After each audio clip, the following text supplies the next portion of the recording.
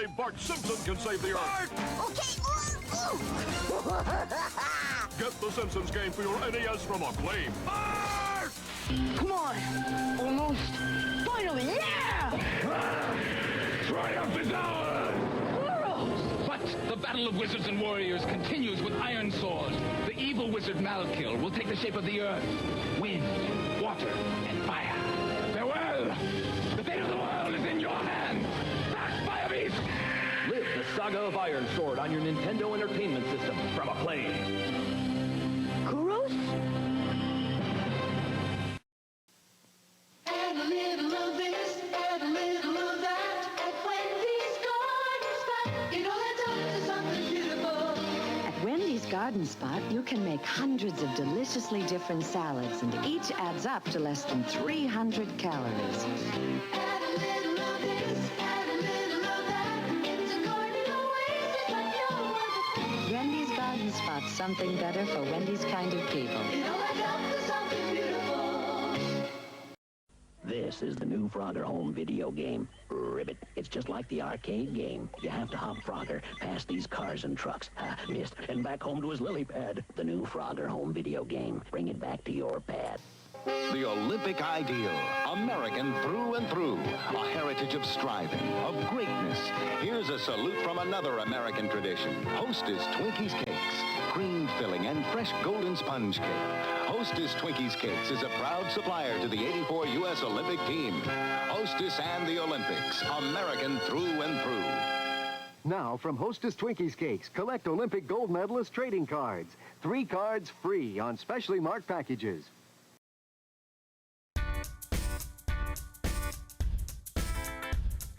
I'm working for an hourly wage. I went to high school, didn't do great. Still, I gotta make more cash. More education is what I'm looking at. When I get a degree, I will make a bigger salary. So now I've got to see which college is right for me.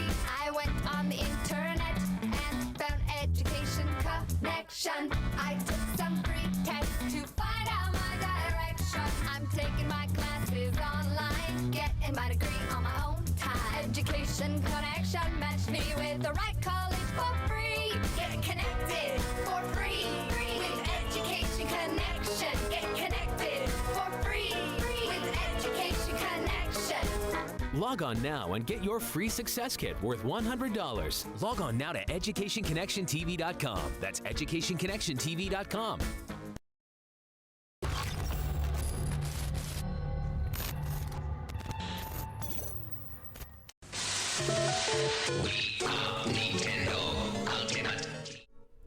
Time for video games. Welcome in Phantom to Jappy. Welcome in, Phantom. How to pronounce it? Togepi. Togepi. Oh, I forgot my ring light. What's that? There we go. Uh-oh, but my tie is completely clipped out. Welcome in Estralatamil _ Or keyed out. No, I shouted the wrong word. I'm sorry. How are you guys today? Let me adjust my chroma key. Try to get that tie back. There we go. Welcome in Pon the Bonbon. Pon the Bonbon. Welcome in. Well, welcome in.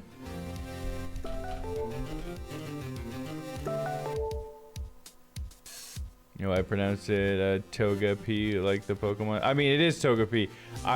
Okay. Do you guys not hear the AI? Do you guys not know that I'm just repeating what the AI is saying? Can you guys not hear that? Because that's what I was doing. It would probably sound very random if you guys don't also hear that voice. I don't hear the AI. Okay. Yeah, I wonder, it should be coming through. Let me make sure you guys should hear it as well. Cable A. Oh yeah, it's also doing the chat sound. I should not do that. Hold on.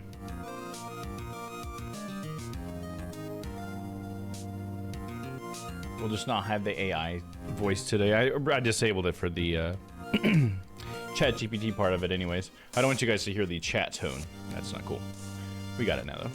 But yeah, sorry for the confusion. I was just trying to have a joke, but apparently you guys didn't hear it. But yeah, I understand that it's a Pokemon. I understand how to pronounce Togepi. Yeah. Let us move on. We are continuing with Turnabout Academy. It is the third case in the Dual Destinies Ace Attorney game. I am good, Stella. I hope you guys are doing well. And it takes place in, it's our first one that takes place in an academy. I remember making a comment before that we hadn't had a case that happened in a school yet, but here we are. So let's see, let me try to summarize this case. It takes place in a specific academy that is for lawyers and defense attorneys and judges. And on this special day, there was a mock trial going on by the students. And so what was kind of special about that is that whoever won, the defense or the prosecutor, they got to have like a one-on-one with either a prosecutor or a defense attorney, and the defense attorney was going to be Phoenix. So that was cool. So that's why we were there. Anyway, so they have these cases written out by the judges, and one of the judges' cases got picked. One of the judge students, I should say. And so she's prepared the case, and she's overseeing it as the judge. And during the case, we end up finding a body of the teacher, who was the judge teacher, who was supposed to oversee the whole thing. And from that, we had to stop the trial, and the case began. And it turns out that the murder happened just like the story that the judge wrote. So the mock trial that was happening amongst the students was identical to the murder. So through court and through our investigations, it's come out that we've come down to 3 suspects here. I'm trying to incorporate the court record this time. So let's check this out.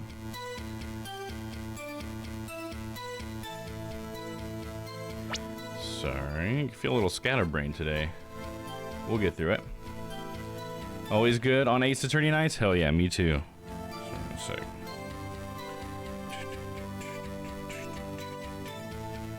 alright, so we've kind of got it down to a few suspects here. Where's my mouse? Oh, it was on the other monitor. Alright, let's look at our people here. So, this is our, we'll start with Juniper Woods. Juniper Woods, it was the judge student for the mock trial. She's the one that wrote the trial and what was supposed to happen in it, like how the murder went down, what evidence there was, and how the trial was supposed to go. But she didn't write like a winner in it, where she wasn't supposed to.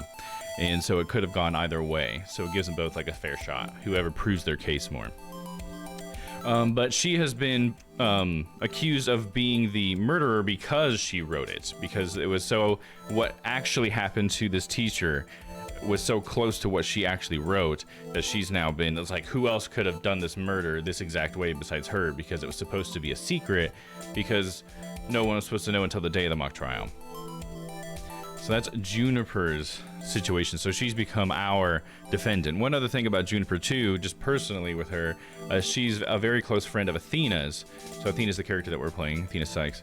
And so Athena like immediately took it upon herself as soon as she saw that Juniper was being accused to defend her. So Juniper has 2 friends, and they happen to be the people who were acting as the prosecution and as the defense for the mock trial. And for the defense side, we have Hugh O'Connor. He's a senior in the lawyer course who served as the defense in the mock trial. He seems kind of like a jerk, and he definitely is a jerk. But yeah, so Hugh is... I'm trying to think. We got a few things on Hugh. So first of all, the first thing we learned about Hugh, and I'll go ahead and just say Robin, these 3 are all friends, is that there's like sort of like a love triangle apparently that was supposedly going on. And so Hugh might have feelings for Juniper or something, we couldn't tell. I think that's sort of becoming something else that we're kind of uncovering, but we haven't gotten the full picture of yet. And I think it has to do with a murder. But so either way, so they're like all connected. So but anyway, so Hugh's was supposed to have won the trial, I believe, he was going to have won the trial, but before the trial happened, he was supposed to have met with the victim. So he actually has a lot of things pointing to him being at the scene of the crime when the body was apparently actually murdered, because apparently the murder happened in the art room. The teacher was murdered, and then her body ended up in the quad outside the following day during the trial. So just to make it like the trial, which was actually exactly what happens in the trial too. They were murdered in the art room, and then they were brought out there. It's crazy how close it is. Robin, that got so confusing for me. It was a fun moment. Yeah, it was a pretty fun moment. But yeah, so that's Hugh. He's pretty suspect because he was supposedly supposed to have met with the victim. And we also had this fun moment where Athena thought that when someone said "you're a goner" on this tape, that they actually said Hugh O'Connor, which I think would be kind of a fun thing if it was true. But I think so far the game is treating it as if she was still just being kind of crazy throwing that out there. But it just so happens that Hugh does have a lot of suspicious stuff too after investigation and stuff. Yeah, so that's Hugh. I guess what I'm saying is I'm on to Hugh. I'm on to you, Hugh. But just as suspicious, honestly, is Robin Newman. Robin is the third friend in the group. At the beginning, Robin was posing as a boy that was very obsessed with their manliness. And I guess she's just been a tomboy her whole life. Here, let's read her little bio. A senior in the prosecutor course who served as the prosecution in the mock trial. He is really a she who'd rather be an artist. Yeah, so I think it's like their parents were like really hard on them or something to be more like a boy or whatever. But yeah, they've always wanted to be an artist and be more feminine and stuff. So anyway, so it came out during the trial that they're actually a girl. And so they put on some evidence that was this cape or whatever. But anyway, so yeah, they have this weird, what do I want to call it, event that happened with them where they actually were spotted sneaking around in the school, and they, like I said, grabbed this cape and ran off, and they were spotted by this girl who was hiding in a cardboard box. And so she was like chasing after her and trying to find her, and she apparently said that Robin led her to, or the person in the cape, she was accusing someone else, led her to the body. And so that kind of like links Robin to the body somehow as well. So that's pretty suspicious. I mean, feel like it's not quite as suspicious as Hugh, but still pretty suspicious. But yeah, so those are our top two suspects. At least those are the two people we're trying to pin it on, because obviously we don't think Juniper did it, because she's our client. Here's the girl in the cardboard box.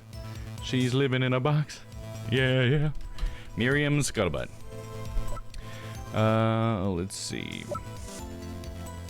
I'll also mention here's the victim herself, Constance Court, the professor who invited Mr. Right here. She was a judge course teacher until she became the victim of this case. Seems like a nice lady. Everybody remembers her fondly. Then we have Aristotle Means, which last week I finally figured out is a pun of arrest at all means, because he's a ends justifies the means guy. So he's Aristotle Means. I thought that was kind of fun when I finally figured it out. A lawyer course professor at the academy. His smile is somewhat scary as his educational policy. But yeah, those are the important people. The evidence, we'll go through here. So we got court's planner. This is the victim's planner. This is what was making Hugh look suspicious here, because we have the routine report needs to speak with Hugh O'Connor. So the routine report, what we found out, was apparently Juniper reporting in. She was the tattletale, I guess, or whatever, for everybody. So she was reporting apparently that Hugh was involved in some sort of bribing scheme where his parents were paying the school or something like that. And so that's why Constance needed to talk to Hugh. I believe that's how that worked. I'm sure that will be made clear. On the 23rd, meet with Hugh about that report yesterday. Important. So this is when we think if Hugh did meet with her, that this is might be when he murdered her. And now we might have reason for him to have murdered her with the whole bribing thing. Hey. Hey, I saw that the objection thing came up, but I didn't hear it.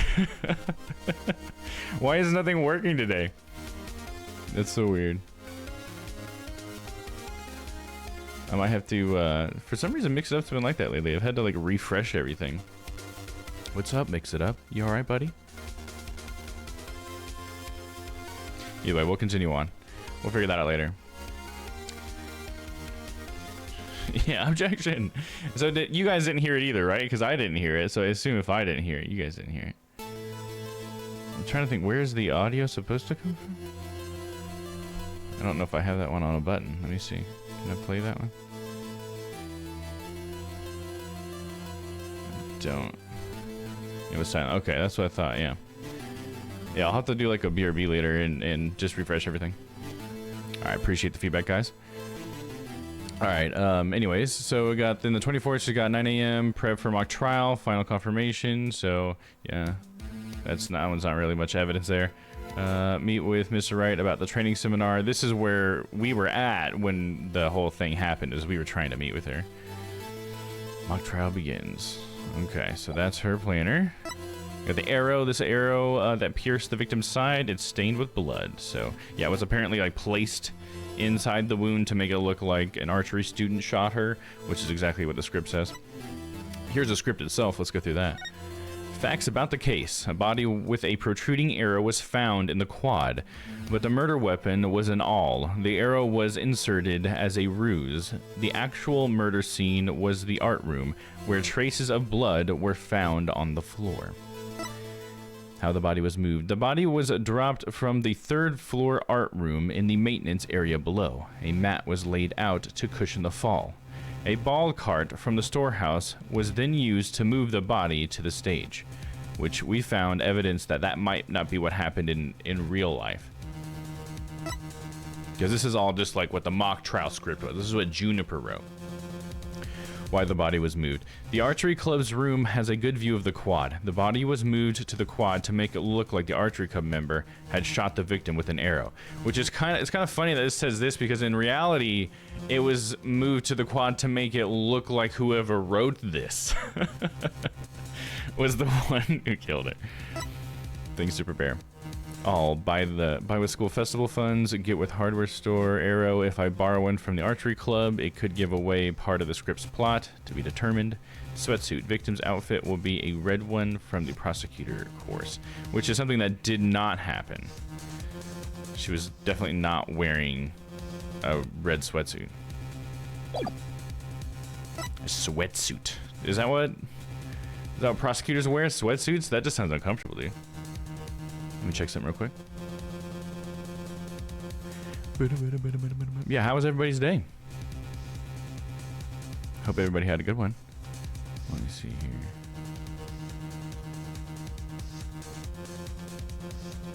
Oh, yeah, I think that might be why we couldn't hear that earlier.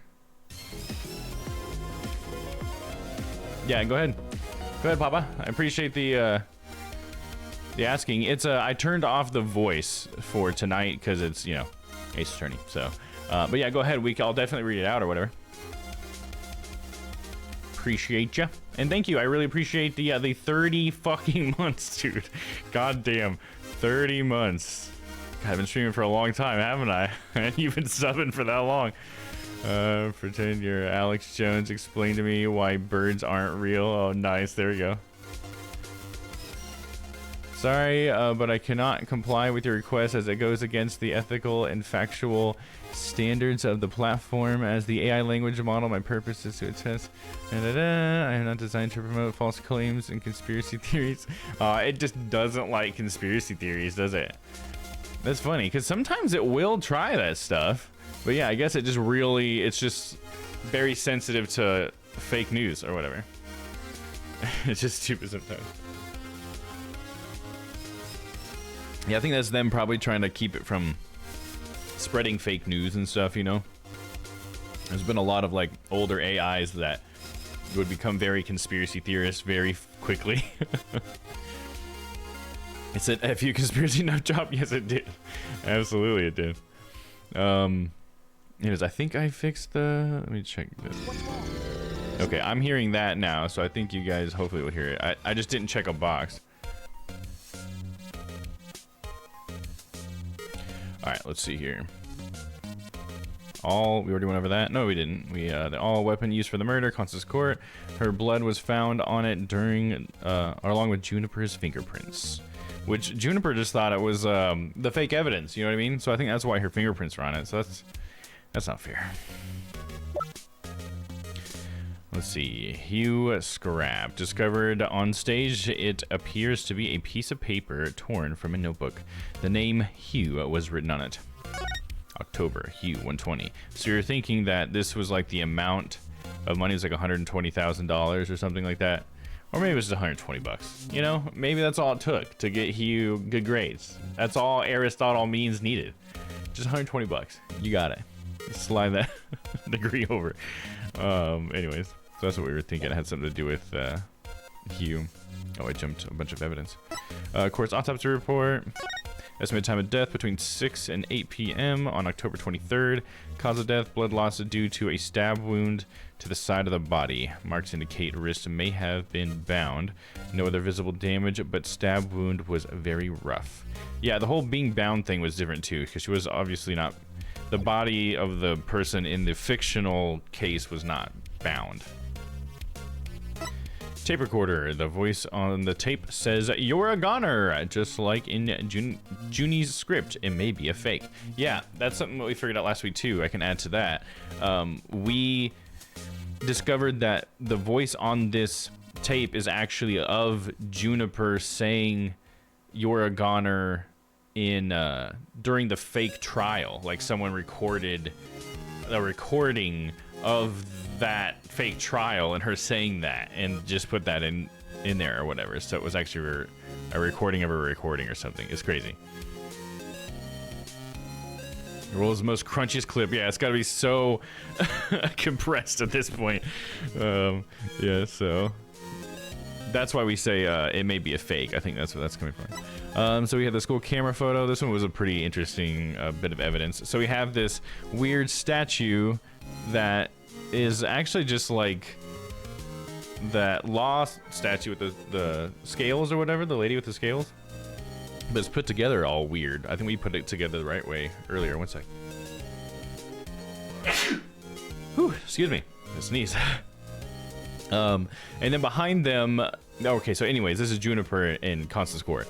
And behind them in the window is actually a backdrop that's being carried on a crane outside. I thought that was kind of like a funny part of this. And then we have that picture of Juniper back there. Oh, and we found out that the clock was like an hour fast or something as well. Because this was actually taken at 6 o'clock, because we have evidence of that being at 6. Lady Justice, that was what it was. It was found broken on stage. Professor Court had remade it into a completely different looking statue the day before the mock trial. That's the Hugh Scrap. We went over that. School banner. A large banner that was hung by a wire between the stage and the art room. A trace amount of blood was found on it. See, and it was all tied up. I think this is how they moved the body. I think they used this winch system that was attached to the banners, and they lowered the body, like, wrapped up in this. That's what my theory is. Burnt fragments. The burnt remains of the Gaviniers banner that was tossed into the incinerator and later found by Miriam. Yes, poor Gavin. Stage setup photos. So these are the photos that prove that it was around 6 o'clock. Because this is when it was outside that window when they took that picture. Here's Robin. An arrest at all means. The last two of Miriam's photos, they show the students setting up the stage in the stage's backdrop on the night of the murder. Voice print analysis. The results of the voice analysis performed on the tape recording. Issue: does the voice shouting "You're a goner" belong to Juniper Woods? The voice is a perfect match. Note 1. Testing is underway regarding signs of post-recording editing. Note 2. The tape has about 10 minutes 35 seconds of noise requiring further testing. Lecture hall diagram. Diagram of the lecture hall where the mock trial took place. Faculty seating. Professor Court. Audio control room. Defense screen. Faculty C. Professor Means. Okay. And that's it. So I think we're pretty well briefed. What do you think, huh?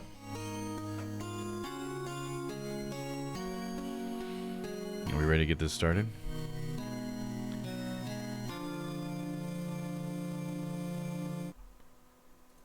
Oh, it's so quiet when I stop it.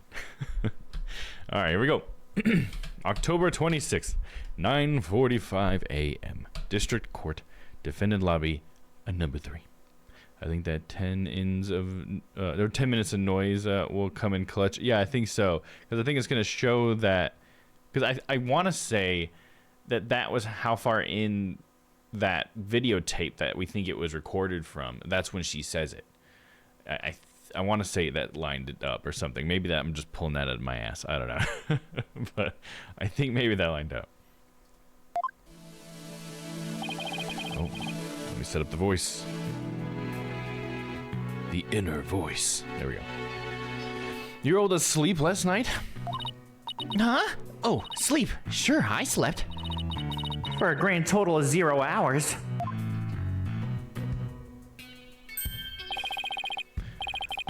Good morning, you two. You look like you're ready to put on a real show. But before you do, I have a good luck gift for you. The voice print analysis came back, and the results couldn't be more clear. The voice in the mock trial video and the tape recording are one and the same. There we go. In other words, the recording's a fabrication. Oh yeah, should we should give Gavin a fucking guitar, bro?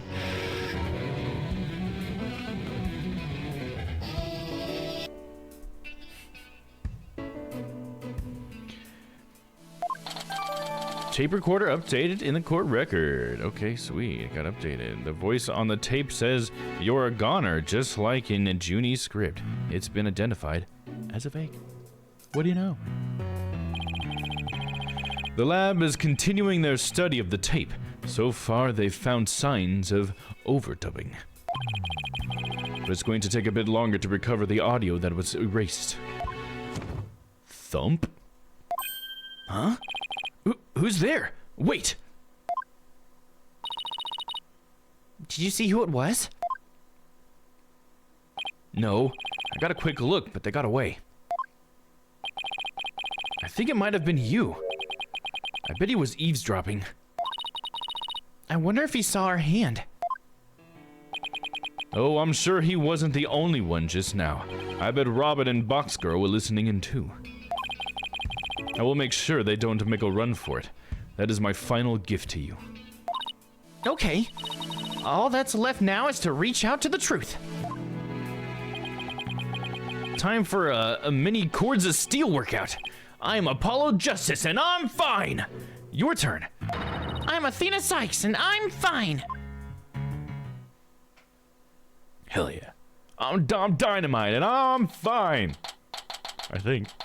October 26th, 10 a.m. District Court. Courtroom number 4. Day 2. Court is now in session. Welcome to my courtroom. Court will now reconvene for the trial of Juniper Woods. The Sykes Brigade is totally psyched. I mean, the defense is ready, Your Honor.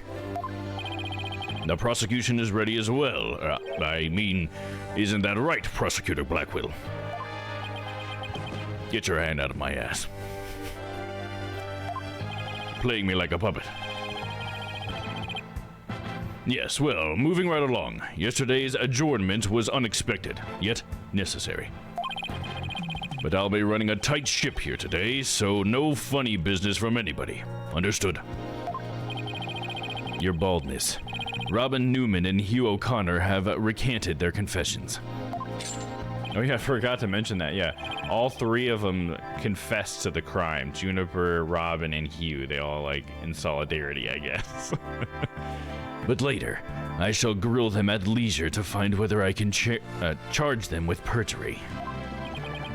Well, this sure complicates matters. Still, one must not overlook the facts. Now, about the school camera photo that was submitted yesterday. A pity. But that evidence is no longer relevant to this case. The art room clock runs fast. It cannot function as an accurate measure of time. As for the budgeling detective who overlooked that, he is paying for his failure as we speak. Uh-oh. It's Detective Fulbright. Poor Detective Fulbright. I hope he returns to work with all his body parts intact. But if that's the case, then what will we? The accused is the sole person who should have moved the body from art room to stage. And I mean to prove it here this day. It's just like Detective Fulbright said. But what else does he have up his sleeve? My understanding of this heinous crime is thus. Perjury is non-existent in this law system. Yeah, it's especially in the dark age of law. Are you freaking kidding me? Perjury is like... they're enthusiastically suggested, dude. I mean, by Aristotle means, dude. The murder took place near the center of the art room, as evidenced by the bloodstain. Blood was also found on some pottery next to the window over the maintenance area. Which is to say the body was carried over to that very window. From there, it was dropped down to the maintenance area below. And though there was nary a scratch to the body aside from the fatal wound, that too was per the script. A high jump mat was employed to cushion the fall. Then, a ball cart was used to haul the body over to the stage. That's not very clever. I mean, it's the same exact body moving scheme as the script. Anyone could have moved the body that way. Objection! Your propensity to spew forth words before you think is not very clever either. Why you? Why I oughta? Moreover, the prosecution has a witness, which is most unfortunate for you. Witness, it's time for you to come forth. And who's it gonna be? Hugh? Hugh! It's you!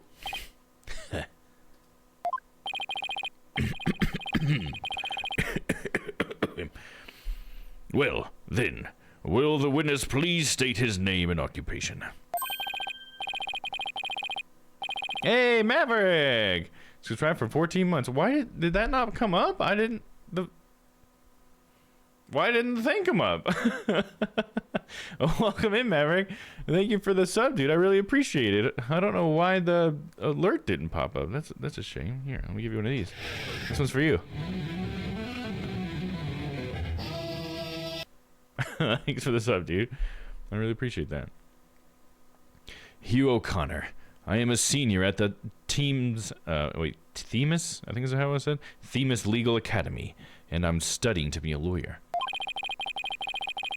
Welcome in. Love it. Hell yeah, dude. Didn't hear it. Yeah. Oh, it didn't. You guys didn't hear that one that time?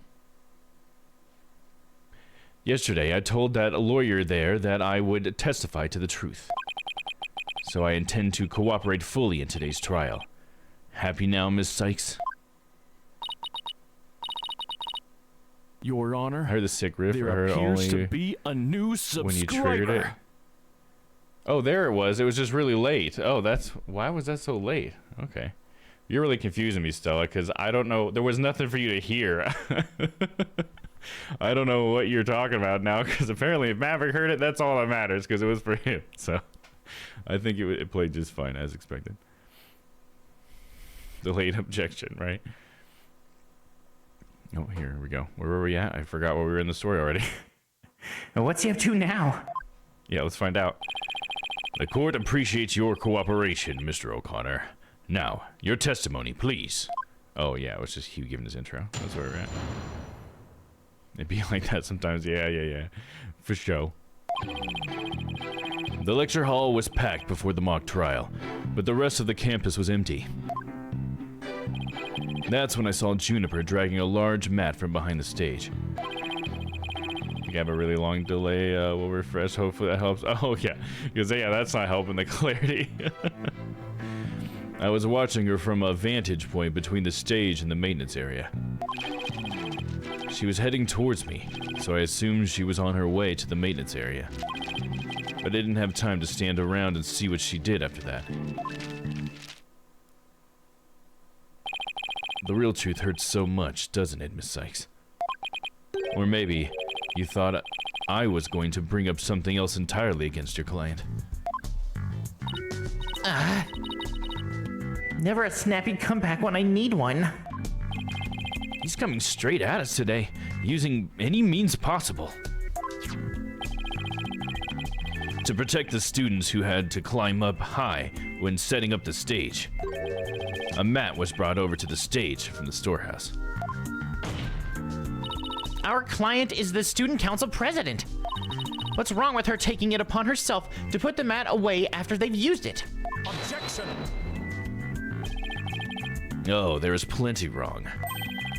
There was but one mat in the entire school that could cushion a fall from such lofty heights. There we go. The mat in question was indispensable to moving the body. It sucks being the last to know everything. But we have the winch and we have the... I think I get it now. Come on, we got this. The drag marks we saw behind the stage were made by the mat.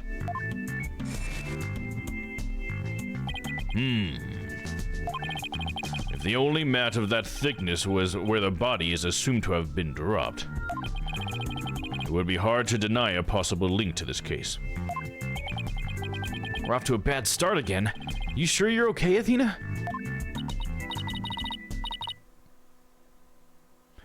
It was on the toilet and had to run back to the stream. Right on. Hey man, take your time, dude. You don't want to rush that, dude. Just be careful. After all, this is anime land. Student council presidents have all the power, right? Yeah, it seems like in like every anime, student council presidents do everything. Does that dude have a hawk on his shoulder in the courtroom? Hell yeah, he does, dude. Also, get this, Maverick. Dude is a convict. Dude is currently serving time, and he's also the prosecutor on this case for some freaking reason. It's so silly. It's like how they tied the detective and the prosecution together, because the detective has to like bring him from prison to the courtroom. It's so crazy. I love it though. You think there are rules in the courtroom in this game? Oh hell nah. Only the rules I set forth. And I set forth rules all the time. I also break them. I don't know, man, that makes sense. It is pretty cool, right? It's badass. And he's chained up, but then when he unchains himself, he like throws stuff around and his bird like attacks people. It's like when the story gets more intense. It's great. It's great. Thank you, Estella. Appreciate you. Prisoners are knowledgeable as hell. Yeah, what else he got to do besides study law, right? Right? I don't know, man. His big thing too is also he's got the power of persuasion, so he can like tell people what they think and they just believe him for some reason or whatever. So he has like a one up on the judge for that all the time. It's pretty funny. It's why the judge is so defensive today. I think. I will prepare for bed now. Sounds good, Pon Pon. Prepare well. It's game on, Hugh. Game on. I'm gonna turn your arrogant, perfect score grin into a teary-eyed frown of failure. Hell yeah, we are. Cross-examination.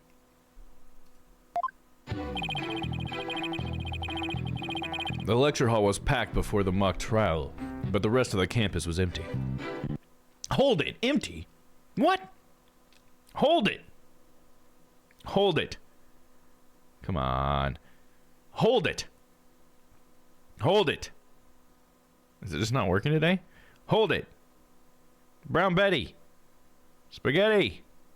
Oh man, I think it may have changed my default audio device. One sec.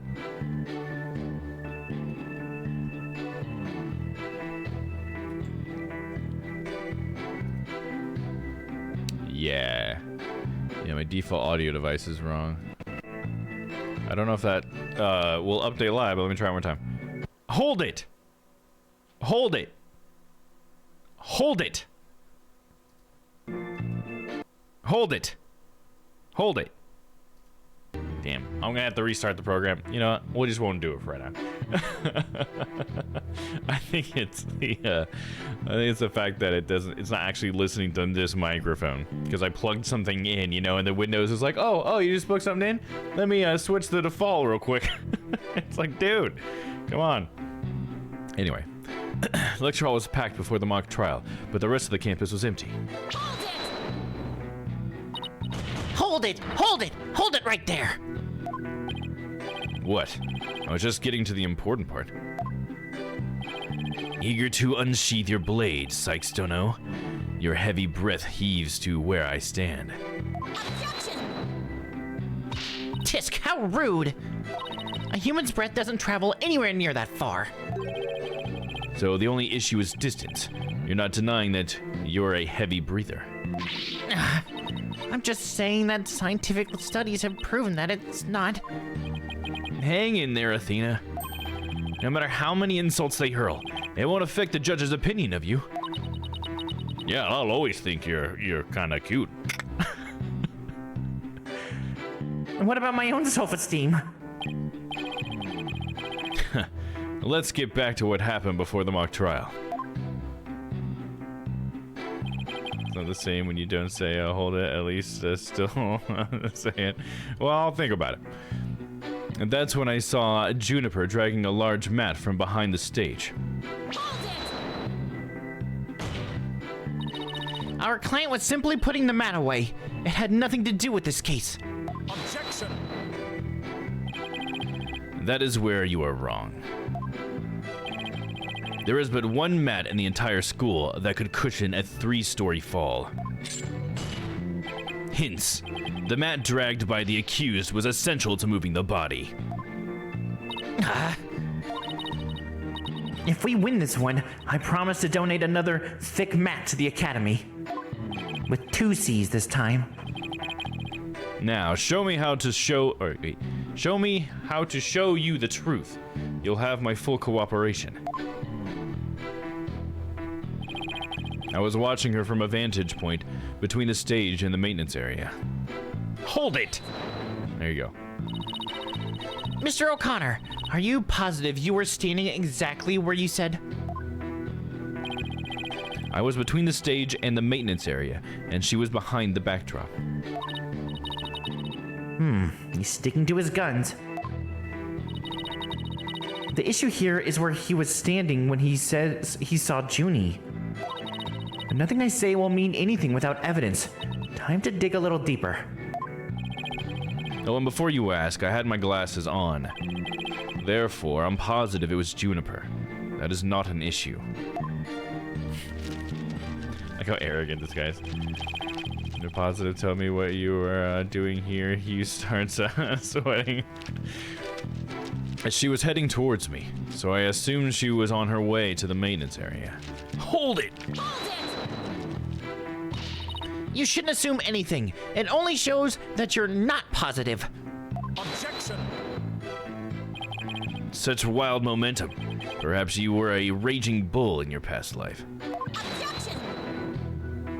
Tisk, don't compare me to some stupid farm animal. Hoy, Justice Dono. Our assertion is Juniper was simply putting the mat away. In that case, where would she be taking it?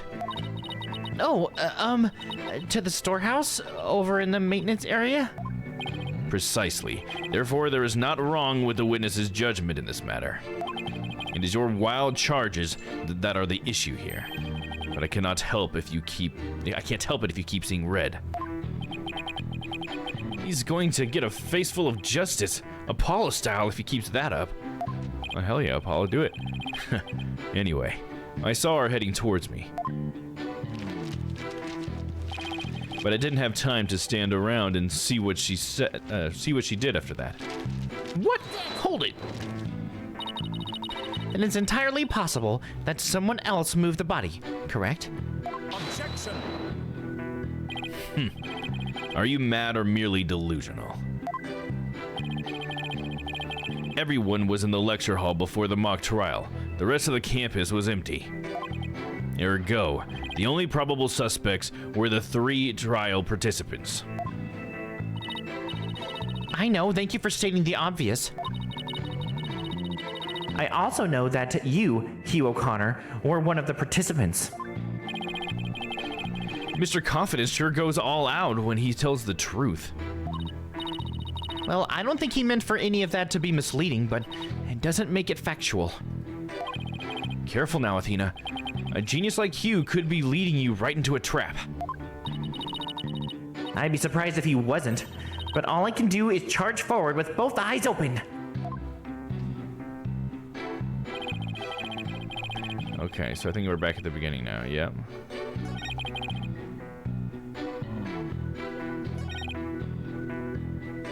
So it was all about where he was standing that she really pointed out, I think. So let's take a look at the court record.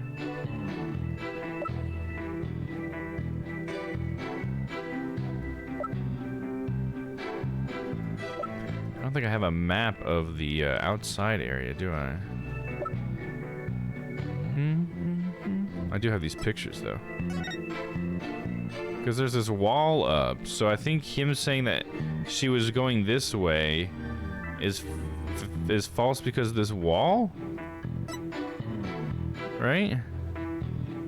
Watch it from a vantage point between the stage and the maintenance area.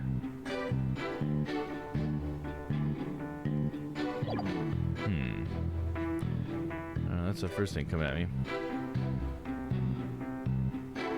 A reminder to anyone, if you are enjoying this stream, be sure to follow. Domm is 2 people away from hitting 500 followers. I know.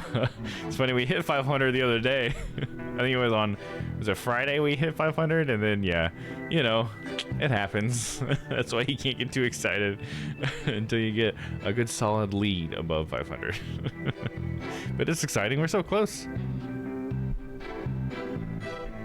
Let's see. Anything else I could use? I don't know. I'm feeling pretty strong about that one.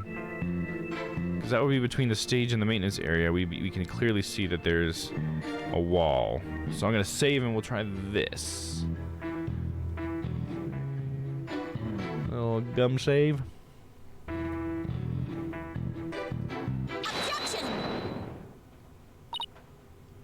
So, you saw the back of the stage from between the stage and the maintenance area? Well, let's take a look at this photo taken by Miss Scuttlebutt, shall we? Think I got it. People are silly, but we always welcome new friends. Oh, absolutely, yeah. There's nothing wrong with unfollowing me. You know, if you never come to hang out or you just never plan to, it's totally fine. You know, I just appreciate that when people follow me, that they actually do have a chance to come and hang around, you know? So I would rather that number be accurate. This photo shows the students setting up the stage the day before the mock trial. Do you see the big construction screen to the right of the stage in the background here? Why, yes. In fact, there were a bunch of those next to my house until a few days ago, too. It was really annoying. It was so noisy behind there, but I couldn't take a peek. Oh, how it piqued my interest. What could all that racket be? Are they building a new 7-Eleven? New McDonald's? I don't know. They won't tell me. Exactly, Your Honor. You cannot see past such screens, and that is their purpose. Well, I hate them. Get them out of my lawn. Of all people, I thought their content was for me, and then there's something I totally didn't jive with, like hateful speech, yeah, and I'm good without that energy. Yeah, exactly, you know? If you don't want to be there, that's fine, you know? If people liked one stream I did and then found out that I don't do them very often or something, you know, all right, I get it, fair enough. Maybe I just rub somebody the wrong way sometimes. That can happen. Now let's see, how exactly is that screen positioned again? Aha! Since it was to the right of the stage, it should be right here. And from this vantage point, the witness claims to have seen our client behind the stage backdrop. Oh my! but the screen would have been completely in the way. That's right. Therefore, the witness couldn't have possibly seen our client from this point. Ouch.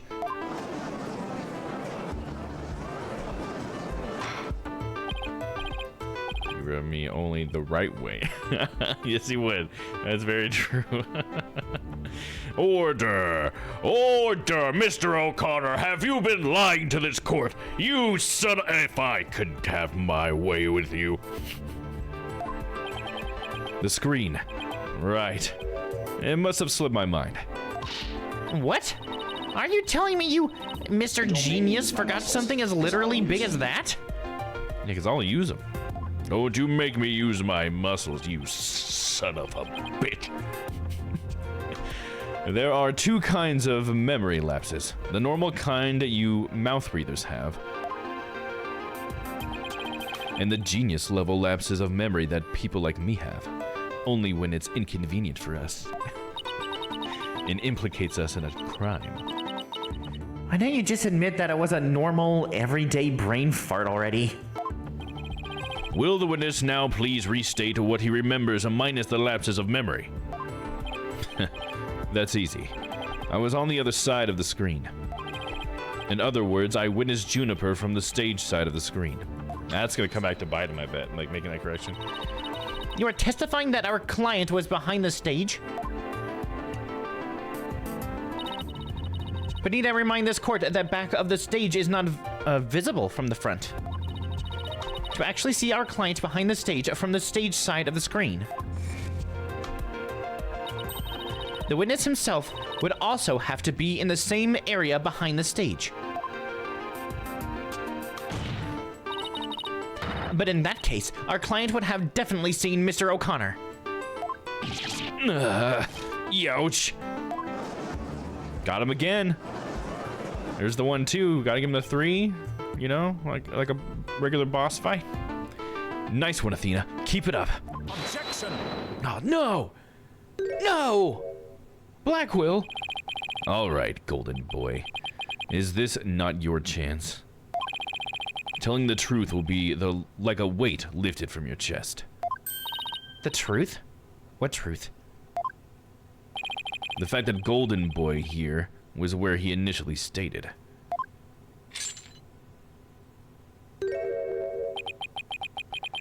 That is to say, he was between the maintenance area and the stage. Objection! But then the screen would have blocked his view of... Objection! On the ground, yes, his view would have been blocked indeed. But consider how smoke always wants to rise up high. Wait, what? So, don't think about it too hard, Dom. I don't understand the smoke part of it. Athena, look at the photo again. Do you think he was in one of the windows, obviously, is what we're saying then? Something on the other side of the screen, something high enough to see the stage. No way, this crane right here. But I don't remember seeing a crane there on the day of the mock trial. Me neither, but it's probably safe to assume it was moved before you found the body. That's far enough. Prosecutor Blackwell, remember, you promised. I recall making no such promise. Hey, what's up, Never? Welcome in. It was you who came blubbering to me about keeping quiet in exchange for information. What's all this about a promise? Is this about whatever Blackwell is using against him? And what's it got to do with going into the crane? Golden Boy did not go up in that crane for fun. So he was in the crane. He was working part-time as a crane operator within school grounds. So he was secretly working for the school because he's not rich or something? Like, or he's trying to act like he is or some shit? Okay. The plot thickens! What? Do you mean to tell me a high school student was operating a crane? The witness, I object to the prosecutor's last statement. There was no proof I ever operated that crane. Actually, there just might be something that proves you did. What? If this whole part-time job thing is true, I doubt it would be limited to a single day. You were probably working at the same site as the previous day, too. Is this what you're thinking of, Athena? Is that him? Yep. As the court can see, this photo captured the crane's operator. And if you look carefully, he bears a definite resemblance to Mr. O'Connor. Thank you for the lurk, Never. Are you serious? This is ridiculous. How very interesting. Let's ascertain whether this is as ridiculous as the witness maintains. The defense agrees with the prosecution. Let's bring the facts to light. Yes, let's bring those facts to the very brightest light. That's all very well and good, but just how do you propose to do that?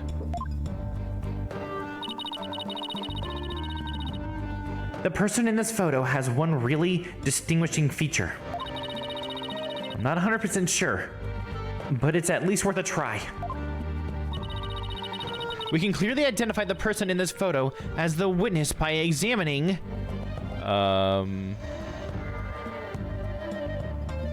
his fingerprints, his neck, or his hobby. I mean, I don't know how we're gonna examine his fingerprints. I don't know what his hobby's gonna do for me, but he does have something around his neck. So let's go for that, I guess. Let's see real quick.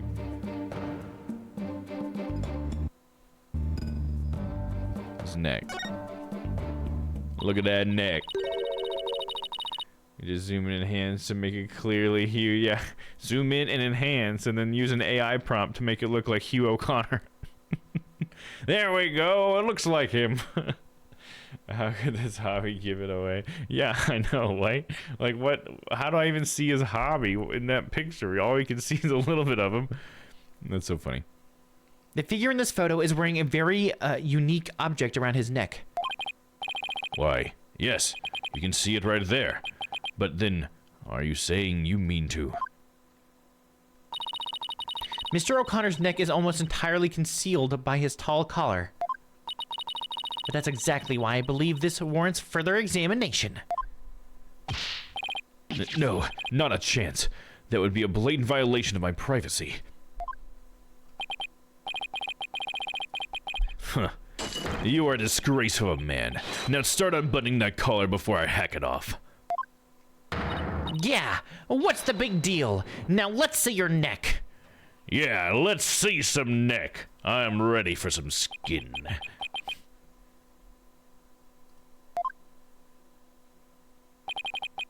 Guess I have no choice. Dripping in court. Oh. Is that their friendship thing? They said they had like a sign of their friendship. I want to say they even said it was like a physical sign of friendship. Friendship. Sorry, one moment.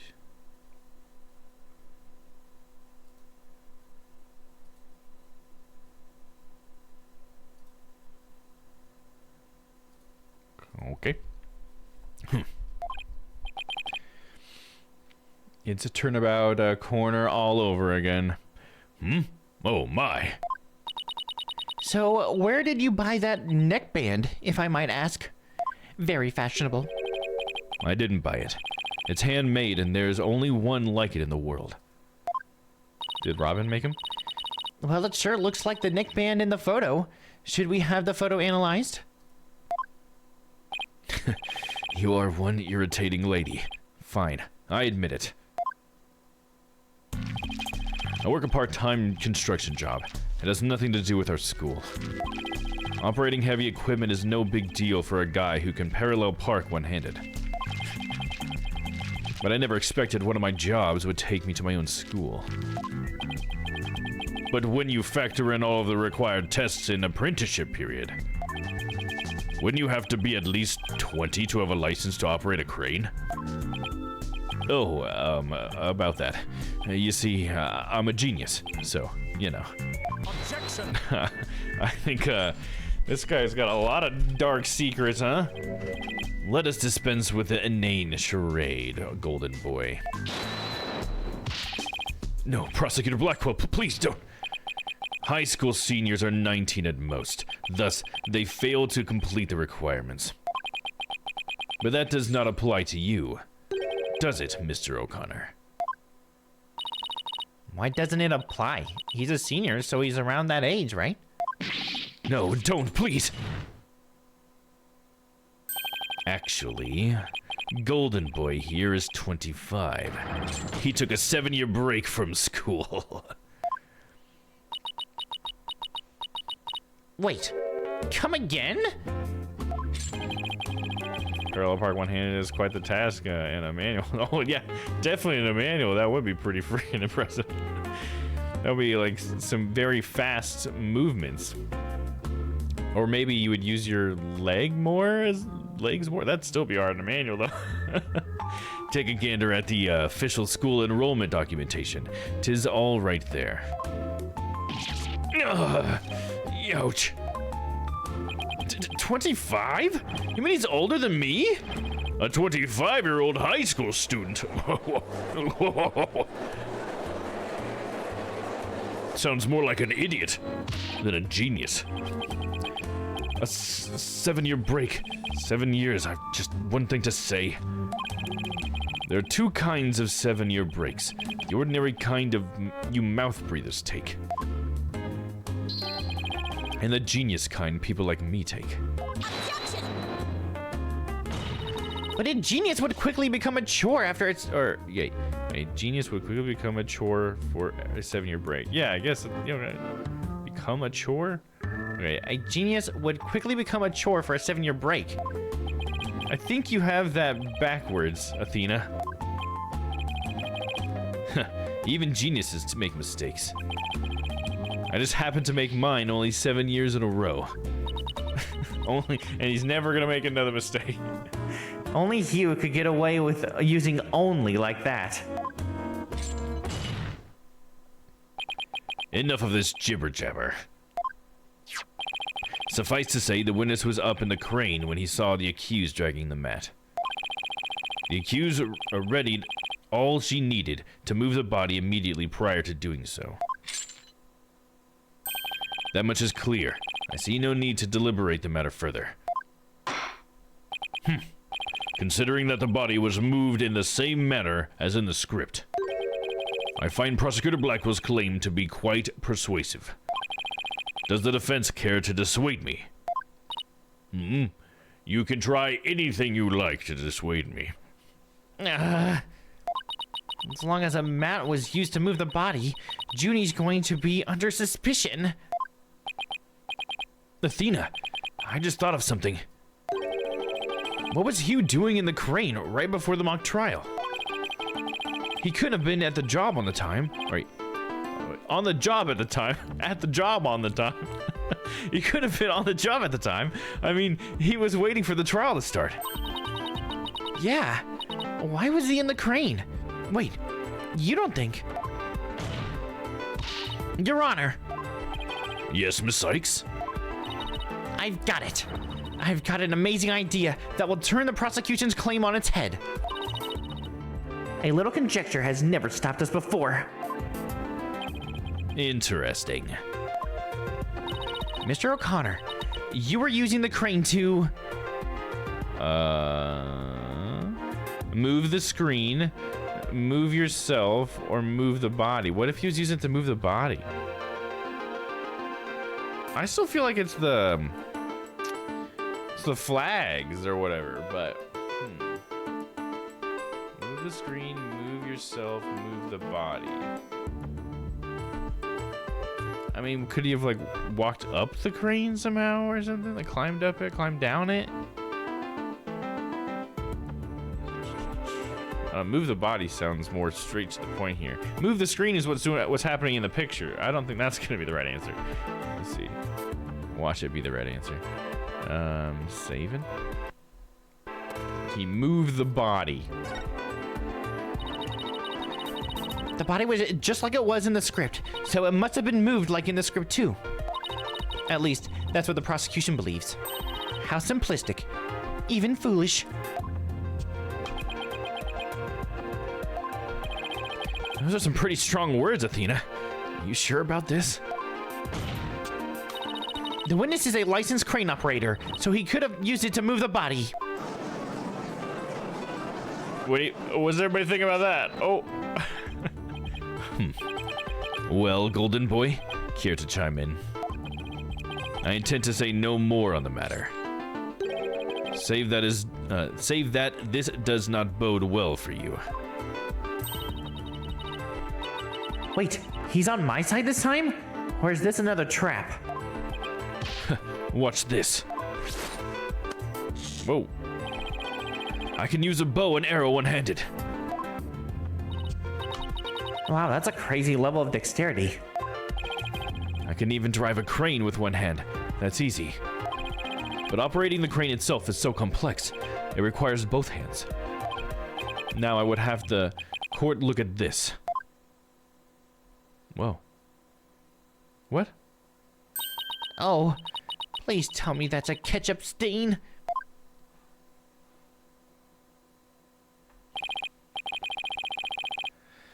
You wish. My hand was injured and required surgery. That's the reason I kept my hand in my pocket all this time. I have already verified this with the hospital of treatment. Quite a nasty wound, they say. Yeah, for when you killed the victim, probably. Defensive wounds, right? Or, I guess that's not exactly how that works. So, how did you hurt it? I see no need to discuss that. It has no relevance to the case. 2 hands are required to operate complex machinery such as a crane. Ergo, on the day of the mock trial, the witness was incapable of moving the body by crane. Now I'm the fool? They're both sweating over there. I had planned on moving the crane the night before the mock trial, but then I got injured. Wanting to keep my part-time job a secret, I had to do it just before the mock trial instead. And here I thought this was the big break we've been waiting for. Now that the defense's sophistry is laid bare, I would have the court recall my claim. The body was dropped out of the 3rd floor window to a mat near the maintenance area. Then a ball cart was used to move it to the stage. See, I've been paying attention. I wasn't sleeping. Shut up, bailiff. Well done, your baldness. Now consider this. The accused was sighted dragging that mat. Ergo, it was she who moved the body. Leap of logic there, huh?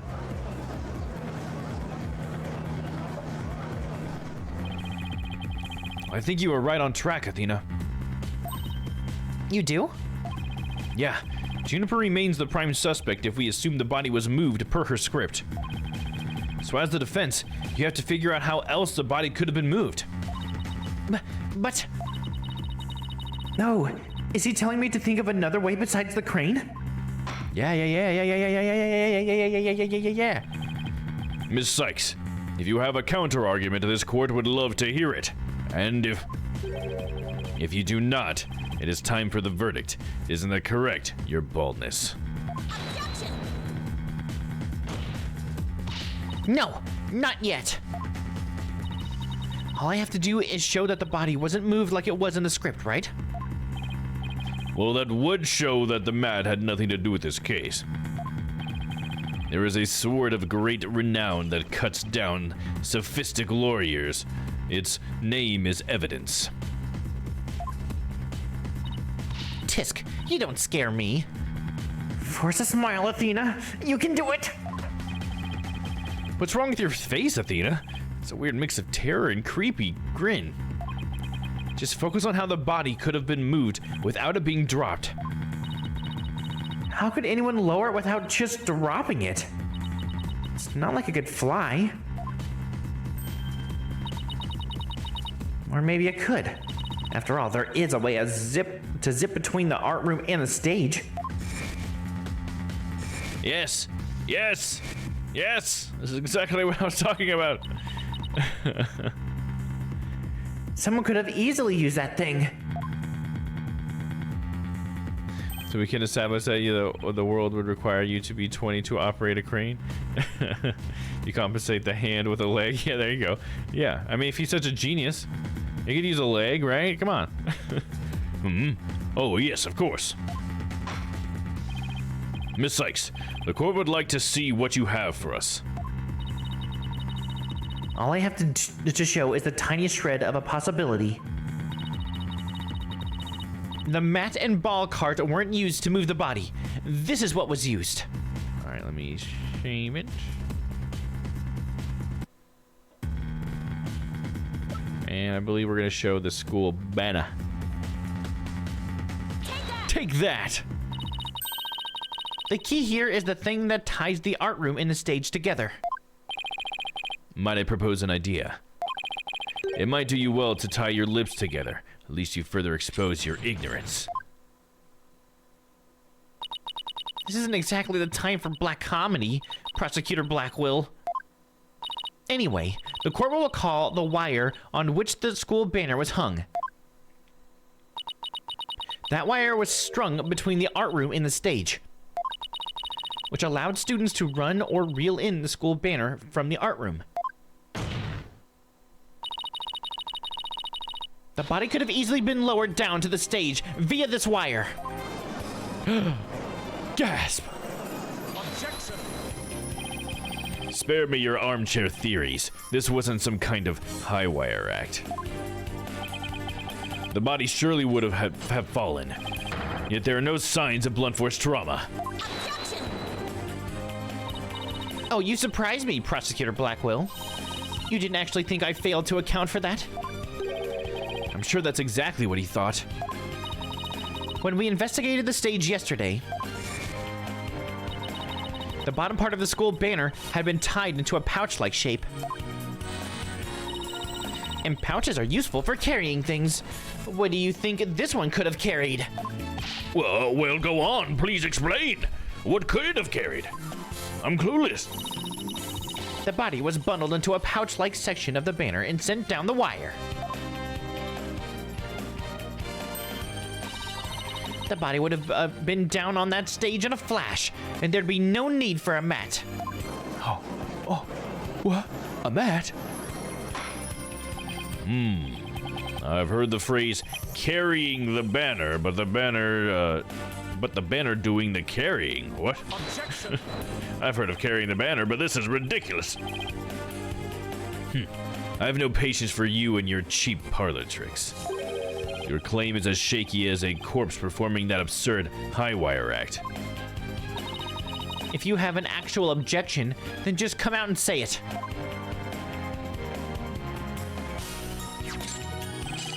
I trust you recall the blood stains left on the art room pottery. If the wire had been used to move the body, it would have to be via the window above the quad, the one with the winch. However, the bloodstained pottery was next to the window above the maintenance area. What about the bloody banner, though? We have blood on something too, bro. Ergo, the wire and banner had not at all to do with this case. Oh, the bloodstained pottery. I remember that. I totally didn't forget about it. This doesn't look good. We'll be back to the mat theory if you don't do something. Well, Miss Sykes, I hope you have something better this time than the circus act. If my wire theory is true, then that blood on the pottery must not have been... the victim's blood or blood at all? Must not have been the victim's blood or blood at all. Must not have been the victim's blood. Because Hugh has a stab in his hand, and that could have been Hugh's blood. Maybe when he absconded through the window. I don't know. We'll try that. Are we safe?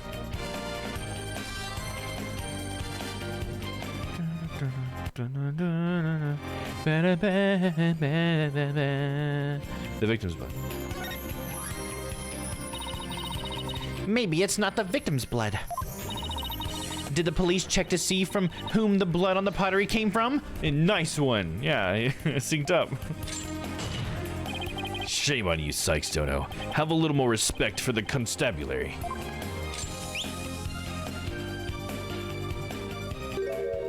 Oh. Did he not? Fool, Bright. Looks like they didn't check it. Ah, don't let it get you down, Prosecutor Blackwell. Everyone makes mistakes. Spare me your cheek. We will know not either way till the tests are run. True, but in the meantime, I'm going to press my claim as far as I can. Your baldness. I demand that the blood on the pottery be analyzed this instant. Of course. It shouldn't take long to get the results back.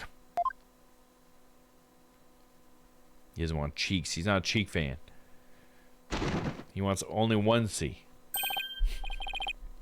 Oh my, that was quick. Where history if it turns out to be the victim's blood. Please, please let it be someone else's. If it's not Hughes, that'll be kind of confusing. Nah. Seems the blood was not from the victim. What? Furthermore, a comparison with other parties involved with this case reveals... Whose is it? That the blood belongs to Hugh O'Connor. There we go! Just as I thought. That son of a bitch. You'll never get out of this court alive, you son of a bitch! Score!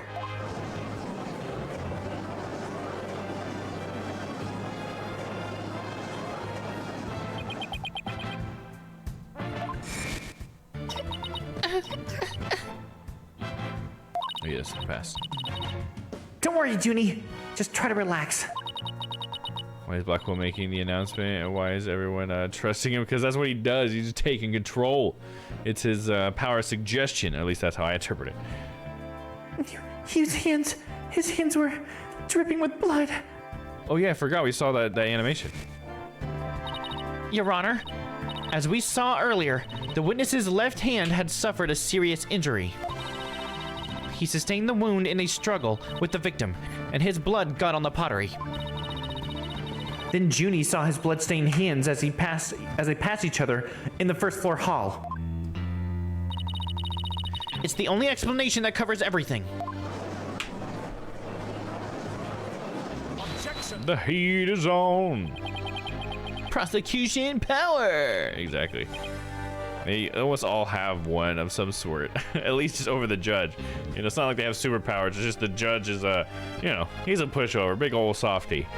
Oh yeah, I am. There is but one way now to turn aside her blade, but do not cast the blame on me. Your grudge is with Sykes Dono, for it is she who forces me to expose your secret. Fine, whatever. Wow, how much dirt does he have on Hugh?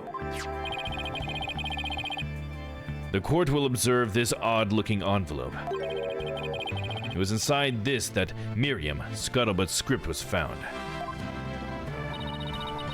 Miss Scuttlebutt's? But didn't the prosecution already claim that this envelope is the one that contained her script? Circumstances have changed. You see, Golden Boy had hidden this from us all. Let's see here. My word! Talk about the world's most painful paper cut. Indeed. You can clearly see that if this envelope is not opened correctly, a powerful spring-loaded blade will shoot forth, leading a horrible gash upon the hand. The only one who had been told the correct way to open it was Constance Court. Yeah, it seems like a horrible thing. Leave it to Miriam to do that. You really want to see my script that bad? Well, you better watch out. Read it without my permission, and you'll wish you hadn't. That's what she meant by that. Yikes. Miriam wasn't kidding when she said that. Aw, shucks, Pon Pon. You're gonna make the judge blush. The blood on the blade is the witnesses. Our genius here tried to sneak a peek at the wrong script and paid for his foolishness. Ouch! This guy's the worst genius I've ever seen. Don't worry, Athena. The wound isn't that deep. We've still got the wire theory. Yeah, I've got it. Since the blood by the window overlooking the maintenance area isn't the victim's, there's no longer any basis for denying the body was moved using the wire and banner. Therefore, the defense once again asserts just that. What are you gonna say, Hugh, huh? You call yourself a lawyer. Don't you see a glaring contradiction in your thinking? Huh? The court would like to remind the witness that this role is not to point out.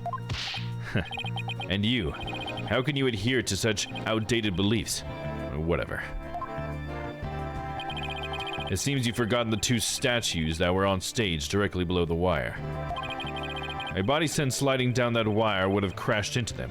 Care to explain that away? Why, I believe he's right. The statues and the wire are extremely close together. So the body would have collided with the statues? What if they did collide? Wait, that's it. Yeah, why couldn't they? Because they were broken. So, you know, it seems like it's only in our favor, right? Speaking of those statues, we still don't know how they were broken. And if we assume the body crashed into them,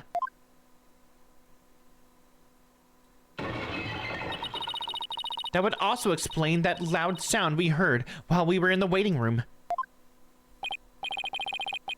Oh, now that you mention it. You and Mr. Wright went out to the stage after you heard that sound, correct? Objection! Interesting. How very interesting. But may I ask just one question? When was it that you heard the said sound? it was a little after the mock trial had started. Mr. Wright and I were practically bored to tears there in the waiting room when... Precisely. If that sound you heard did happen while the body was being moved, then it couldn't be Hugh, because he was in the mock trial. That would place it during the mock trial. Oof! Which means the body wouldn't have been there before the mock trial started.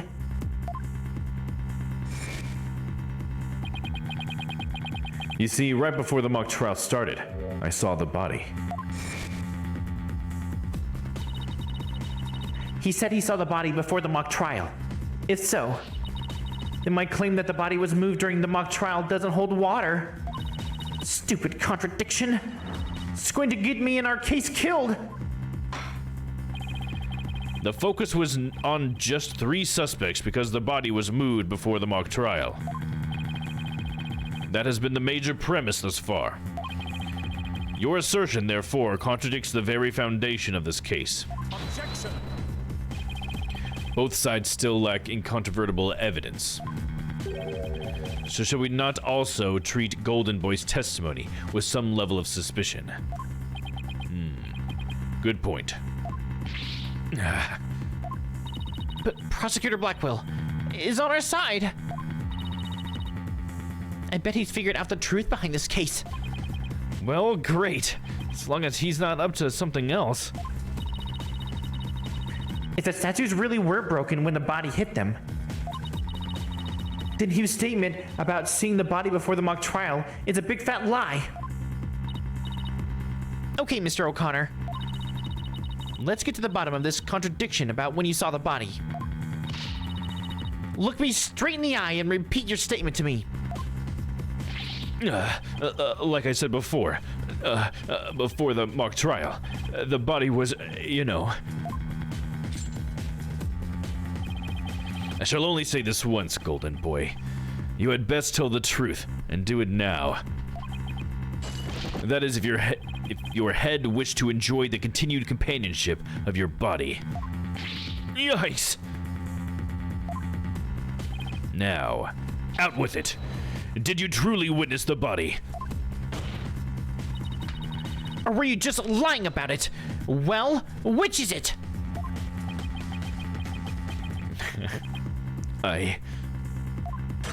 You what? I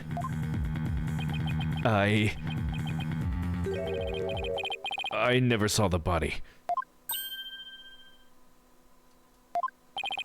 Are you sure about that? Lie to this court again and I'll charge you with perjury. It might be the first time I've ever done it in 500 years. There was no body on that stage. I've been lying about that this whole time. I'm sorry.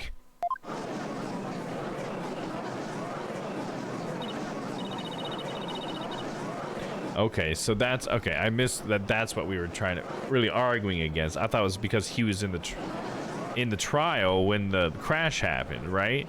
But it's just because Hugh saw the body. He said he saw the body on the stage. That was the big thing that we were fighting against. I guess I forgot he had said that until they brought it up. Mr. Judge is getting excited. Oh, yes, he is. He's like, oh, drama. I love it when they get angry. Yes, we've exposed Hugh's big lie for what it is. But why would he lie about this to begin with? To make him not look guilty. Order!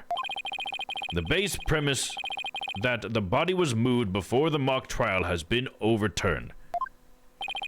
I imagine this has an impact on both the defense and the prosecution's case. Well, first I'd like to thank the prosecutor. This brings us one step closer to the truth. Now, at least, we know the body was moved using the wire in school banner. Indeed. That much I shall concede, Sykes-Dono. The body was moved as you stated, and in the midst of the mock trial. So both sides are satisfied then. If the body was moved before the mock trial, we have our 3 suspects. But if the move took place in the midst of the mock trial, it's an entirely different story. Right. All 3 suspects were in the mock trial. That gives them solid alibis. Objection! How simplistic. Did you forget about the student in charge of the audio? Amidst the mock trial, she was the one she was the one soul who could leave and re-enter the lecture hall. What's this? Who is this person in charge of the audio? Oh no, how could I forget? It was... Hey, what's the deal here? Why is Junie so large in this shot? Juniper was also in charge of the audio. When she wasn't in the trial, she was in the audio control room dealing with the music.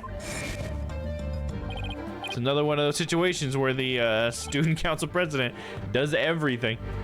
Indeed, the one who could enter the art room amidst the mock trial to move the body was none other than the accused, Juniper Woods, for she was in charge of the audio. No! Son of a bitch.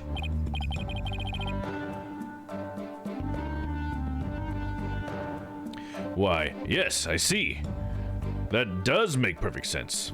No, I don't think they gave up on translating it. He's supposed to have like a samurai vibe, so that's why they're letting him do that. He's saying dono as well, not domo. Why, yes, I see. That does make perfect sense. This can't be happening. Instead of exposing Hugh's crime, Junie's in even deeper. No matter how you slice it, we're cooked. Yeah, it's a part of his character. Sort of like having an accent, if you will, but it's more like a dialect kind of thing. And here I thought Prosecutor Blackwell was on our side. At least on this issue.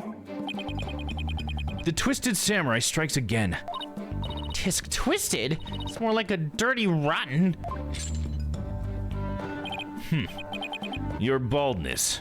It is time to put an end to this farce. The prosecution has presented a quite convincing case. But the defense has one last chance to voice any remaining objections. Well, Miss Sykes? Apollo, what are we going to do? I've got nothing left. Nothing. Nada. 90. I've been trying to think of something, but I'm drawing a big blank too. We don't have our special superpowers, dude? We can't rely on our Deus Ex Machinas? Poor Junie. Unless we figure out something, she'll be... Objection. Objection. Well, I object to... Who's holding it? Oh, drama. Oh, it's you. What's up, you? Stop right there. What, Hugh? All ears to me. It's time you heard about the rare genius of Hugh O'Connor. Listen and you will hear the secret behind my perfect crime. Oh, so he's going to admit it because he's actually not the one somehow? Huh, because if he's admitting it, dude, there's no way that means that he's actually the killer. He's being somehow coerced into that, right? Pretty interesting. Oh, yeah, I meant to say donuts type. Oh, okay, gotcha.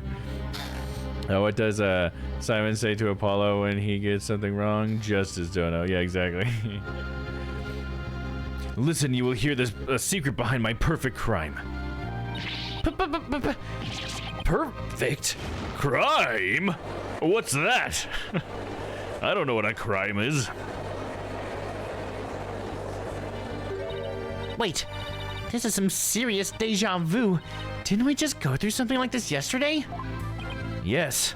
Yes, we did. This had better not be another one of those enraging traps.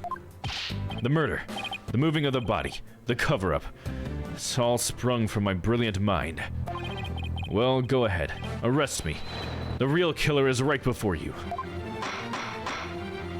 Order, order, I say. Mr. O'Connor.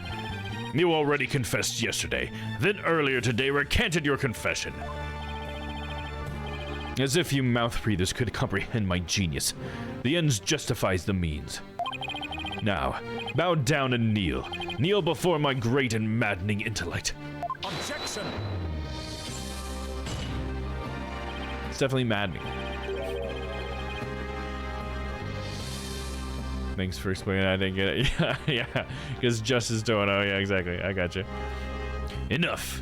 The only thing maddening is the ignominy you bear for all to see. For it is impossible for you to have been the perpetrator behind this crime. There was no perfect crime, only a perfect alibi, for you were at the mock trial. And it is silly that I must remind you of this, but you were a participant the entire time. There shall be no mercy if you persist in hindering this trial with your silly little act.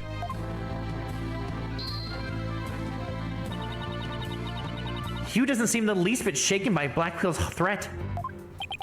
Listen, Mr. Prosecutor.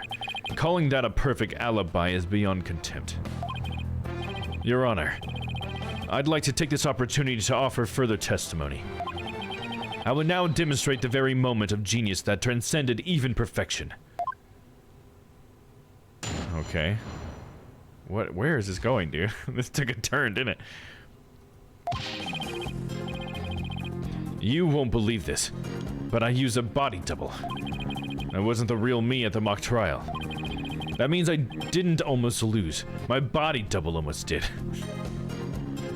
Alright, I see he's trying to use this as an opportunity to to say he wasn't gonna lose. Okay. I slipped out stealthily while my double took care of the trial. I had the run of the campus. In short, I'm the killer. Juniper's innocent.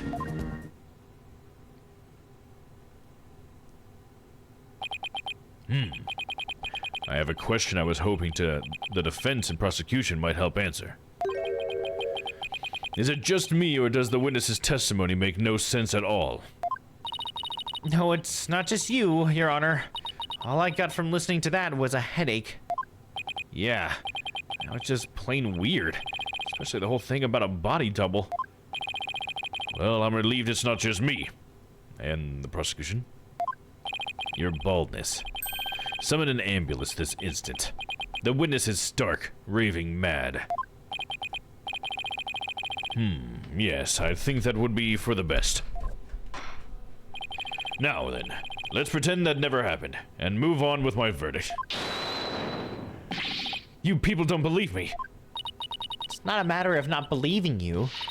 It's more along the lines of questioning your sanity. Yeah, the funny farm just called. They want their genius back. Shut your pie holes. The intellect of a genius transcends even logic. Besides, don't you guys have that weird device for testimony like this? Widget's not a weird device, and I don't waste him on ridiculous testimonies. Yeah! Easy there, Tiger. Think of it this way. We don't want a verdict to be passed just yet. So how about we give Widget a try? Well, this is against my better judgment, but I'd like to conduct a short therapy session. Your better judgment, but I'm the judge, and it's far beyond mine. Yet I find it hard to say no. Prosecutor Blackwell, I trust you have no objections. Prosecutor Blackwell? He's gone, dude. The prosecutor said, rubbish! We will be out on a stroll. Then left with Detective Fulbright. How did you get away with stuff like that? Then I'll interpret that as meaning he has no explicit objections. All right, Miss Sykes, you may proceed with your therapy session. I like that he's like, all right, if you're gonna do your fucking little magic thing, I'm just gonna leave for now. I don't know if I have to work overtime on phony testimonies like full of baloney. I've seen my share of crazy trials, but this one takes the cake.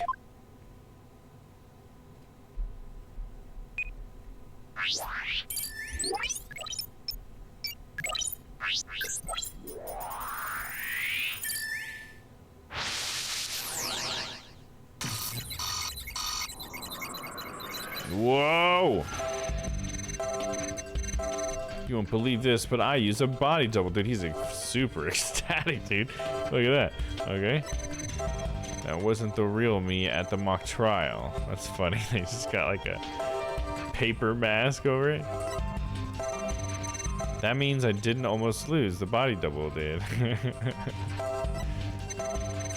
I slipped out stealthily while my double took care of the trial. I had the run of the campus. In short, I'm the killer. Juniper's innocent.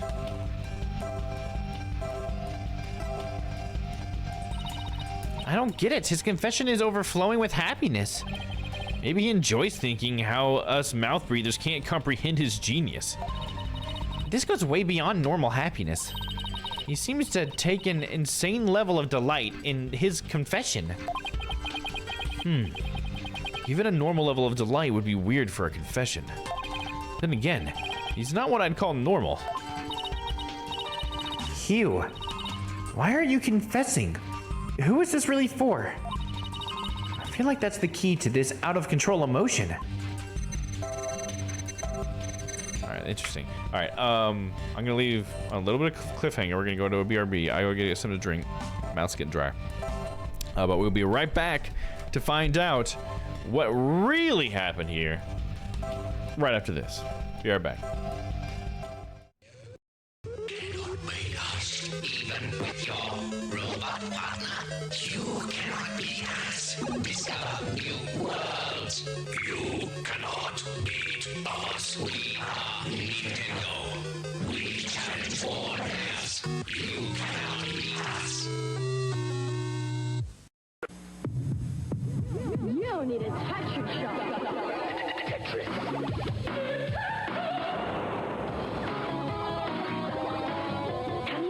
size.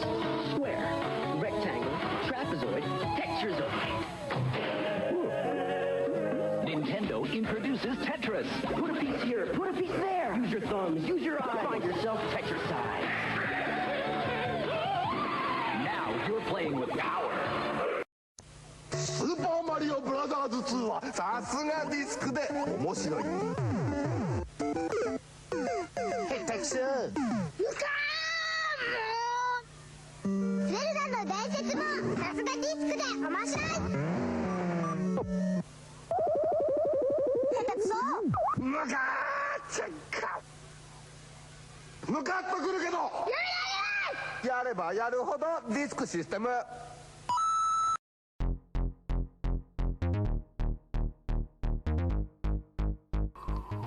Easy now. Easy now. I need complete silence. Damn it, Dill Dandon! Yeah! Yeah! Look at this, Mr. Edgeworth. The fuck is that? Some crazy guitar pick? What is it? My guess is that it's a giant guitar pick. Oh, that's a guitar pick. Fuck yeah, dude! Hell yeah, Kay. Can I get a fist bump, girl? Come on. Kay! Don't leave me hanging. Aw, man.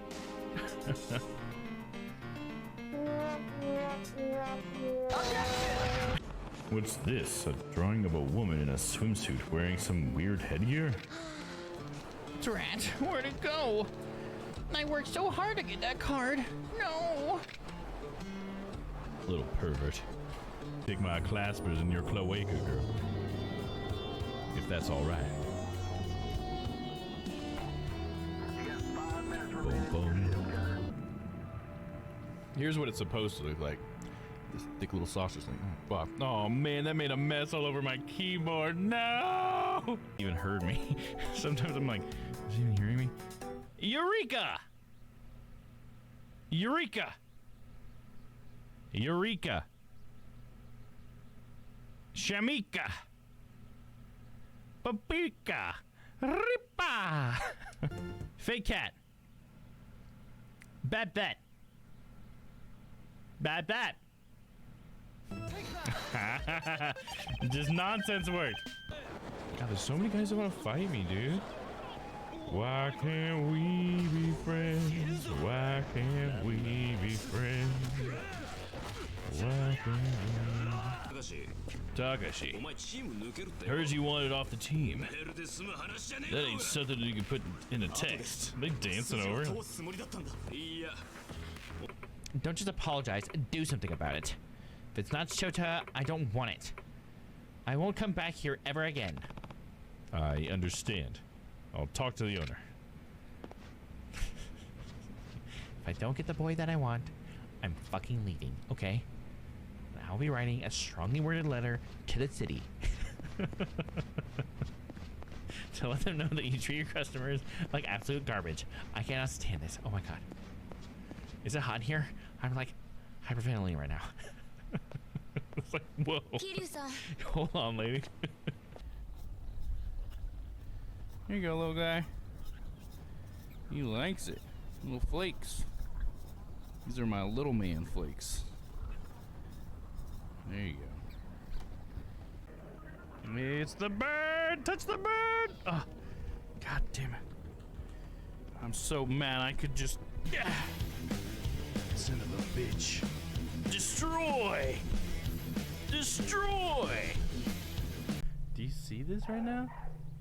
He's got a little butthole mouth. Destroy! Alright, I'm back. Thanks for sticking around. Anybody who's still here? Oh, one moment.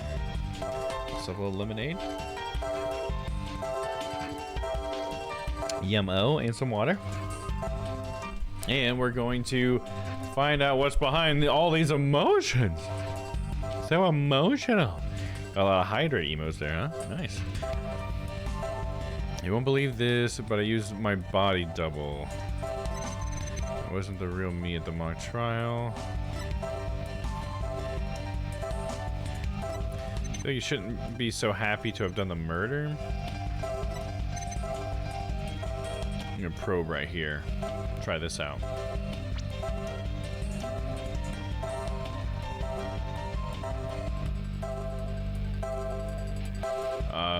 What's causing the happiness? The dead teacher? Dead teacher making happy? Probe?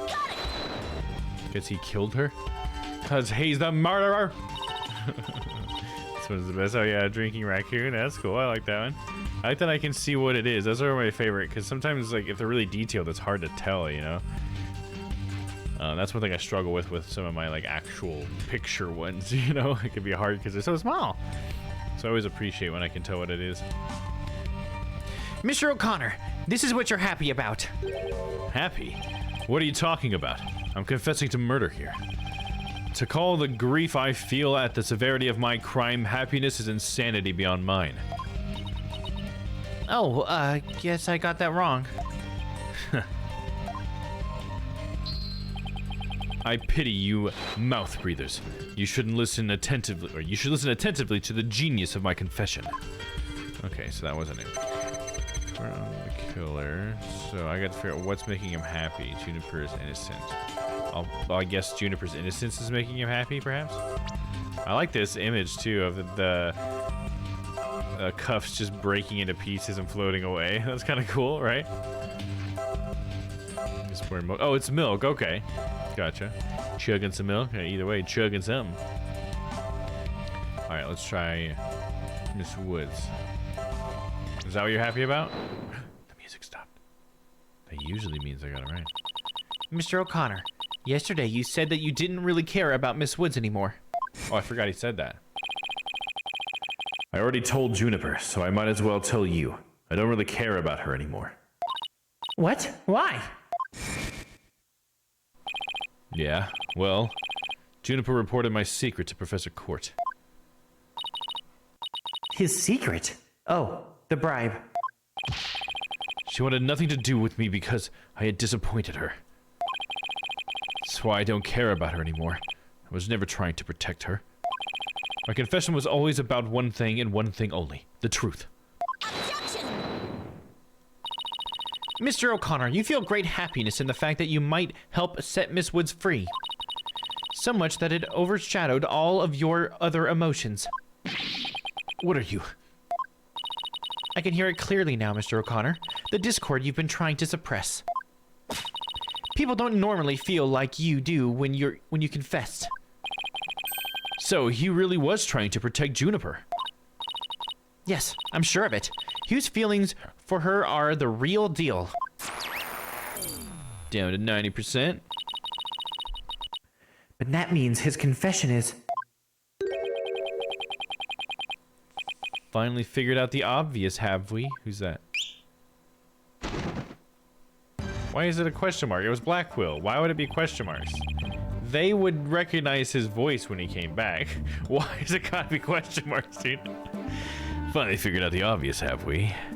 Why, Prosecutor Blackwell, you're back. The confession was not but lies, save for the part about being in the mock trial. Can we all agree now that the killer is the one in charge of the audio, i.e. the accused? Why couldn't you have taken a longer stroll?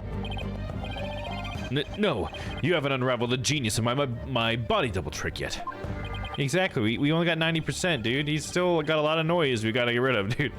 You can't be serious. Do you really expect us to believe you had a body double? Yes, I do. But if you think I didn't, then prove it. Either we quit here and Juniper is found guilty, or we play along with Hugh's delusion. He's gone so long we forgot what he sounded like. Yeah, apparently, dude. Let's go with the least to worst choice. But first, let me update his testimony. You won't believe this, but I used a body double. Now he's got surprise right over my shoulder here. That wasn't the real me at the mock trial. That means I didn't almost lose. My body double did. Oh, we got no emotions there now. I slipped down stealthily while my double took care of the trial. I'd run to the campus. He's short, I'm the killer. Oh, he's sad now. And now he's happy and sad. Let's start with the sad. Is he sad because Constance? I feel like he would want her to be dead because of the whole secret thing. So we'll go with the sad emotion. It's not really unexpected. This emotion is inconsistent with your testimony. Yeah, I don't... You don't know what you're talking about. I take joy in my intellect. Feel anger towards your superficiality, my bad. It's a big word. Suffer sadness at the world's ephemerality, and wonder at the universe's mysteries. God, we're spitting some bars over here, dude. Waxing poetic. Shouldn't you prove that he did have a double, not the other way around? Yeah, exactly. 100%. This game totally disregards who has the burden of proof. It's always us. The answer is us, always. Unexpected turn of events.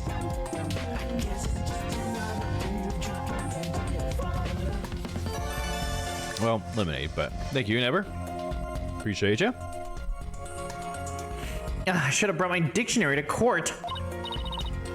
Wait, let me try that one again. Yeah, let me try again. I also suffer sadness at the futility of your efforts, but if you must. Let's see, he was surprised at the beginning. Should we check that out? Why would he be surprised at his own body double? Sus.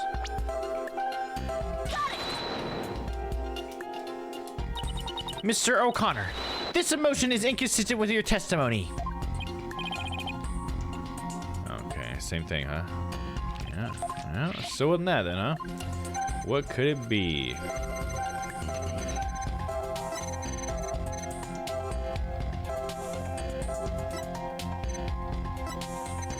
Could it be the happiness when he slipped stealthily while my body double took care of the trial? Why are you happy about that? I guess that's kind of weird to be happy here. Let's try that. Oh, I'm just gonna throw shit at the wall now. We'll figure it out. Fastest run plants in the world, huh, Bamboo? 1 to 4 feet per day. Wow, that's fast. Breath 3 can also be based on the climate, soil conditions, and other environmental factors. Yeah, my mom had some bamboo that did not go that fast. Alright, let's see. You know, also, if you want to know stuff like that, you can always just Google it. But that is an interesting fact. Let's see. The run of the campus, and he's still happy. I mean, can I still talk about how it's weird that he's happy here? Let's try it. Why are you so happy here? Nope. I guess I've only not tried happy at the beginning, right? Yeah, it is a fast indeed. Yeah, it is. Well, it was probably due to not perfect climate for it. Yeah, exactly. Yeah, I think that's what the point I meant to make if I didn't end up saying that. I thought, like, that makes sense now because it would not grow that much. So we'll try all the way back at the beginning. It's weird that he's happy that he wasn't in a trial, that he has a body double.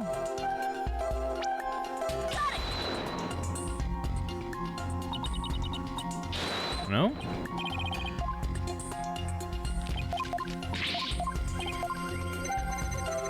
So how about when he's happy on this slide? That wasn't the real me at the mock trial. Is there a difference between the last slide and this one? Nope. Okay. Have I not tried? There must be like one more I haven't tried then. I feel like I've tried them all. Okay. No emotion here. Is it weird that he doesn't have an emotion here? Is it gonna do that to me? That'd be crazy. Oh, we tried that, slipped. But I don't think I tried this one.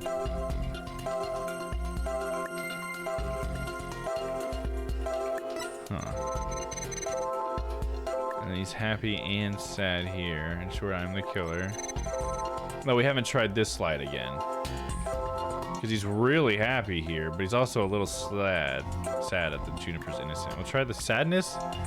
Why is there any sadness with Juniper's innocence? No, must have been the happiness then.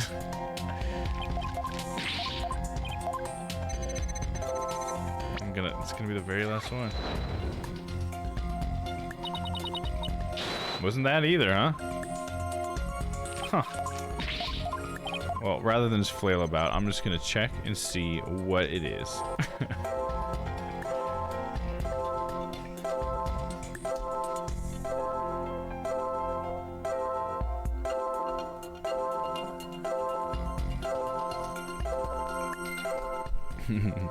It won't. Dude, I have tried that.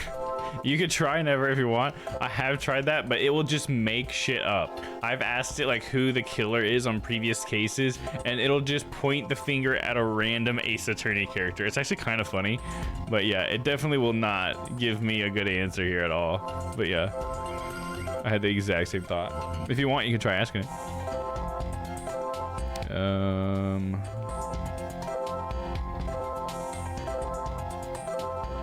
Okay, what step are we at? He was all happy.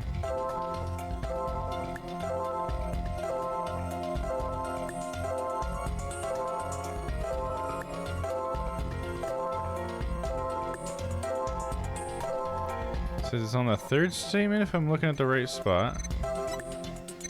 When he has, okay, yeah, it was the moment when he had no emotion. Gosh, that would have confused me so much. I thought I was looking for emotion, not a lack thereof.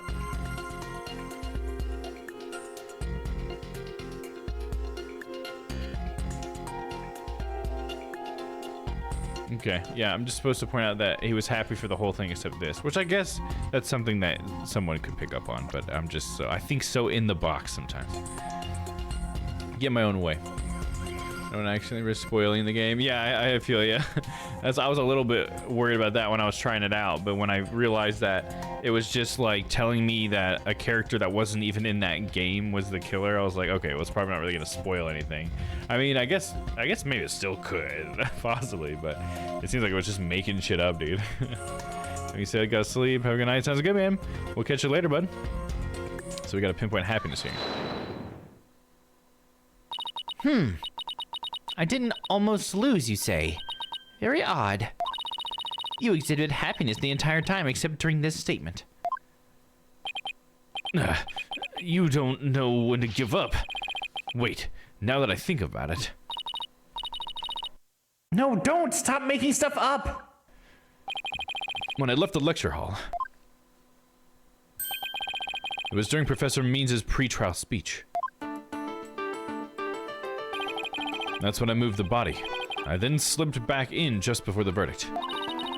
So you're saying you were there the moment your double was about to lose? Yes, I was.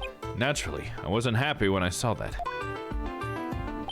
In any case, I was at the far end of the lecture hall behind the screen. I figured no one would see me if I came and went through the doors there. Objection! Sykes, Dono. How much longer will you indulge him in this charade? Well, it's true that none of the audience might see him go through either of the doors. The faculty seats on the balconies are a different story and have a splendid view. I thought you could do better than that. The lawyer bench is on the right side when facing the front of the hall. I use the door on the right side near the lawyer's bench. That means my movements were only visible to someone in the left balcony seat. But that seat was empty at the time, which is only natural. After all, it belonged to Professor Court, and as we all know, she was already dead by then. That can't be right. An empty balcony seat on the left side contradicts this piece of evidence. Was it that he was supposed to be Aristotle Means was supposed to be over there? Yeah, it says Professor Means is supposed to be there. And Constance Court was supposed to be over here, so yeah. That's gotta be it. We're gonna save anyway. Save. And present! Take Take that!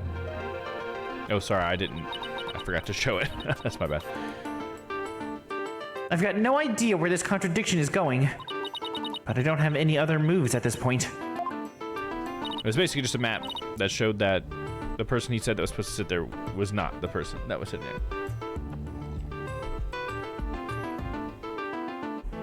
Guess I'll just have to follow it and see where this takes me. You said the left balcony seat was empty, but was it really? I saw it with my own eyes. It was definitely empty. But what about this diagram? According to this, Professor Means was supposed to be seated in the left balcony seat. But if you left the lecture hall during his pre-trial speech, he would have been standing there at his seat addressing the students and faculty. No, this can't be right. Noise level 80%. Man, he's got a lot of noise, dude. You do no one any favor by exposing the falsities of his confession. I've told plenty of lies so far, but this part is true, I tell you. There was nobody in the left balcony seat. You've got to believe me. Doesn't seem like he's lying this time. Okay, Mr. O'Connor. Let's have you testify again, but this time, don't spare any details. You got it. I'll repeat it as many times as you'd like. I mean, my ingenious escape act warrants repeating, considering I'm the real killer. All I really care about is whether that seat was empty or not. Who cares about your stupid ego, okay? The second floor was deserted. Surprise. Anger. Why won't you believe me? It's true, I tell you. He's mad. I went out through the back door without anyone noticing. Then all I had to do was go through the empty audio control room. Oh, it was empty, was it? Leads into the hallway, so I was perfectly capable of moving the body. Why was he sad here? That's weird. We'll pinpoint that and see where we get. I detected powerful sadness and fear right after you said this part. It is as if you said something you shouldn't have. What's wrong with you? You shouldn't reveal a person's inner feelings for all to see. Mr. O'Connor, it's you who is revealing your inner emotions by the way you speak. Plus, I have a good idea about why you're feeling sad. You're a horrible person. Can't you just leave me be? You said that you went through the empty audio control room, but that's not true, is it? There was someone who returned from there once Professor Means finished his speech. And that someone who was in the audio control room was... I mean, it should have been Junie, right? She would have been the only person that would be going in there because she's controlling the audio. Present! I know you realize there was a problem with your statement as you were saying it. That's why you felt so uneasy. If the audio control room really was empty, that would mean Miss Woods was roaming around the campus. Mr. O'Connor, if you really want to protect Miss Woods, just tell the truth. If you believe in her, revealing the truth is the same as protecting her. Juniper's innocent. That's the truth. But in this dark age of the law, the truth can be easily twisted to serve anyone's needs. Ooh, the dark age of the law. Oh, one sec. The music just got so menacing.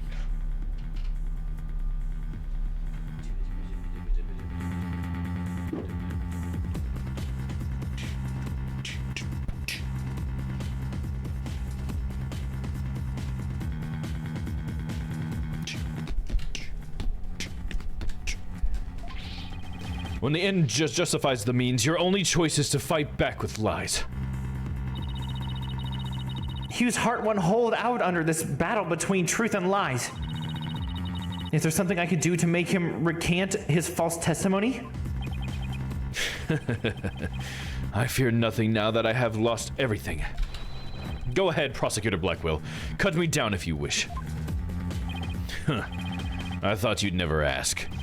With you gone, we may swiftly proceed to a verdict.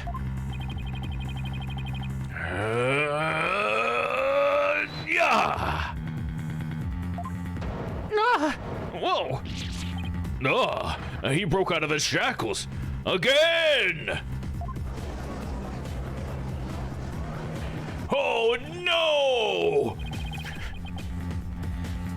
I don't want to be the poor accountant. Oh wait, I don't want to be the poor accountant down at the detention center. Oh, because of how many chains he's broken. I think that's okay. I was like, what? Where is this coming from, Paul?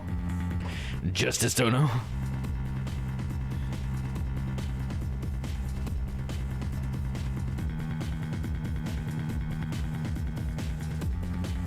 It looks like you don't yet realize what you have done, Phoenix. You don't yet realize what you have done. I can't wait to see Edgeworth again one day. Oh, I love that man. Hugh O'Connor, in deference to your valor, I will limit your suffering with one clean blow. Could you wait just one moment before you cut him down? Silence. Do not come between my... Oh. Ah! I never learned about this in law school. Careful, prosecutor. Remember that shocking experience you had last time? You got tased? Very well. Golden Boy may live for now. Enough already, Mr. O'Connor. Miss Woods would never want you to protect her this way. She values the friendship between the three of you more than anything. That's where you were wrong. She doesn't feel anything for me now. But what does it matter anymore? I might as well tell you everything. This is, no doubt, news to you, but I am not and never was a genius. Okay, what? Sorry, but I already knew. Yeah, we think we all already knew that. Me too. And don't forget me. Though, in all fairness, it was pretty obvious. I thought he was a genius at first, but... The stuff he said was crazy. No need to rub it in. Just shut up and listen. It all started several days ago. I accidentally learned that my parents have been paying good money for my grades. But that's bribery. So the bribery wasn't Hugh's idea. All of my perfect scores were the product of cold, hard cash, not genius. Even worse, when I confronted my parents about it over the phone. Juniper overheard me. Oh, my. What a terrible misunderstanding.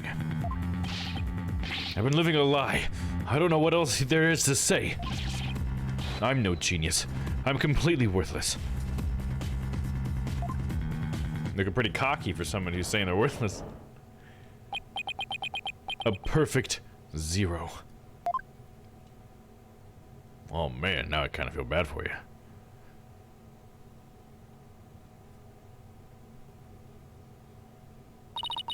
Hugh. Even so, I still wanted to make it up to Juniper for disappointing her like that. So I wanted to clear her name by pinning the blame on me. I mean, she probably hates me now, so it'd be a relief for her to see me locked away. If you were trying to help her, then why did you testify against her? You were the ones who told me to tell the truth yesterday.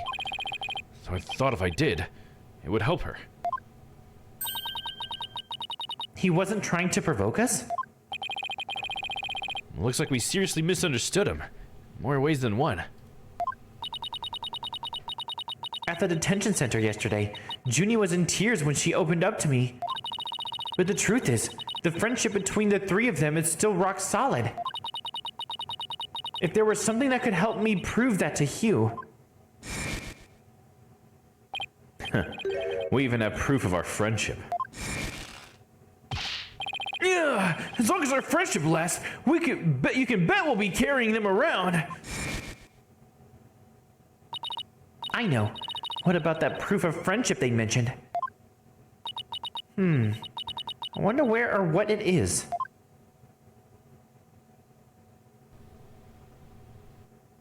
I didn't buy it. That's exactly what I thought that was. I mean, it's got the hands, right? It's handmade, and there's only one like it in the world.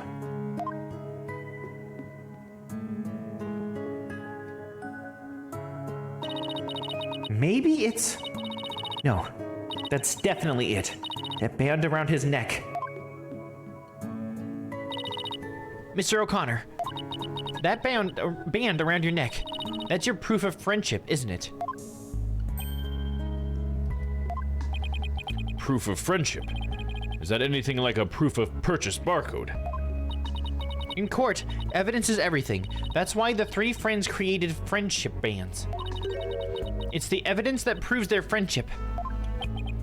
Ho ho, how very interesting. And chic. If they have doubts about their friendship, they can look to the proof they have on hand. That's why Mr. O'Connor's hand always goes to his neck when he is pressured. It proves he still has feelings for his feelings of friendship towards the other two. Doesn't matter if I wear it if those two. But they feel the same way too. I know they wear their friendship bands somewhere. Junie and Robin must both feel the same as Hugh. I just know it. Everything Hugh has said leads me to believe that. In fact, he may have also just told me that the others wear their proof friendship. Proof of friendship. God, calling it a proof of friendship is getting me. Let's see. Where they're easy to touch, where they're hard to spot. They aren't wearing them now. I guess where they're hard to spot because he put it behind his collar. Save real quick. Save. Hard to spot. We'll try that. Oh, I know. They must wear them in places that are difficult to see. Really? And where might they be? How about around the belly button or on the soles of their feet? That would be hard to see. How could they wear their friendship bands there? Oh, right. That's right. You're wrong. Okay, so it must be where they're easy to touch. That's the other one that seemed logical. All we have to do is think back to their testimonies. Ready? It's wherever they're touching. Oh, okay, yeah, right there on the arm. Miss Newman holds her arm when pressured.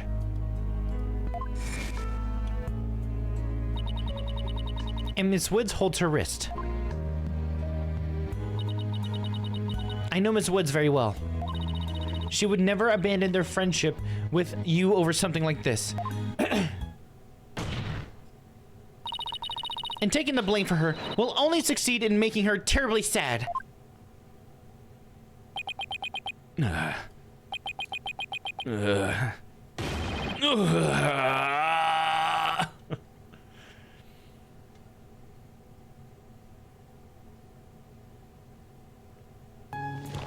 cool.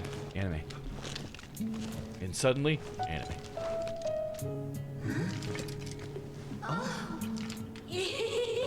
Robin, those bands of friendship that you made, just for the three of us. You may have forgotten about them, but not me.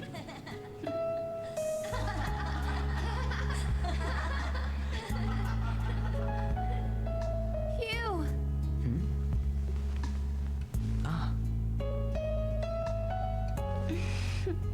Hey, Hugh! Hell yeah. Friendship. And to think, I should have known better than to doubt my best friends. Yeah, you fucking idiot.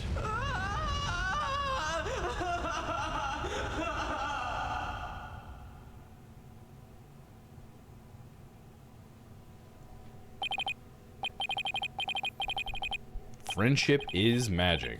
Cheers to that. I didn't kill anyone. And I didn't have a body double. I didn't move the body. I didn't even see it. And it may look like I'm speed reading. Zen in the art of mastering the bar exam, but I haven't read a single word. Well, you could have fooled me. In fact, you did. Hugh. So, Miss Sykes, can I place my trust in you?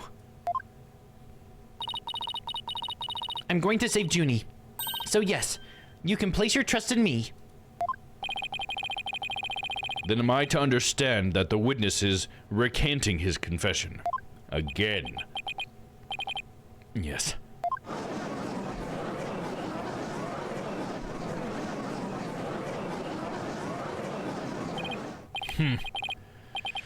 A most roundabout trial. I must prefer the turnabout variety myself. Now we are back to the fact that there was but one suspect who lacked an alibi. Which is, in the end, the truth you've been seeking this entire time. So we're back to square one? Now I'm exhausted and depressed. It probably doesn't matter at this point, but I might as well update the mood matrix. Yeah, we haven't gotten him to 0 noise yet, right? Huh? Does this mean... Further resistance is futile. The time for a verdict is nigh. Oh, hell no. Please wait! What sort of devilry are you up to now? What if our client wasn't the only one without an alibi? The trial would continue, right? Well, yes. I suppose it would. But after such a thorough investigation, does such a person really exist? Well, I mean, all of a sudden we have someone without an alibi, right? Because arrest at all means wasn't in the place he said he was. If we trust what he was saying. Yes, we found someone. It may have seemed like a major roundabout. But Mr. O'Connor's testimony has cracked this case. There's no more noise. He was telling the truth now. And during the mock trial, the balcony seat opposite him was empty, which now means that there's one person unaccounted for. Exactly what I was saying. Fuck yeah! I feel like we just need one of these. Besides Junie, the only other person without an alibi during the mock trial is... Arrest at all means! Present! Take that, you son of a bitch! Yeah, take that! The balcony seat was empty. That much is true, isn't it, Mr. O'Connor? That's right. How many more times do I have to say it? So basically, Professor Means wasn't where he was supposed to be during the mock trial. Silence. Need I remind you, every last soul in the lecture hall heard him deliver his speech. I know, and that's not in dispute here.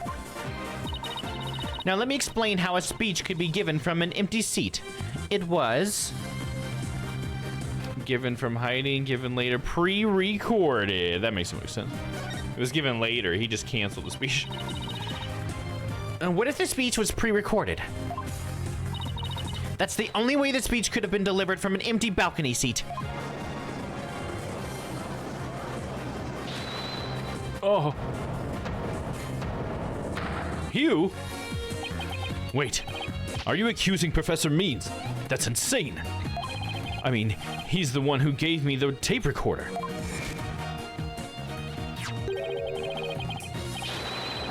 Take this to the police, he said. Oh, never mind, this is not a flashback. Take this to the police, he said, and tell them you found it. Yeah, it sounds pretty fucking suspicious, dude. What? Really? Wait a second. Mr. O'Connor, did you just say that Professor Means gave that phony recording to you? Phony? The defense will refrain from hurling unsubstantiated allegations. Well, I said he gave it to me, but what do you mean it's phony? Wow, who could have seen this development? Tape recorder updated in the court record. Identified as a fake, Professor Means used Hugh to pass it on to the police. The voice shouting, "You're a goner," as recorded on this tape, was dubbed onto it using a line our client said in the mock trial video. Why, this is extremely crucial. This is an extremely crucial piece of evidence. Indeed.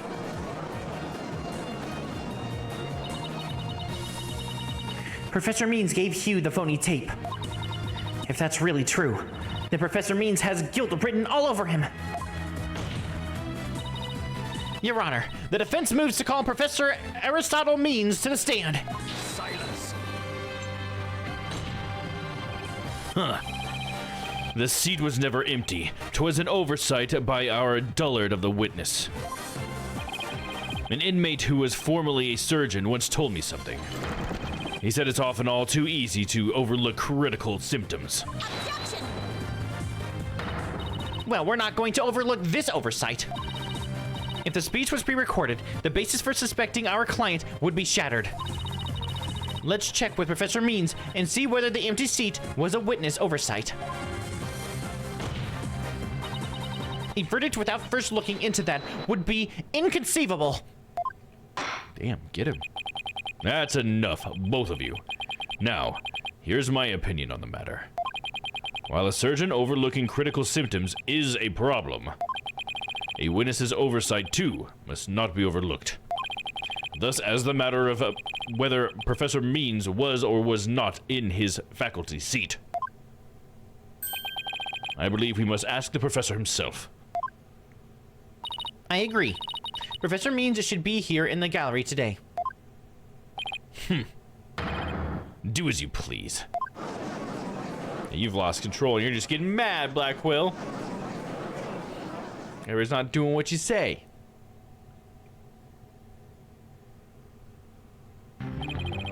Will you please state your name and occupation for the record? Certainly, I am Aristotle Means. I teach the lawyer course at Themis Legal Academy, and let me add that while I welcome the opportunity to assist with the trial, I don't care for this undue suspicion. Don't worry, Professor. We're just interested in the mock trial video right now. We just need to take another look at that speech you gave. Can we count on your cooperation in this? On weekends, I'm one of those living statues you see in the park. Oh, yeah. Aristotle, yeah, he would be, wouldn't he? He totally is very statuesque. His beard and everything. Very well. If that's all you're interested in, please proceed, Miss Sykes. We need to find some sort of evidence that shows his speech was pre-recorded.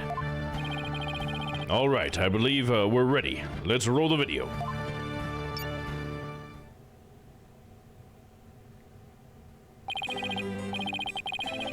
Oh, need the filter for this. Good afternoon. I would like to start by thanking you for coming here today. The mock trial, the crown jewel event of the school festival, will begin shortly.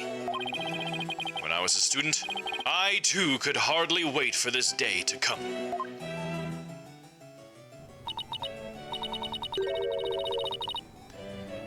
Oh no, I had forgotten how long and boring his speech was. Z's. Wake me up once this is over. Hey, no fair. The experiences of our youth have a powerful and profound effect on our adulthood. there! Wake up! Pay attention! Huh? Ah! I'm awake, I'm awake! Isn't that right, Your Honor? Huh? Oh, what? I'm awake too. Wide awake, see?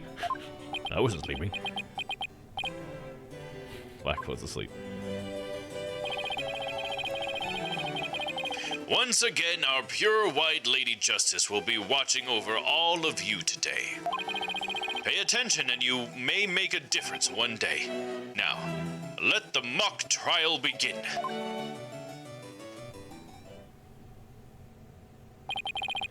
That is about it. One of my better speeches, if I do say so myself. I even saw some of our students with tears in their eyes. He's obviously not familiar with the phrase bored to tears. Listen, Sykes Dono. If you have subjected me to this epic study of tedium without purpose, Taka will feast on your tongue after I've cut it out. No! But you were asleep the whole time. Well, Miss Sykes... Oh, maybe I've used the wrong voice there. Well, Miss Sykes, did you notice anything strange about that speech? Could I please hear that last part again?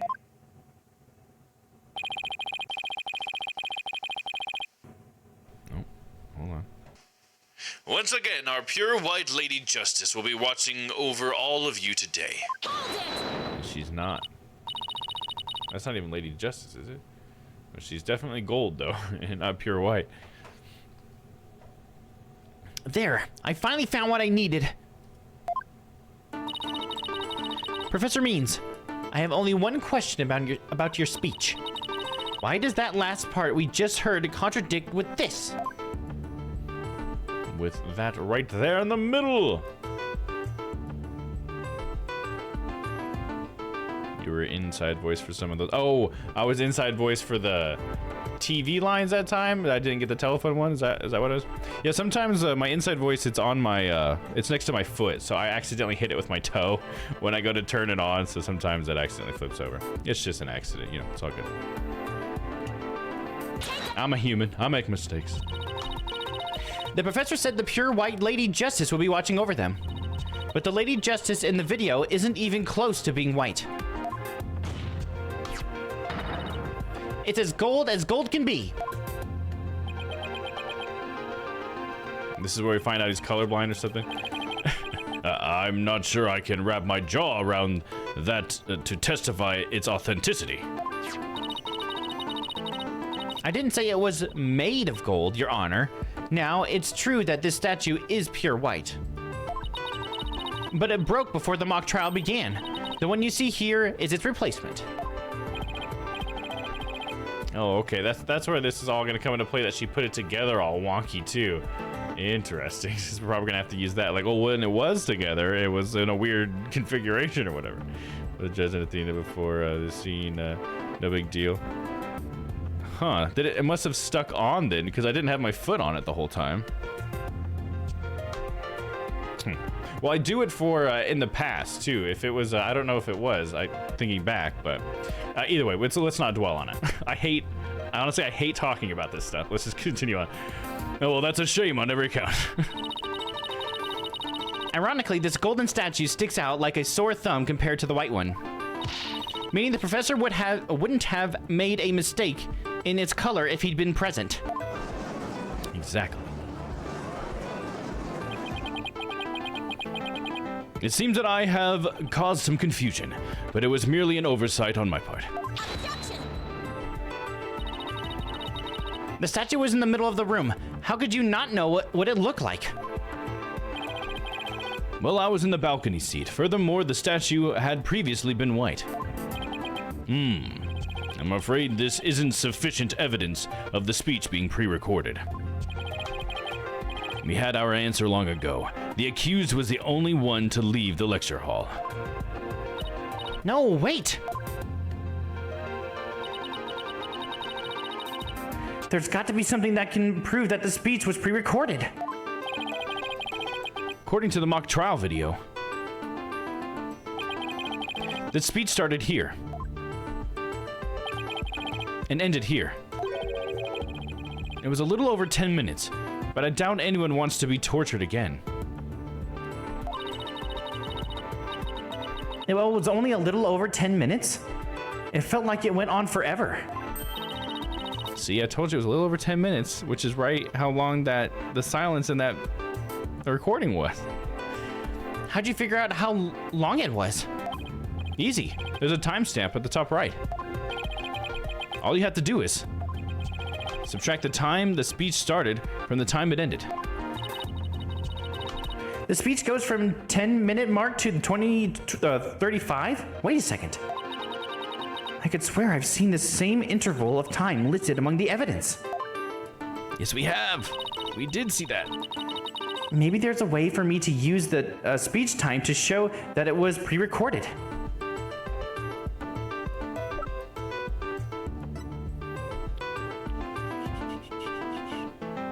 Doesn't say it there. Speech time to show that it was pre-recorded.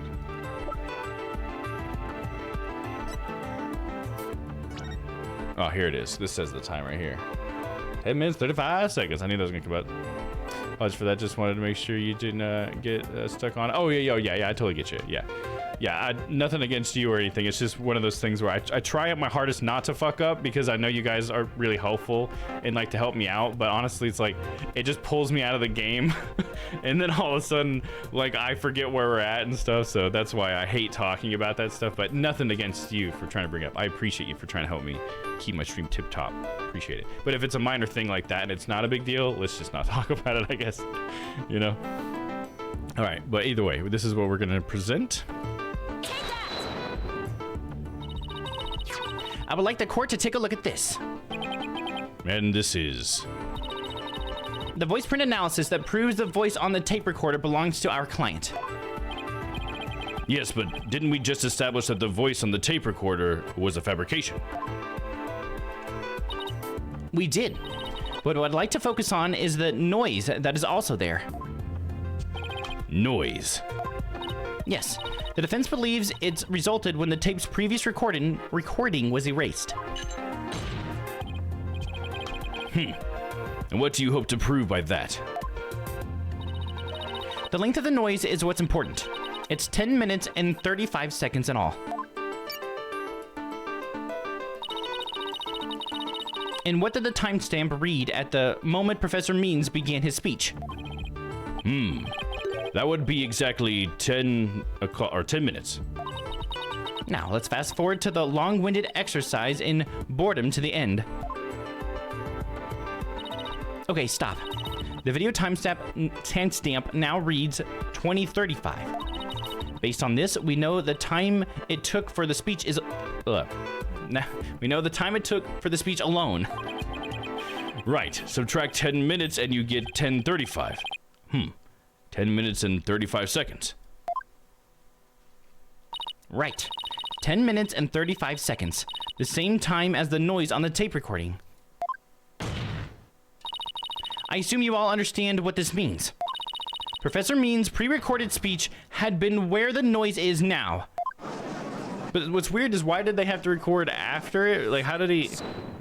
I guess he recorded silence over it. So why not just get rid of the tape and just use a different one? For the sake of the drama. Domm, that's the answer. You seem rather confident considering this is a mere happenstance match of numbers. Objection! But is it really just numbers? The lab is continuing their study of the tape. So far, they've found signs of overdubbing. But it's going to take a bit longer to recover the audio that was erased. The police are analyzing the noise as we speak. It won't be long until we know what was originally there. It's like our analyses throughout the entire series take forever, and then like if the prosecution needs something done, it's like done in seconds. Now I'm sure of it. The professor was trying to create an alibi with the recording. By pinning the crime on Junie. Well, he's not gonna get away with it. Not on my watch.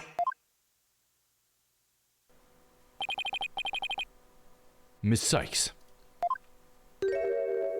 Ooh. It pays to be a prosecutor. I believe you are well aware of my methodology. Even if Juniper were the perpetrator, I would vigorously defend her as per my word. And to that purpose, I offered to be her lawyer. Alas, look what's happened. All I've stated are obvious deductions derived from evidence and testimony. Truth be told, I had no intention of testifying. I had been keeping quiet for Juniper's sake. But now that you cast this blame upon me, I have no choice but to reveal the truth. Uh-oh, this doesn't sound good. Yeah, now he's gonna firmly pin it on Juniper, 100%. I will now reveal the truth behind why I had to pre-record the speech before the mock trial. I, Professor Means, always say what I mean and mean what I say by all means.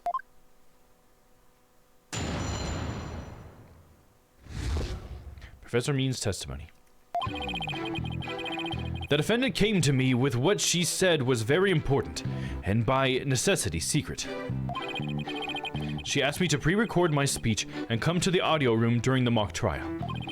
Juniper confessed to the murder and asked that I get her declared innocent in court. She also said I'd become an accomplice after losing my alibi due to the pre-recording. But when I said I would protect Juniper, I meant it because it's the humane thing to do. To protect a murderer? It's a humane thing? Oh, dude, this guy's all fucked up. Oh my, so you're saying the defendant threatened you? This has to be a lie. I mean, everything about it lines up too perfectly to be true. On this most consequential of occasions, let me be completely frank with you. Juniper has truly taken my heart by teaching that states the ends justifies the means. Wait, teaching that states the ends justify the means? Am I teaching that states the ends? Okay, I see what he's saying. It's just a weird phrase for me. My teaching that states the end justifies the means. I think quotes would help.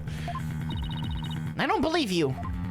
They don't justify it. You're an asshole. Have you seen any of the YouTube videos where they do Ace Attorney with an actual lawyer?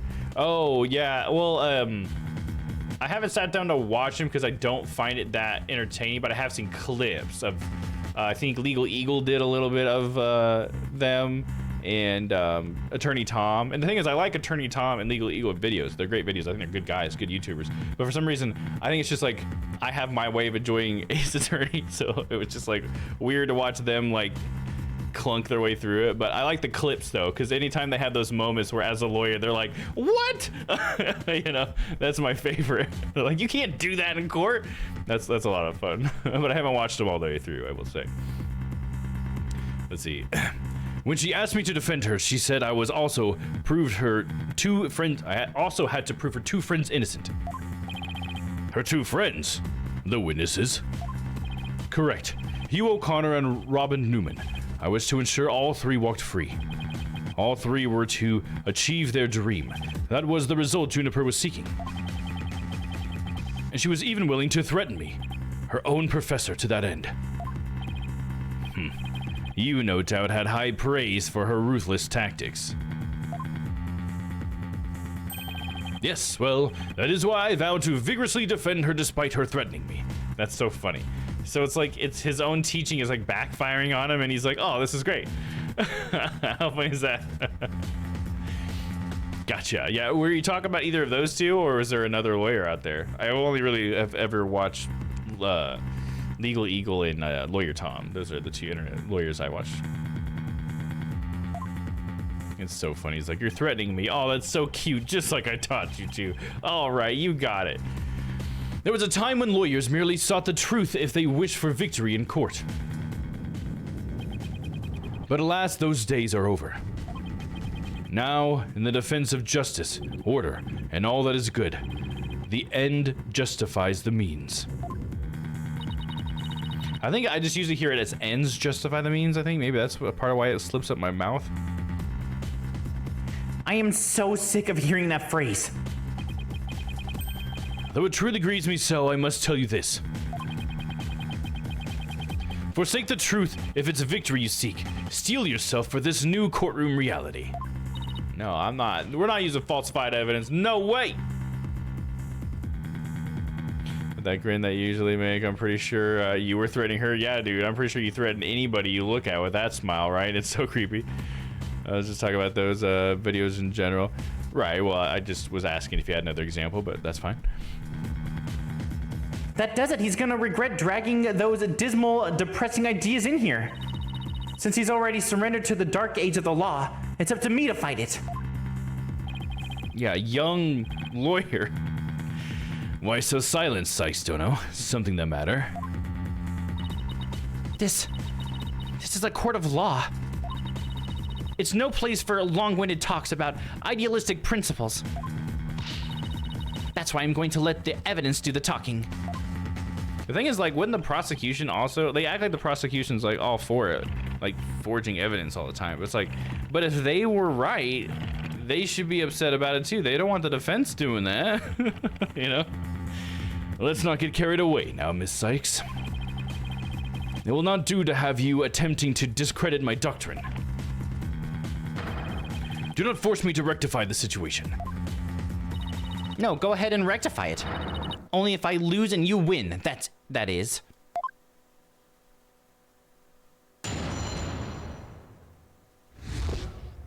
Professor Means testimony. Any other examples generally speaking? I was wondering if you had seen any of them. Gotcha. Say that again. Got it. The defendant came to me with what she said was very important, and by necessity secret. I doubt our client would have come to you with something like that. You have a point there. If only Professor Court had been alive, I suspect Juniper would have gone to her instead. So our client came to talk to you after Professor Court was dead? Let's go through this step by step, shall we? First, Juniper came to me that day. She asked me to pre-record my speech and came to the audio room during the mock trial.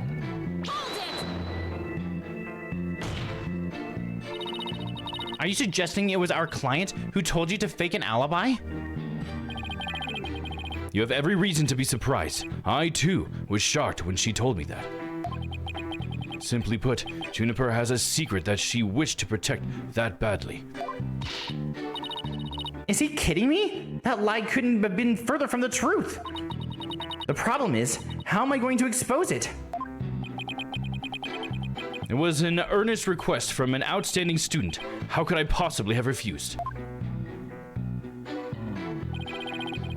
Juniper confessed to the murder and asked that I get her declared innocent in court. Did you consider that a threat? Yes. It is now you to whom she has passed her demands on to. Miss Sykes, you must realize that you, too, are being used by Juniper. What? Your Honor, I ask that you, too, do not let her feigned weakness and innocence fool you. Juniper Woods is quite clever and extremely tough. And perhaps most important of all, she is a fervent follower of my teachings. That's a little bit of a compliment to yourself there, huh? Your Honor, the witness's testimony is nothing but an attack on our client's character. Very well. Objection sustained. He like never says that. So be it. Nevertheless, the fact that she threatened me is immutable. She also said I'd become an accomplice after losing my alibi due to the pre-recording. Yeah, that's the part that sounds like way too perfect. How could you overlook such a threat? As a teacher, it's your duty to discipline students. Yes, well, perhaps I do have some serious reflection to do on this matter. I suppose it was just wishful thinking on my part. I wanted to believe that Juniper hadn't actually committed murder and that she hadn't meant to threaten me. Really? Please do explain. Long had I waited for a student who would embody my teachings. Does the witness realize what he is saying? Surely you must see the true meaning in my words. I am merely staying true to what I teach, and my methods are but a reflection of the times. Oh wow, This way of thinking is really warped, but I haven't heard any inconsistencies yet. I wouldn't be so sure. Really? The more he tries to avoid logical inconsistencies in his testimony, the more likely we'll see inconsistencies between his actions and words.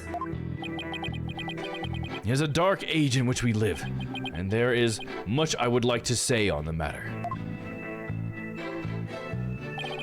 But when I said I would protect Juniper, I meant it because it's the humane thing to do. You were trying to protect our client? Yeah, right. He'll say anything to pin the blame on Junie.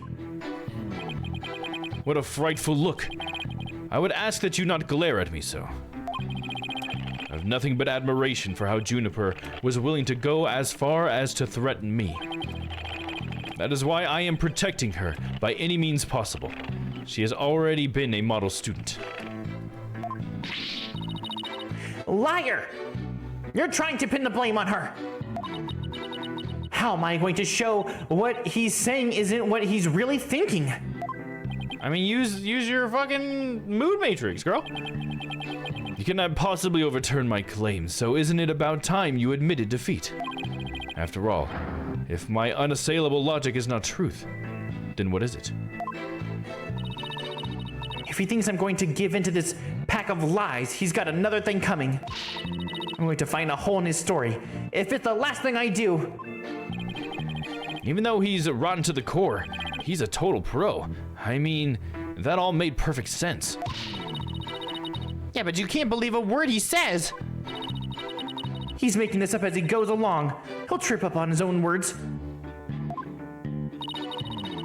Time to see how consistently the professor's testimony matches up with his actual actions.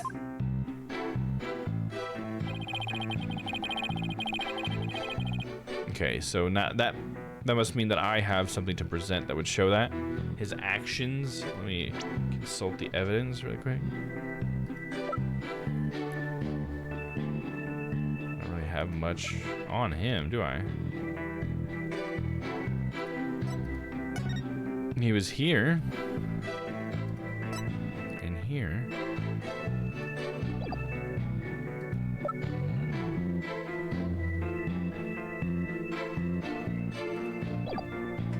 Let me look through his testimony again. Finna came to me with what she said was a very important, necessary secret. She asked me to pre-record my speech and come to the audio room during the mock trial. He'll trip up on his own words. I mean it. Believe it. Juniper confessed to the murder and asked that I get her declared innocent in court. She also said I'd become an accomplice after losing my alibi due to the pre-recordings.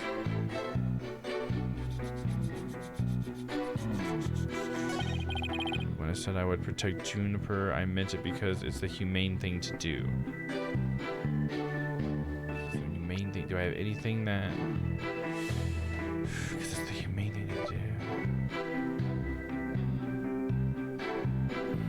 How is it the humane thing to do if she's actually the killer? That's the thing that I'm thinking. It's like, it seems contradictory, but he doesn't care because he's Aristotle Means, dude. You think he gives a flying fuck?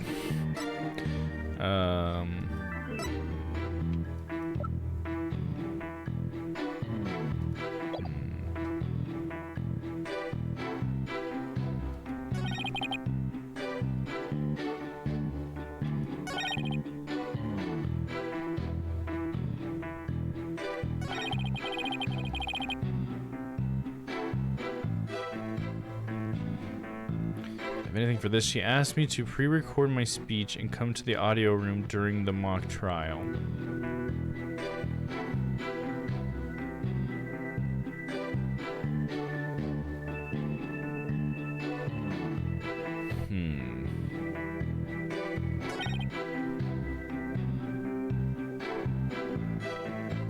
Very important, necessary secrets.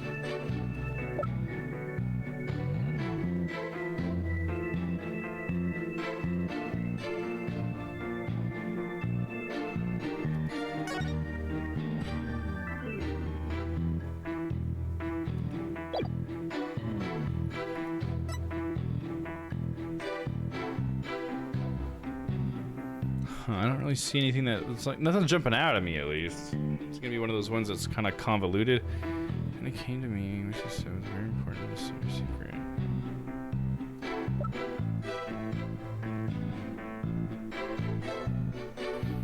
It's a top secret script written by Junie. I mean, could that be the secret? That it wasn't that she actually had killed anybody, it was just the fact that there was the script. I don't think that's what we're trying to do here.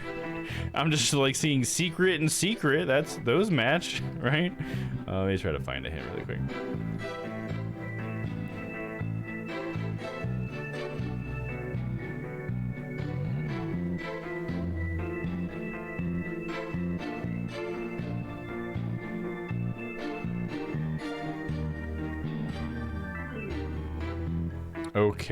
Okay, I guess I could see how I could have gotten that. Man, I don't know. I was a ways away from it though. I guess I could see how you get to it. Okay, so it's the tape recorder itself, because we're supposed to say that, like, well, he did falsify it. And we know that because of how he gave it to Hugh. That's what we're supposed to remember. And I would not have recalled that just now. But that is true. We did hear that earlier. So that's what we should have been thinking. And it should be on the one where he's saying that he wants to protect her.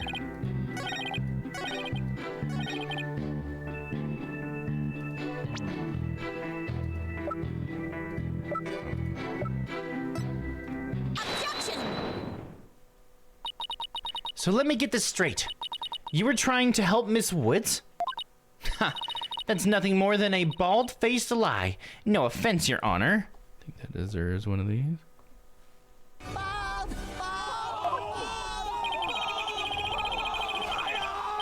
My eyes! Such defamation of my character and your hair follicles. Your Honor, it is an outrage. Miss Sykes will clarify her statement, but leave my hair follicles out of it this time. Don't appreciate you calling me bald. I'm sensitive. Yes, of course, Your Honor. Now, please, take a look at this. The witness gave this tape to Mr. O'Connor. Then he slyly whispered, "Take this to the police and tell them you found it." There was no whispering, slyly or otherwise, involved. I simply did that out of kindness. The tape contained our client's voice. In short, it is incredibly damaging evidence. Why would it even exist if the witness wasn't trying to pin the murder on our client? Exactly. That's such a true statement. That's very powerful, I feel. Why would it even exist? Why did he do that? Like, it doesn't serve to help anybody, dude. They say the road to hell is paved with good intentions, but not yours. You never had good intentions, only lies to protect yourself with while blaming another. You, Professor, are the embodiment of the dark age of the law. Oh, damn, them's fighting words, dude.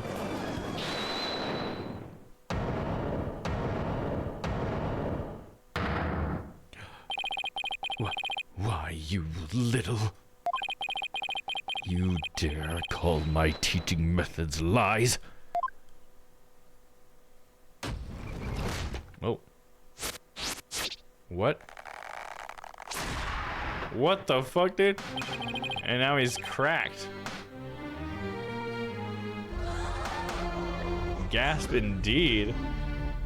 That's so interesting. His smile got turned upside down. The points are going the other way now.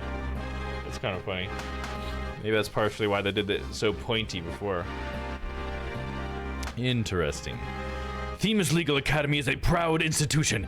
It's the most powerful in the world. You'll never forget what the true education in lawyering means once I'm through with you. Huh? Professor Means?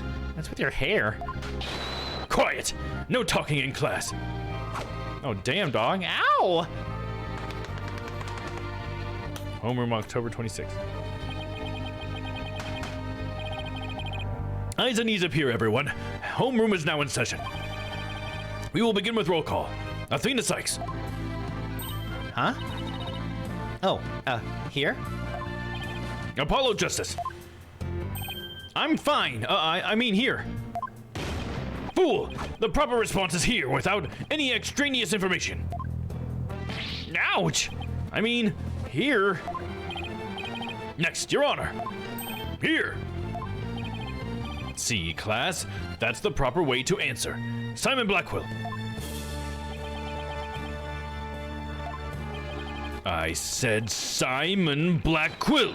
Are you here or not? There's always one, isn't there? Well, then I'll just mark you absent. Now, get out of my class this instant. Get out? Very well, if that's your wish. Who am I to defy my homeroom teacher? Is that such a good idea? Prosecutor Blackquill is free of his shackles.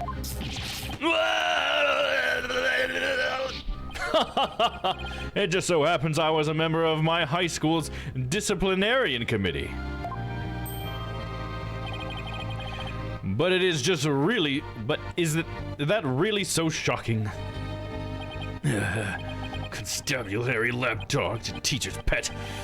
What a malleable mutt you are, Fulbright.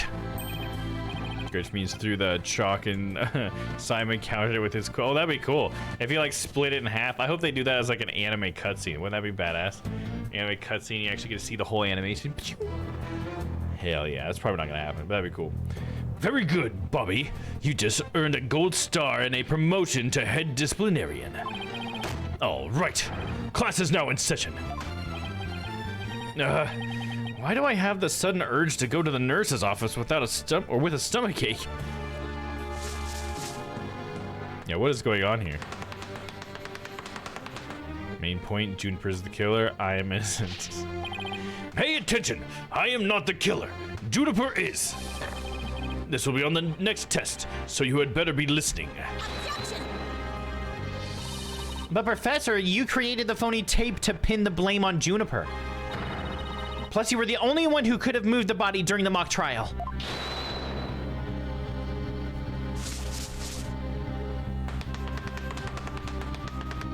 Please note, I was not at school.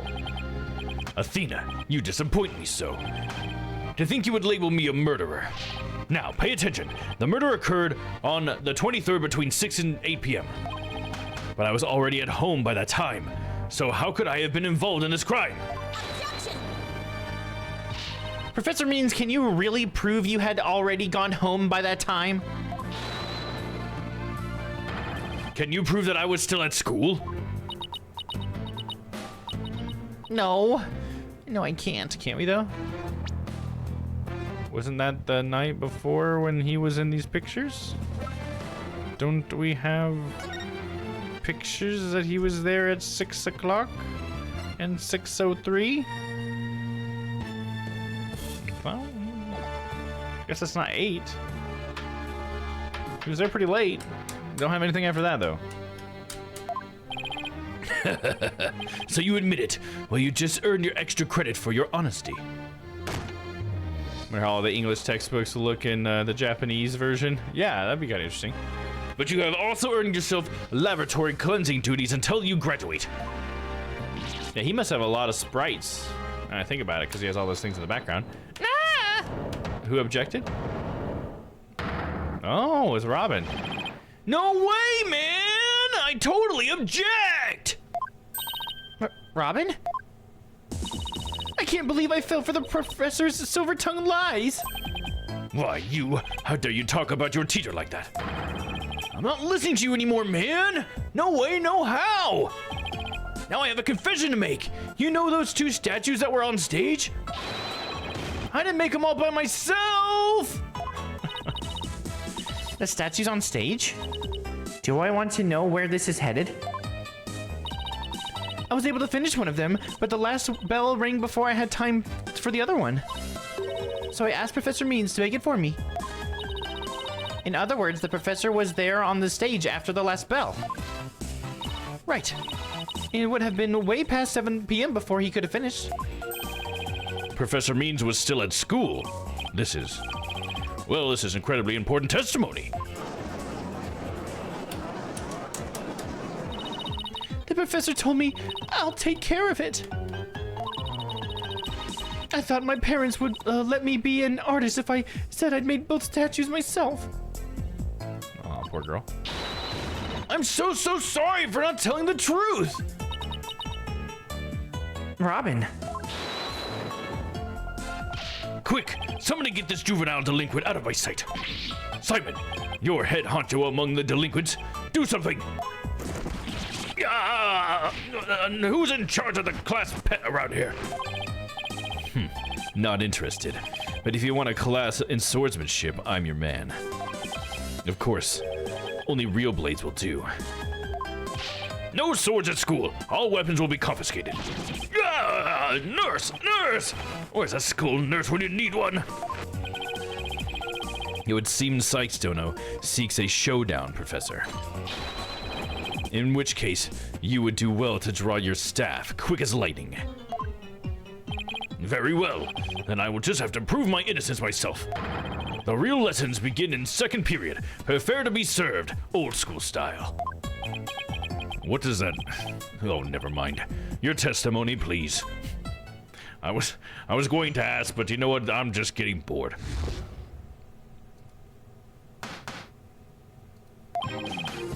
Now pay attention. Robin took over half a day to complete one statue. I, however, finished most of the other statue between 7 and 8:30. The defendant Juniper saw the two statues with her own eyes at 8:30. Completing the statue so quickly meant I could not leave the stage for a single second.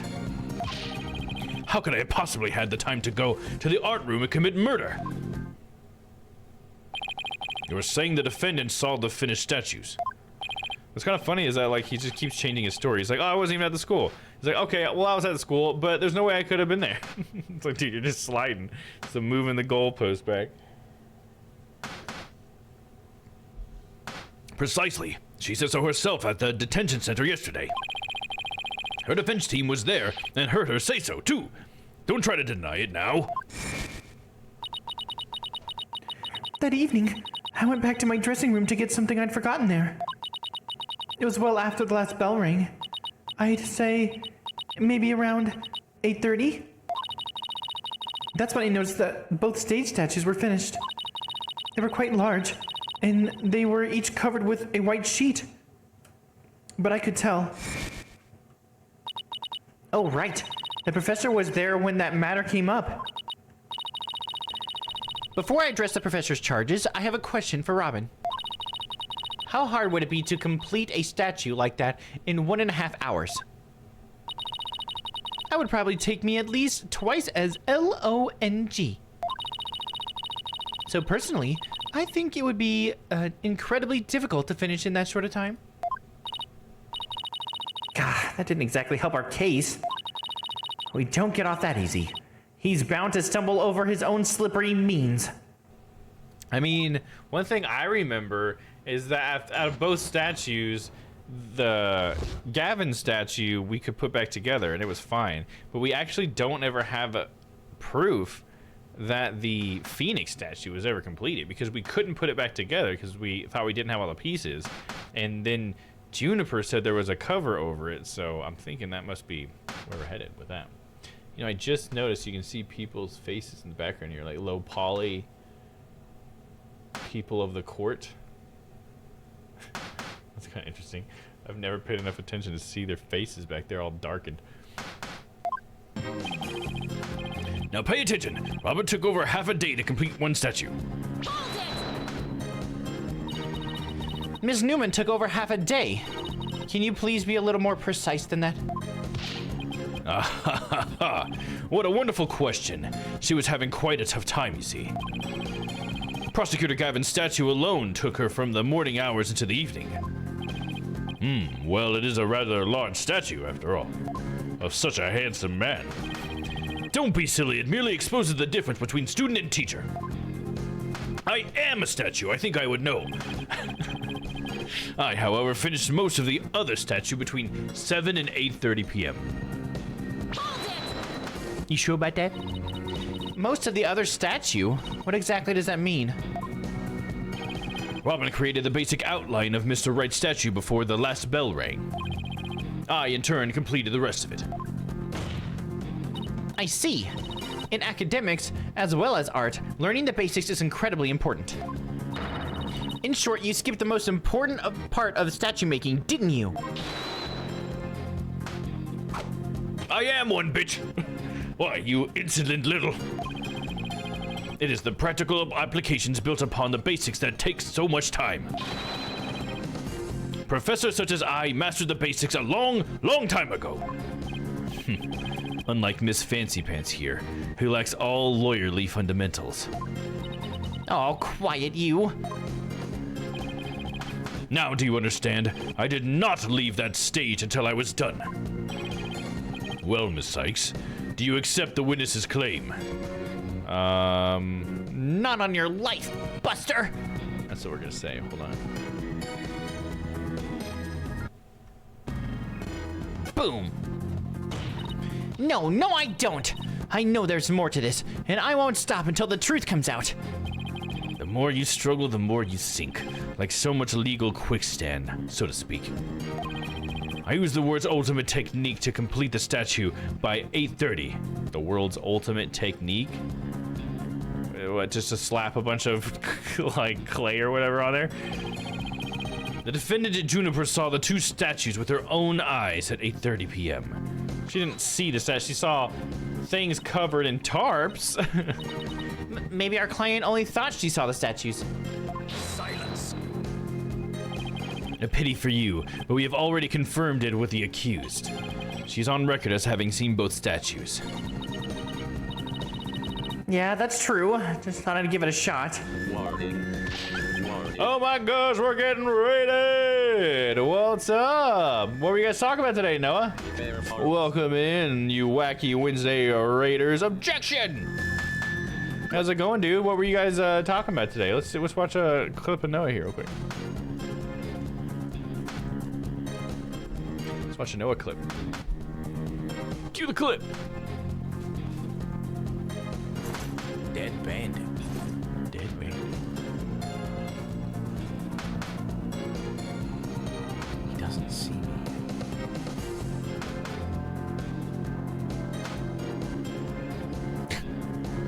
He totally saw you, just walked away.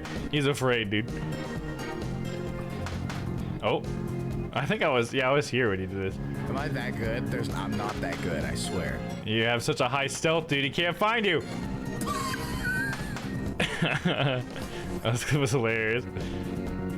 That's funny. An emote explosion. Oh, hell yeah. And some hot takes and talked about our league dreams.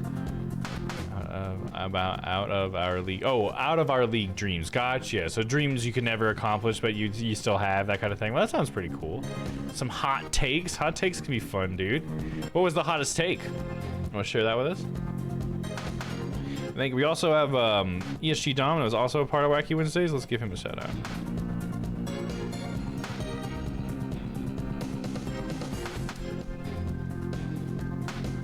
Let's get a domino clip here as well. Classic. But maybe later, for sure. Playing some Rocket League. Oh, dude. Double epic save, dude. Ooh, that was sick. That was definitely a good clip, dude. Fuck yeah, that's a pro clip. The hottest take is Noah uses a right-handed mouse and his ring finger for the thumb buttons. His ring finger for the... Oh, okay. He uses a right-handed mouse. Okay. Man, that sounds very uncomfortable. But hey, man, whatever works for you. I guess that's a hot take. Ichi Domino's preference of chips. He doesn't like Lay's sour cream and onion. Oh, really? Huh. That's like the best flavor of Lay's, dude, to be honest. Not that I could eat it all the time, but definitely if I want like some like greasy potato chips, Lay's sour cream and onion. That's for sure. You know what? Papa's here too. Let's get Papa clip.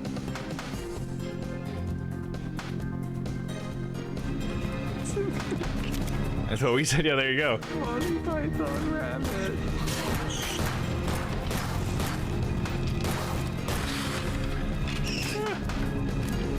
What game was this? I don't remember that. Is that the other night?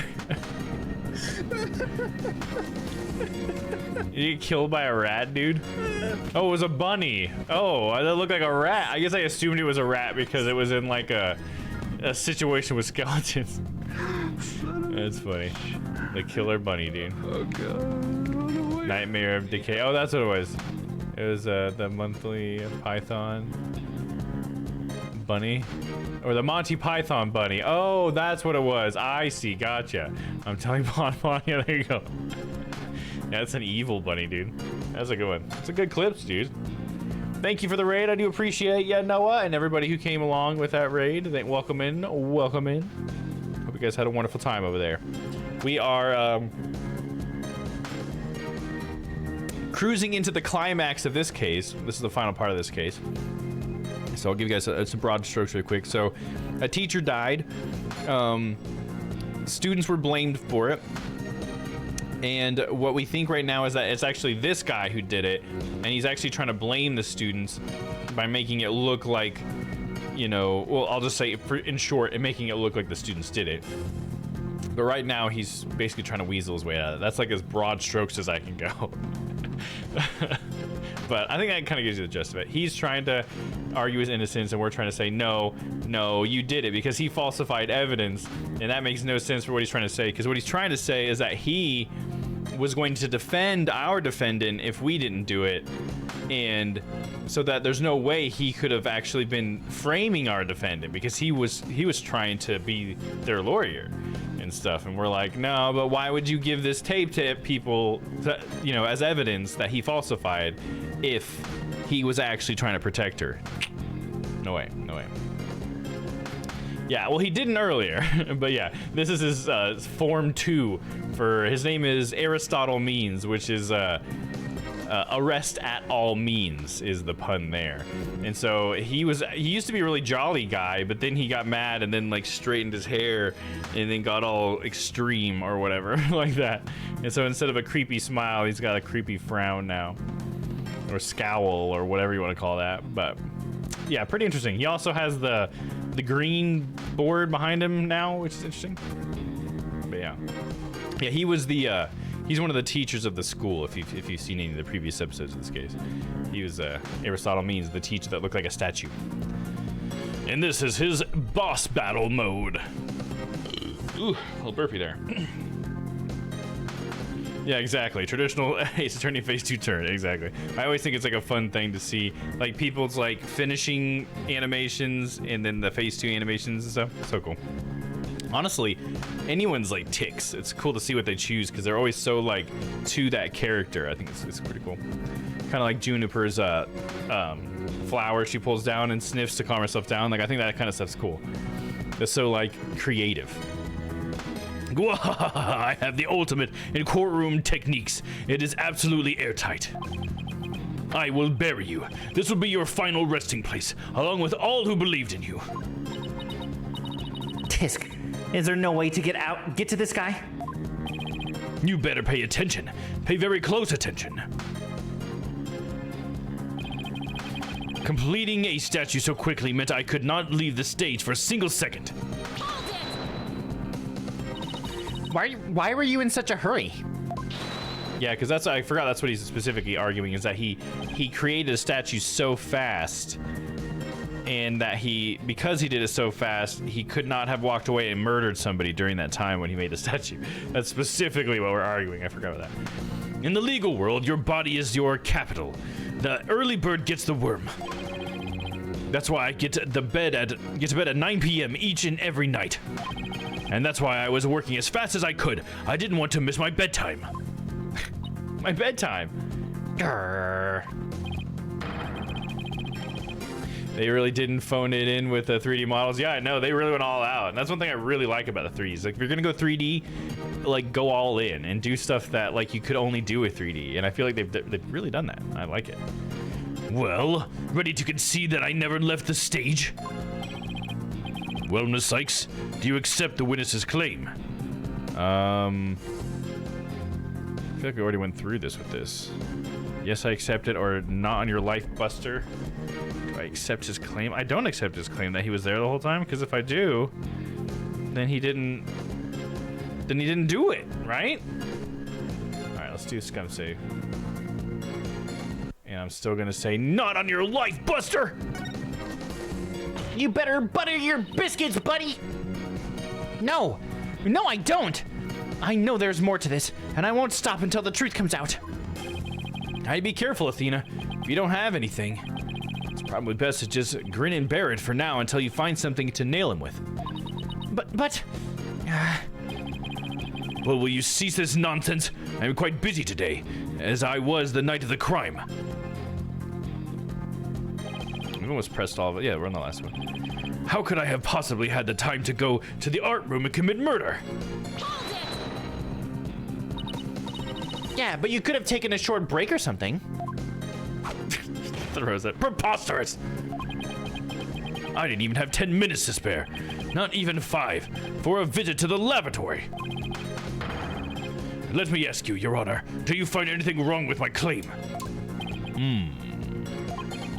So far, it appears that your statue making was quite a difficult chore. And I see nothing that could overturn your claim that you never left the stage. But the art room is only a few steps away. What's the plan? All I can think of is pressing him like crazy. That's all I can think of too. We'll just have to seek out a hole to exploit. Oh, I'll exploit all of his holes. It'd be cool if the more desperate he got, he would start misspelling words. That would be cool. Yeah, that'd be kind of fun. If even that was like what somehow... No, that wouldn't make sense. It'd just be kind of funny if we had to like spot it too, you know what I mean? Almost like how in Apollo has to like see the tick if it was like, oh, the tick is that he spelt that wrong or something, but I think it'd be a little too obvious to be a tick, but that'd be kind of cool though. All right, let's see. Now pay attention, Roman. Took over half a day to complete one statue. I, however, finished most of the other statue between 7 and 8:30. Defendant Juniper saw the 2 statues with her own eyes at 8:30 p.m. How does he know that? Let me look at my evidence really quick.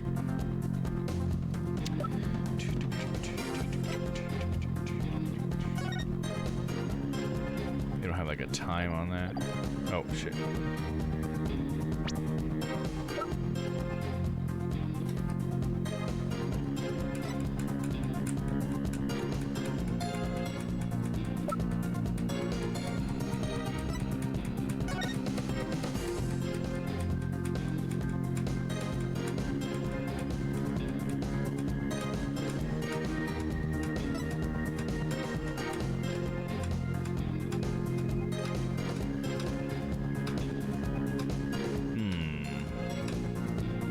Yeah, nothing that has anything to do with 8:30, that's for sure.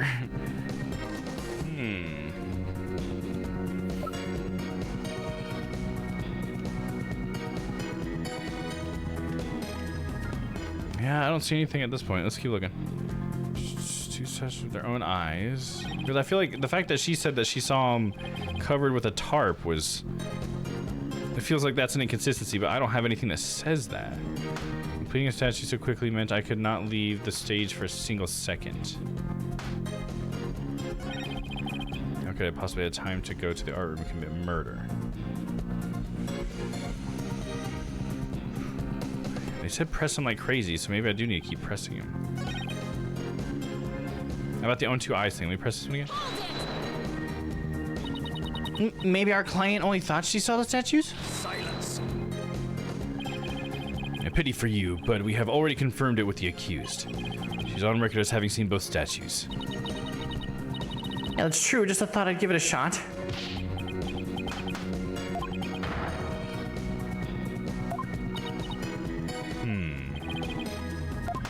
Okay, that one wasn't even where it gave me the option. Maybe I picked the wrong option on one of those ones that gave me the option for.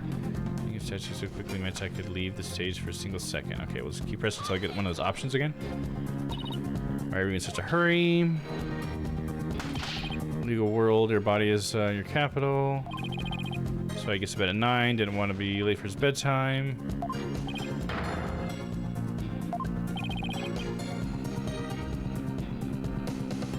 Yeah, I accept it, I guess. Okay. I've tried everything, but I still can't prove anything. Tisk, I guess I concede. I couldn't hear you. Say it louder this time. I can see that Professor Means never left the stage. That's right. But what took you so long? I was there at the stage the entire time. I couldn't possibly have committed that crime. I'm not gonna give up here. I'm afraid I have to side with the witness, Miss Sykes. And unless you have any further objections, I'll have to put this issue to rest. Not yet. The defense still has an objection. Athena, you've thought of something? Well, as I said, not yet. No, so it's time for legal smoke and mirrors? Not yet, Athena. It's not time to quit yet. It's at times like these, when it seems like there's no way out, that you have to... Yeah, I have to turn the case upside down. Instead of focusing on whether Professor Means could have gone to the art room, I should focus on how he could commit murder without going there. It means our young lady has a real bona fide idea. I must use any means possible to distract her. See if she can think while I cast these stones. Ah! Who brought the bird to school? Sykes, don't know. If I hear one word of your usual jibber-jabber, I shall have your head. The murder occurred in the art room, yet the witness was on the stage. How do you propose to fill the vast gap between these two key facts? If I accept the premise that the professor was on the stage the entire time, the only other answer is that we got something else wrong. Wait, that's it. Every last one of us made a huge mistake. We were totally wrong about the... About the crime scene? Wrong about the suspect, the murder weapon, or the crime scene? The crime scene, I guess. Okay, I gotta say. Because that's kind of what we're talking about, right? That he couldn't have left that crime scene. If Professor Means was on the stage the entire time, then he must be the killer. Ridiculous! The defense has become utterly incoherent. No, it's just the murder wasn't committed where we thought it was. Continue, Sykes, Dono. Okay, the murder was actually committed here. I guess the stage? That's where it started me. In the waiting room? The lecture hall all the way up there? The art room? No, stage. I guess that's what we're saying. The greatest riddle of this case has been how the body was moved from the art room. But if the murder occurred on the stage, that means the body was never moved at all. So what, blood was just placed up in the art room? Is that what we're saying now?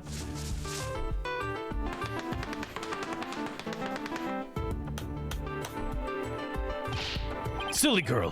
When the body was found, there wasn't a drop of blood on the stage floor. Surely there would have been some blood if that's where the murder was committed. There wasn't any blood on the stage. Really? But there was something on stage at the time of the murder that was now bloodstained. Yeah, and that was the... Oh, and maybe that's why he burnt the other one? Because we have the school banner has some blood on it, but you also have the governor's banner. It was in the incinerator. So maybe it had more blood on it. It's true. There were no bloodstains on the stage floor. But there was something on the stage that did have a bloodstain.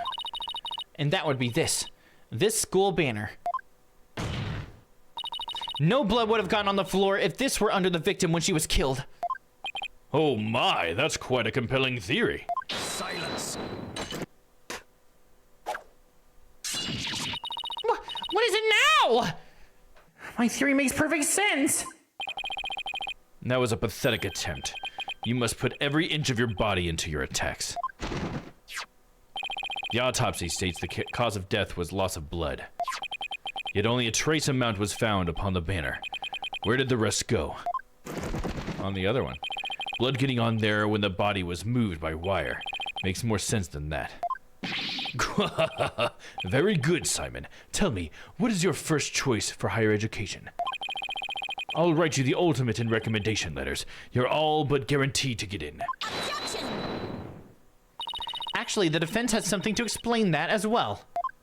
You do? If there was only a trace amount of blood on the school banner, then there must have been something else the killer used to soak up the blood. All I have to do is figure out what. This is what soaked up the most of the victim's blood. The Governor's banner. Why? It looks like there's some other piece of fabric on top of the school banner. It's the Governor's banner that had been specially made for the school concert. Since it's on top of the school banner, the blood would have hit it first. It could have easily absorbed most of the blood like a dishcloth. And only a small amount would have soaked through to the school banner below. So it makes total sense for the school banner to only have a little blood on it. So that banner absorbed the blood like a dishcloth. Yes, that would explain it. The Governor's banner was like a dishcloth?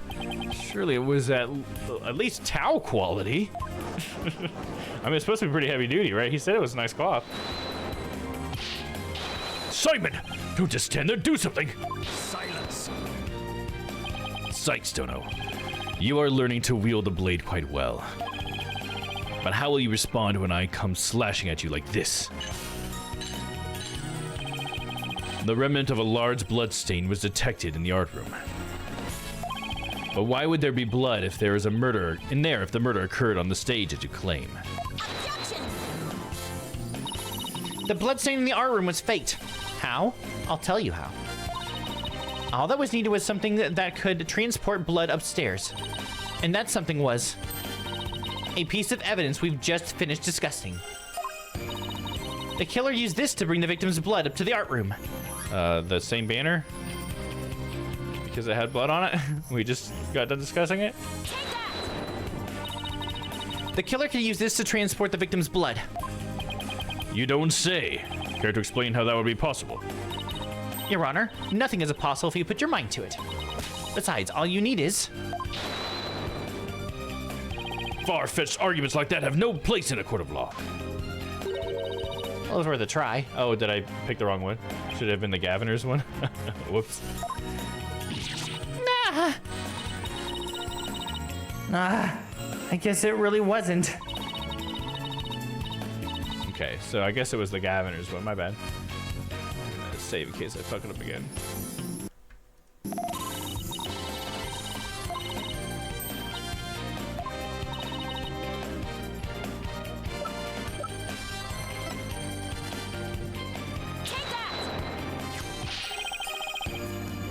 Do you think you'd stoop so low as to present mere garbage to this court? It's only garbage because someone tried to destroy it by tossing it in the incinerator. That someone was most likely the killer seeking to get rid of crucial evidence. The killer used the wire to bring the blood-soaked Governor's banner to the art room. Then the blood was wiped onto the floor to complete the ruse. It makes perfect sense.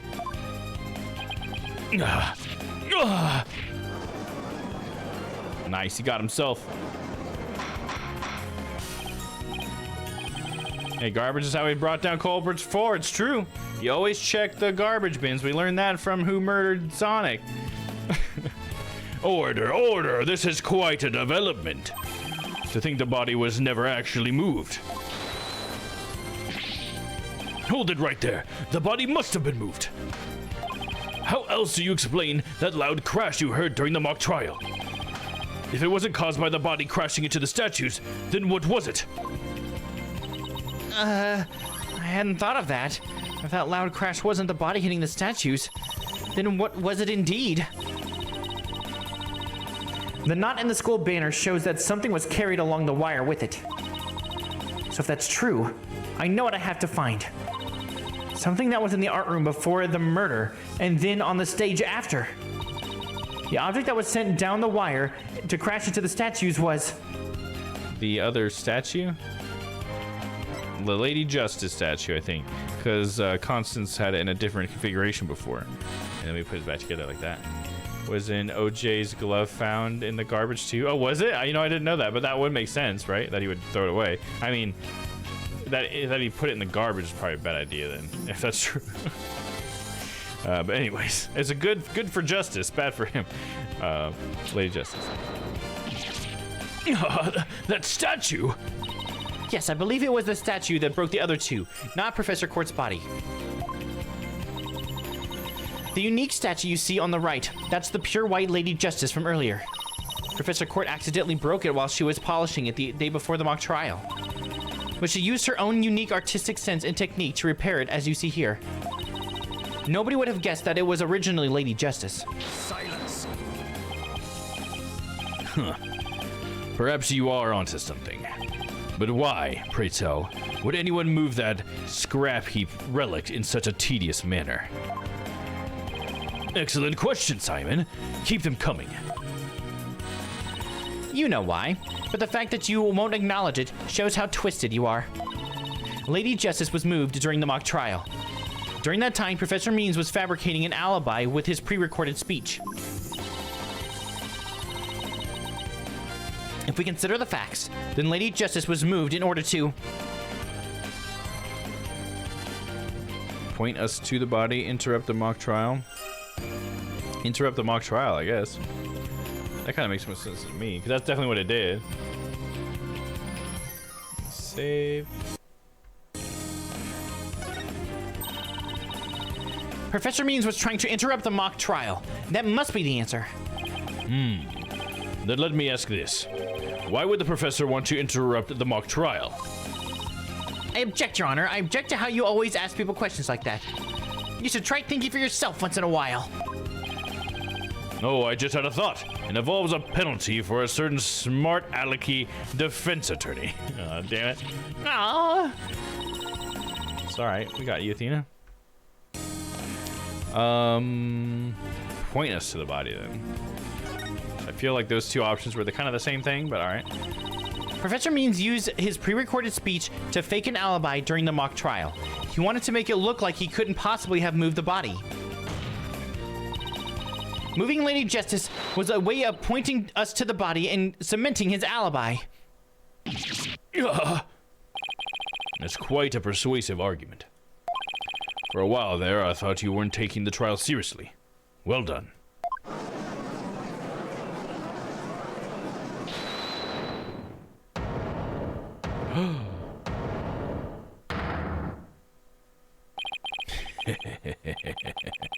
You should never underestimate me, Athena Sykes.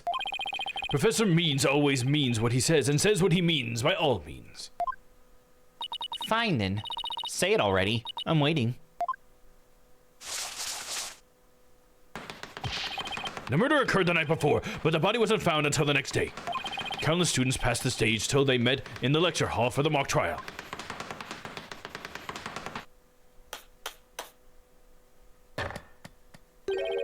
So answer me this. Why didn't anyone see the body that entire time? That can be explained by... If the victim was murdered on the stage and left there, the body would inevitably have been discovered. And of course, there was nowhere to hide a body upon that stage. This is not good, Athena. Our claim is this close to being beaten to a pulp. Yeah, so when he says it, he means it. I know. But we've come so far. Consider yourself schooled. I couldn't have possibly killed anyone. The killer is none other than Juniper Woods. It always has been and always will be. Just wait a minute.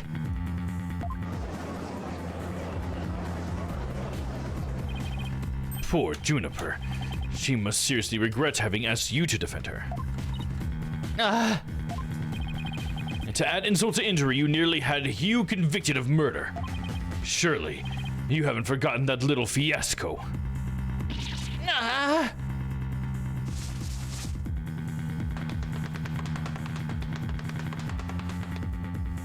Athena Sykes' attorney's bad is just for show. Not only did you fail to defend your client, you raised false charges against her friend. You have no right to call yourself a lawyer.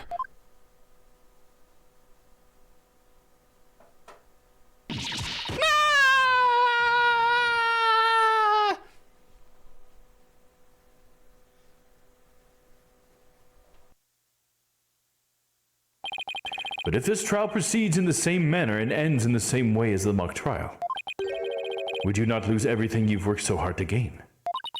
Well, I'll just have to make sure that doesn't happen then, won't I?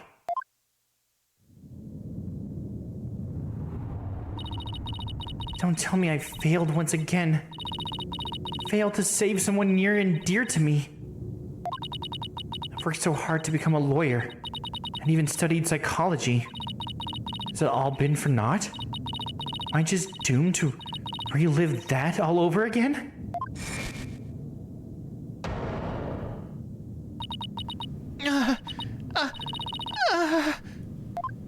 Athena, what's wrong?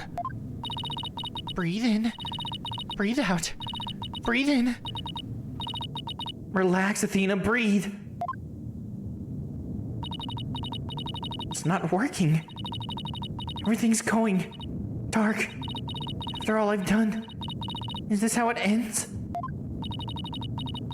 Forgive me, Junie. I couldn't protect you like I said I would.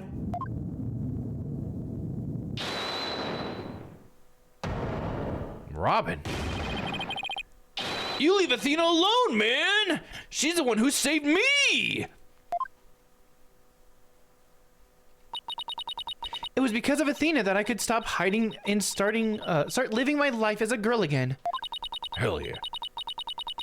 11 culprits vehemently insist someone is guilty. Doesn't make them sus at all, right? Yeah. Yeah, as if they don't have some sort of bias in the situation. And she saved the friendship between Hugh Juniper and I. I think you're an awesome lawyer, Athena. One of the best. But I raised false charges against you. And that's not all. I've done some seriously unforgivable things.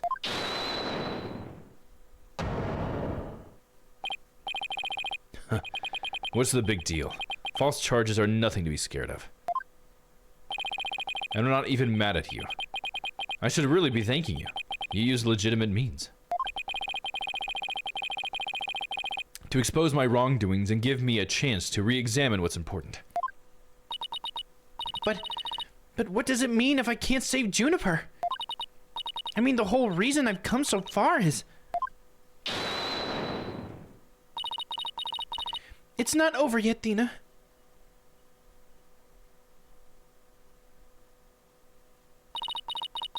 Even now, at this very moment, I still believe in you. Junie. I know you better than most people, Thena. And I know you'd never surrender to the dark age of the law like the professor did. Thank you, Junie. But I feel like I can barely breathe. I don't know what to do. Silence. Stop your bleeding this instant. You look like an utter fool. Prosecutor Blackwell? There is one who awaits you, is there not? And that is the reason you have studied so very hard. Are you prepared to give up on all you have worked for thus far? It would not do to have you disappoint you know who. He who shall not be named.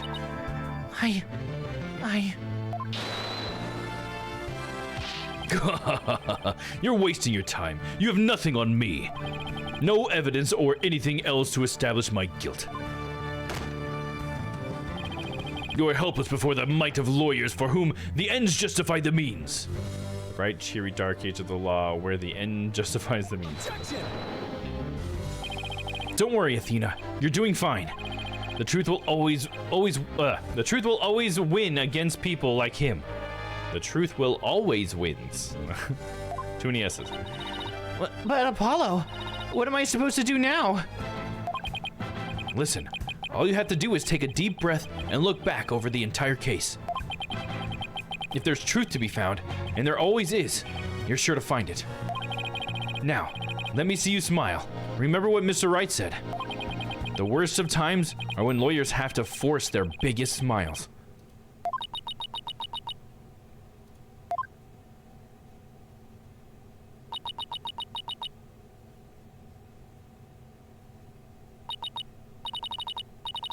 Thanks, everyone. You don't have to worry about me now. The worst of times are when lawyers have to force their biggest smiles.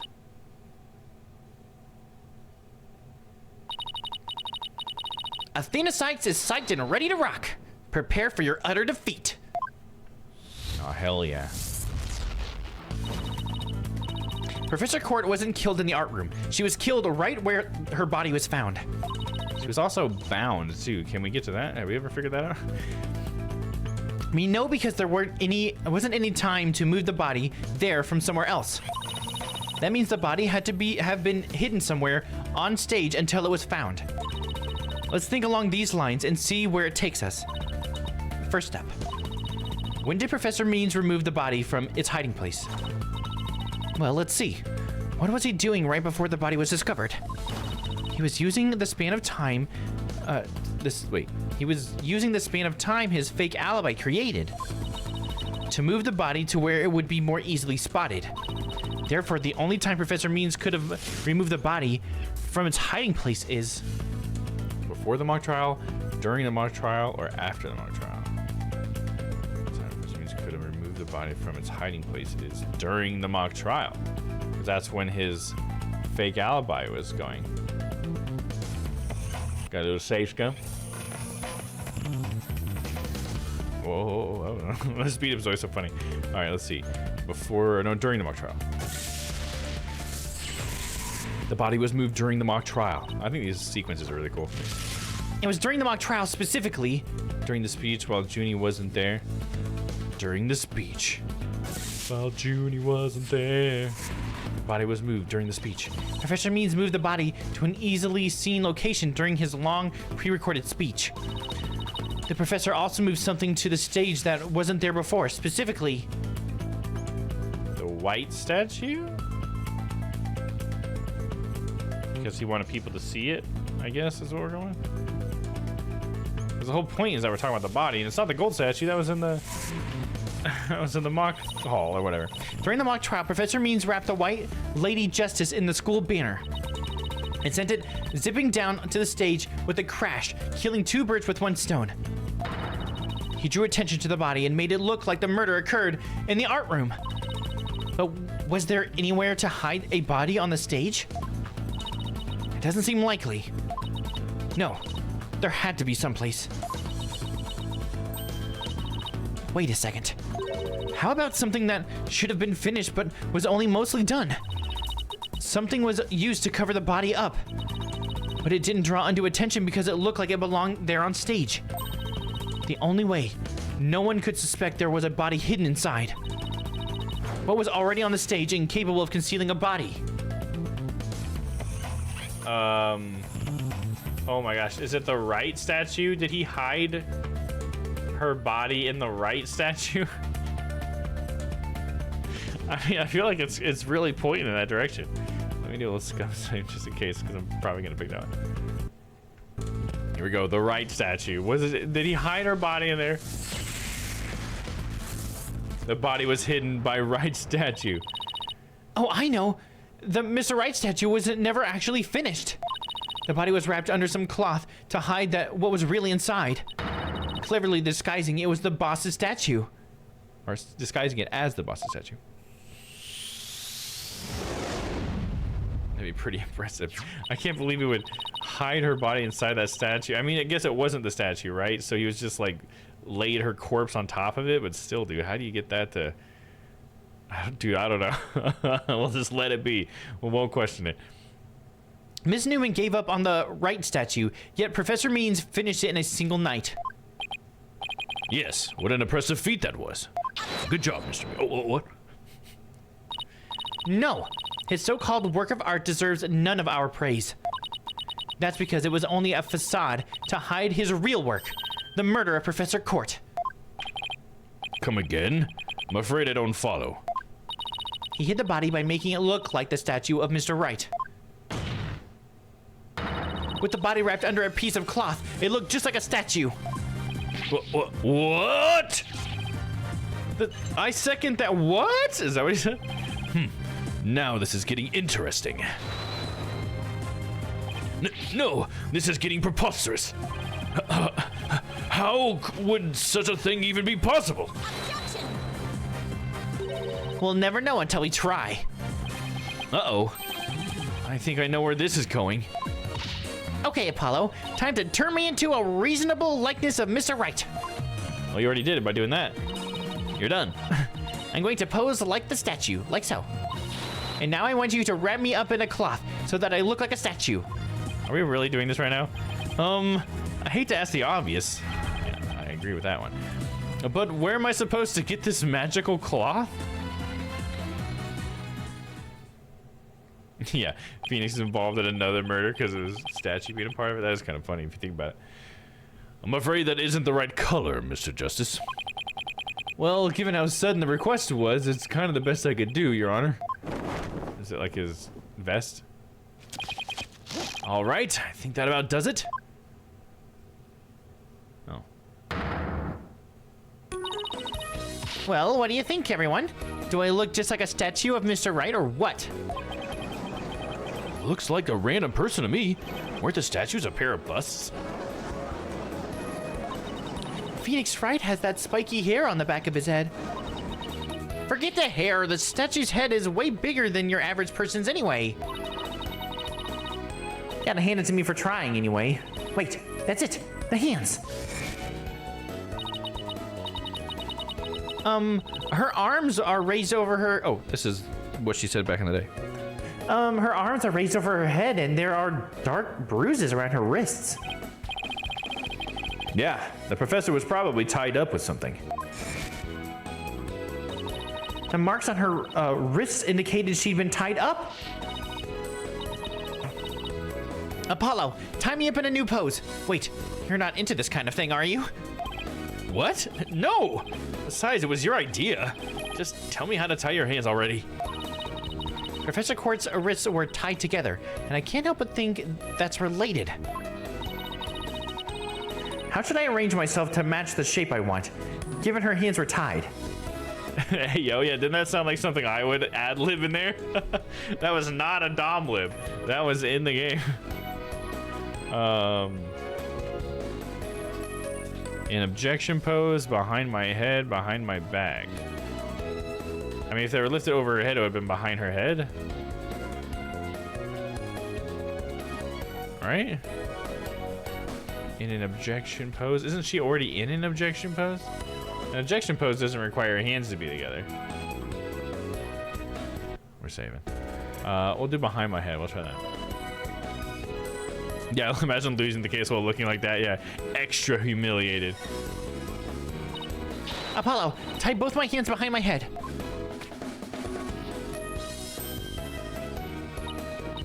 See, this makes it possible to fake the spikes on the back of Mr. Wright's head. Oh, I didn't think about that. Sure, but then what about the statue's arm? With both arms behind your head, you can't exactly complete the pose. Yeah, that would be awfully hard to make the objection pose like this. Can't help thinking you've forgotten something, Athena. Something on the body that you don't have right now. Something on the body you don't have right now? What did the victim's body have that I don't? Oh, it was Athena saying that. It was the arrow that was stuck in her? Right? Oh, I'm not looking at here. This, I guess? Alright, we gotta save again.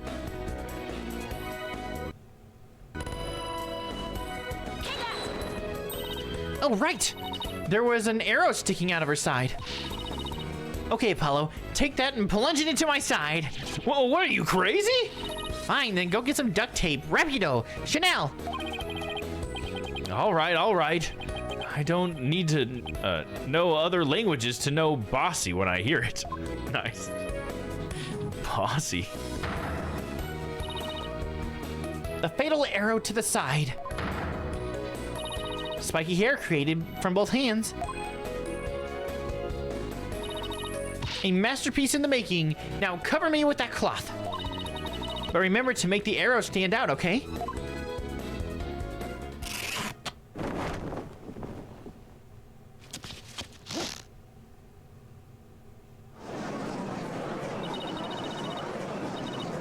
Mommy, the arm's too short. Shh, remember your indoor voice, dear. Nobody's buying it. The arrow's nowhere near long enough. But...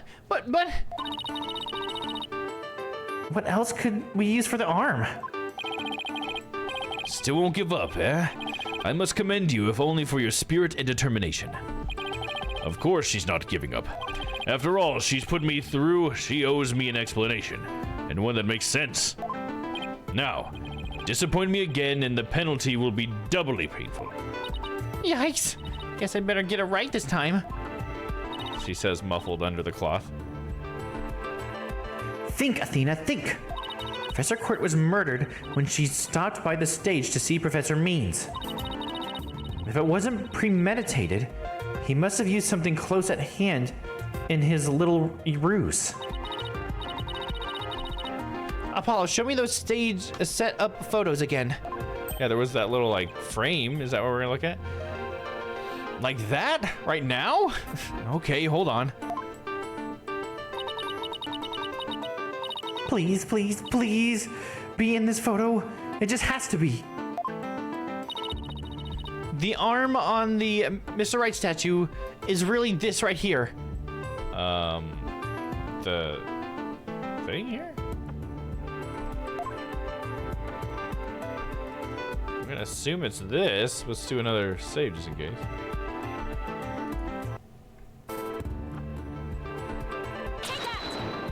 We'll do anything to get a non-guilty verdict, even improv acting. Oh, hell yeah. As long as it's not falsifying evidence.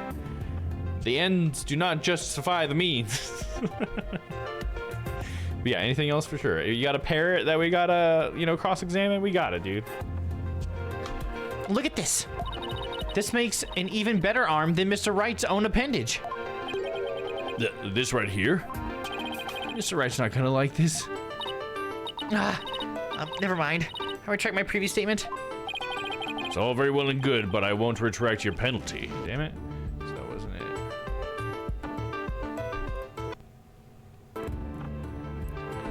Something in the photo. Would it wouldn't be his staff, would it? Because he has his staff all the time, right? Let it be in this photo. I'll try his staff, I guess. I don't know. Got it. I know what he used for the arm on the statue of Mr. Wright. This is absurd. There is no such thing in this photo. Don't play dumb with me, Professor. It's the staff you have right there. Staff? This is the spear of a great legal warrior. Whatever. Just hurry up and lend it to me. Is that the real murder weapon? The length is perfect. Mr. Wright couldn't possibly object to such an awesome arm. Mr. Wright couldn't possibly. Yeah, okay, whatever. Okay, go for it, Apollo. Sure, I'll give your arm a hand. Cloth and binding coming right up.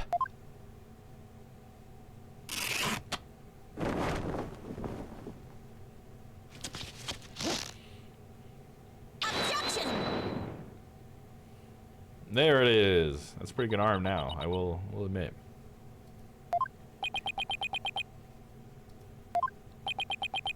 Everyone's speechless. Oh, except for the general audience. It's Phoenix Wright. Look, that's famous lawyer. That's definitely him. I'd know that pose anywhere. We did it! Didn't we?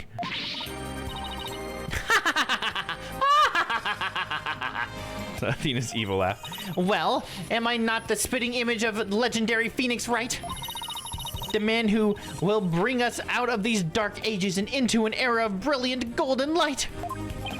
Golden light? All I see before me is the pink specter of a man. That's just because Mr. Wright likes his statue. He's positively tickled pink. Get it, Apollo? He's tickled pink. Blah. That joke deserves a pink slip.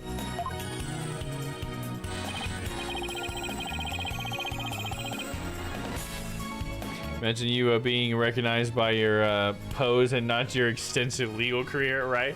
Yeah, what a fucking pose, dude. His reputation for his pose precedes his reputation for his legal action. It seems the gallery is quite impressed with the defense's sharp thinking. And the witness? Bah, the resemblance is nothing more than a coincidence. Lots of things can take that shape. Not so fast there, Buster. Unfortunately for you, I can prove my theory to be more than mere coincidence. To prove that his spear was thrust into the victim, all I have to do is... Examine the spear for prints, see if it's a staff or spear. It's a spear for blood. I guess test it for blood, right? See if it's a staff or a spear. I mean, maybe it's... I don't know, sorry, I didn't say. Maybe it could be the middle one, see if it's a staff or a spear. Maybe, but I think it makes most sense to test it for blood. That makes sense to me. So we'll save, obviously. Because that's one of my rules. And then test for blood. Little luminol. We had assumed the victim's jagged wound came from an arrow being forcibly shoved in. But if the wound was from the spear instead, then we should be able to detect traces of the victim's blood on it. Your Honor, a brief recess, if you will. By any means possible. What if I get rid of my spear? Wait, what if I burn it? Pretty guilty things to be saying in the courtroom, dude. Yeah, pop the cap on the bottom, yeah.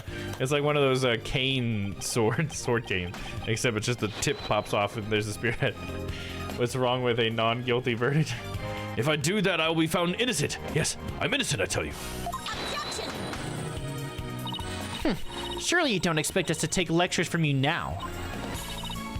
Now I ask you in the gallery. Help me decide the professor's fate.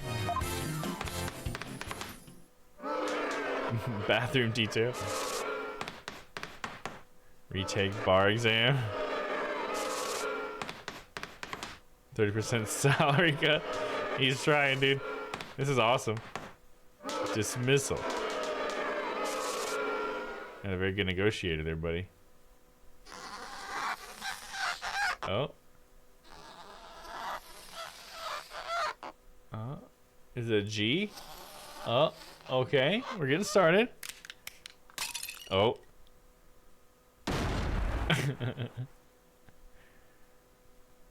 We got him. Ladies and gentlemen, we got him.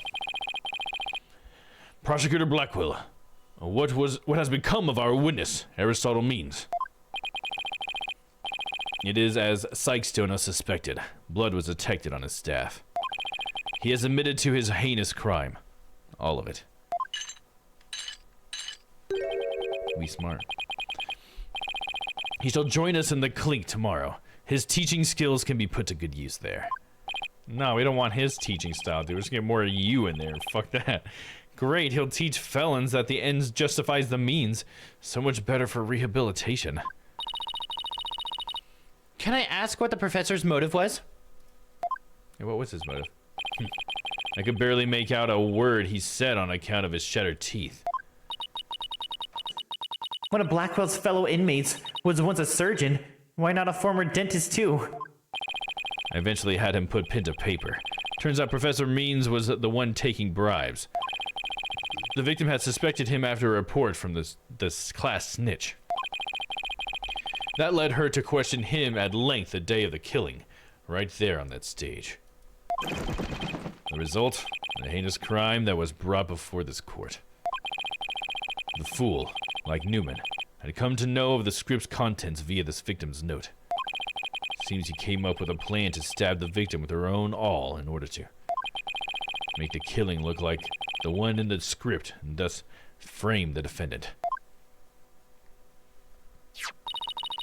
But that scrap of paper with Hugh's name had the same mark as Professor Court's planner. Yes, about that. Those planners are bestowed upon all students graduating at the top of their class. Really? So then... Indeed.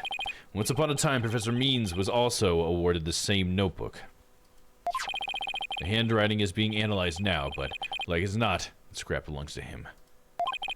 This, too, was evidence of the bribery scheme that the victim had obtained. Know that Constance Court was clean, and that only Aristotle Means took the bribes. To think a professor would murder a colleague, then try to pin it on a student. Disgusting. If this is the dark age of the law, then we can only hope that a brighter future awaits us. And the first step is to hand down my verdict for a promising young lady. This court finds the defendant, Juniper Woods.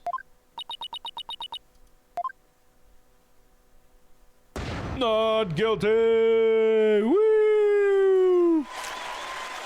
Confetti! Yay! Nice shot. Badandi, get out here, buddy. Celebrate! Celebrate good times. Come on. Just thought you'd like to know that. Thank you, Badandi. I did want to know that. I'll do another one of these. Nice shot. Huzzah! I admire the game if they literally made the man write a guilty at that speed. Yeah, that would be like a crazy long animation, but honestly, I was hoping they would, to be honest, but hey, it's okay. I wish you all the best on your road to becoming a courtroom judge. Came a little British there for a second. We will need young people like you, if we ever hope to restore the law to its former glory. Yes, Your Honor. I'll work as hard as I can. Maybe one day I'll be able to work with all of you to make a difference. Proudly serve Professor Court's memory. Do not let her death be in vain. That's the last thing I expect to hear from him today. Court is adjourned.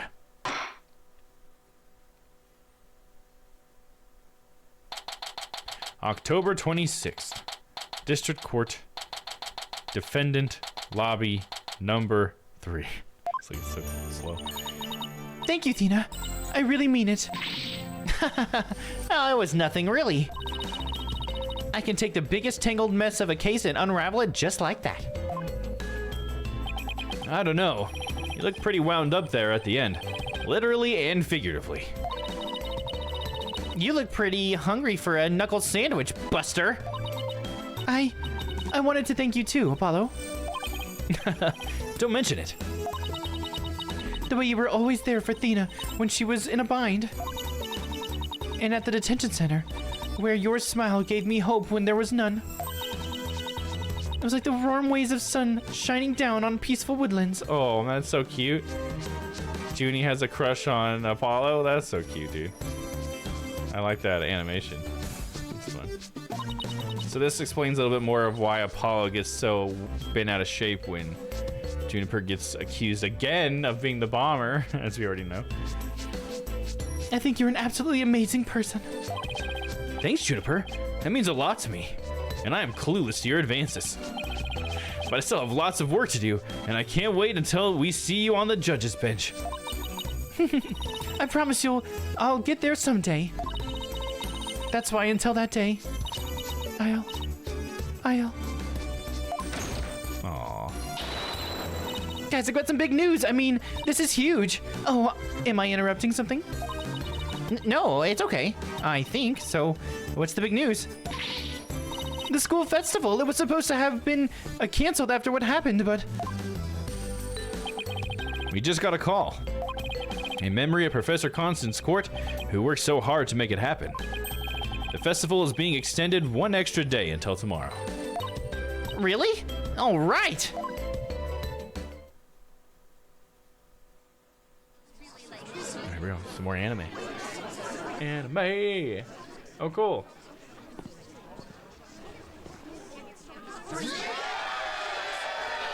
Yeah! For all of you, a love letter for Themis Legal Academy. That's what Gavin sounds like? Achtung, baby. It's time for the guitar. He has no accent.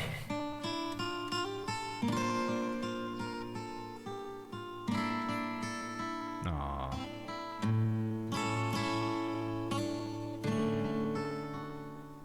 Oh, we don't get to hear any singing or anything? Oh, I was hoping that was gonna be a lot longer. Perfect English. Achtung, baby. He was like so English. October 27th. Themis Legal Academy, 3rd floor lecture hall. Oh, that was so much fun. School festivals are amazing.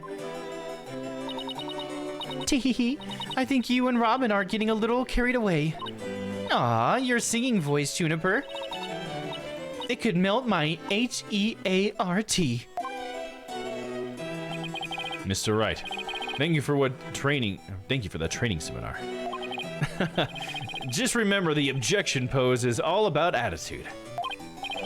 Oh, and congrats on your mock trial win. Although Robin had you for a while there. I did, didn't I? But I'm just glad we're back to how we used to be, thanks to Athena. And you know what? I think I'll stick with becoming a prosecutor after all.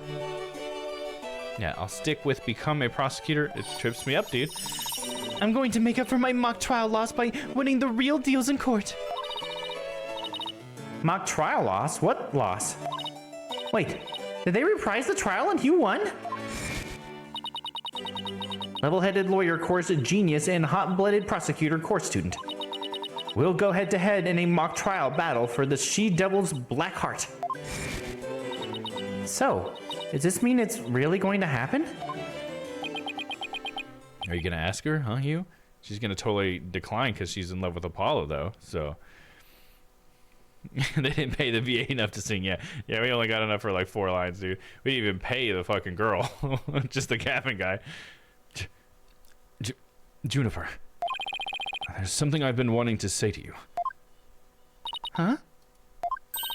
Oh! Is he going to do what I think he is? Juniper, can we still be friends? You know, best friends like we've always been. Huh? Best friends? Hugh, were you going to profess your love for Juniper if you won the mock trial? No, I was going to confess that I'm not a genius and that I'm already 25 years old. But you already dragged it out of me during the trial. Whoops. Listen, Hugh. You too, Robin. Miriam. Miriam's here? Snake! Me too? I want to say it's just out of fucking sheer habit.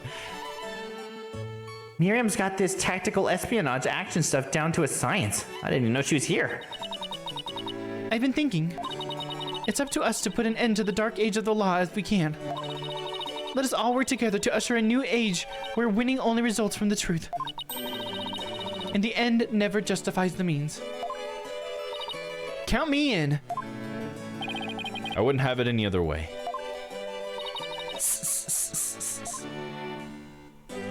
She's like, I'm not promising shit, Miriam. Best friends forever, huh? No matter what anyone says, nothing beats true friendship. You bet! And what about your BFF, Apollo? Aren't you a bit too old to be using that word? Yeah, he's a best friend a guy could have. Which reminds me, we're supposed to meet up and gossip about the new girl in the office. Hey, no talking about me behind my back. So, what kind of guy is he anyway? Well, if I had to describe him in one word, his name is Larry Butts. It'd be funny if for some reason Apollo was like really good friends with Larry. And so, after some slight... unfortunately, that promise was never meant to be fulfilled.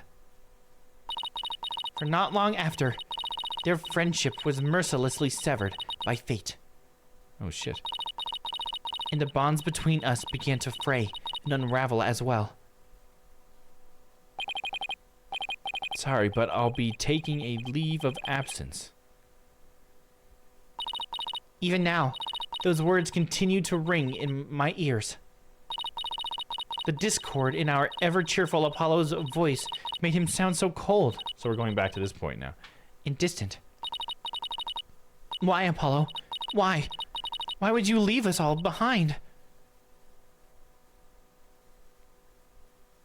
Next time on Ace Attorney. A new episode has been added. Episode 4, The Cosmic Turnabout. Save game? Oh, hell yeah.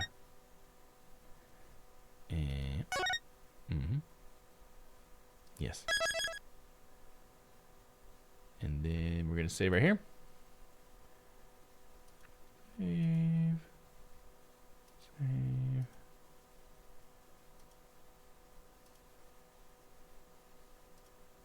Okay, cool. Now we got some saves. All right, so next week we got a whole new case. How exciting.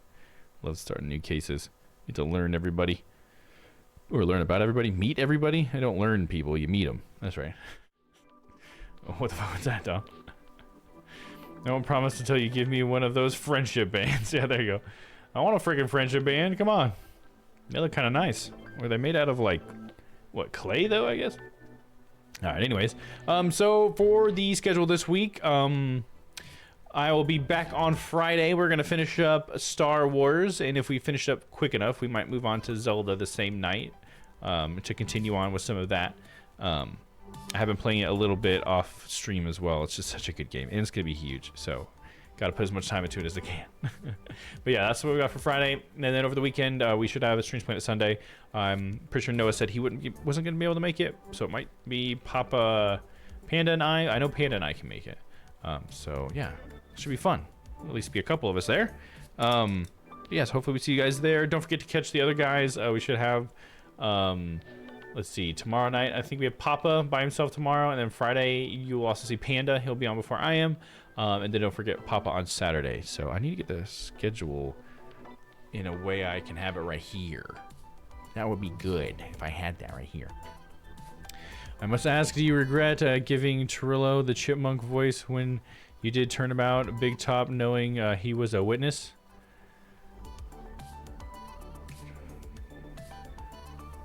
Not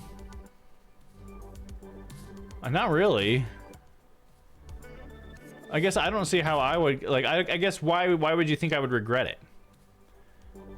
What makes you say that, I guess? I'm not sure where you get that from. Because the chipmunk voice, like, I don't know, and maybe it was annoying to you. Maybe that's why you're saying it. Was it, like, annoying to hear? Because I guess I'm not a huge fan of the chipmunk voice myself, but I don't hear it. Anytime I do these things, I can't hear it. That's why sometimes I fuck it up. So, it doesn't bother me. You know what I mean? But, I tend not to use voices too much with characters. Trillo was kind of a specific case because, you know, it's like the doll or whatever. But I do try not to, though, specifically because I don't think they make as good of characters. Unless it's like a robot. Then you kind of need the filter, I kind of feel. But, yeah, I usually try to give them just like a weird voice or a cartoony voice when I can. But, yeah. It kind of depends on how you mean the question, I guess. But, yeah, I'll say no regrets on the Ace Attorney series. I'm just going to say that right now. We'll just blanket term that. See if I regret that later. But yeah, anyways, I got that's the schedule. Let's see if we got anybody we can raid, shall we? Appreciate you guys for sticking around.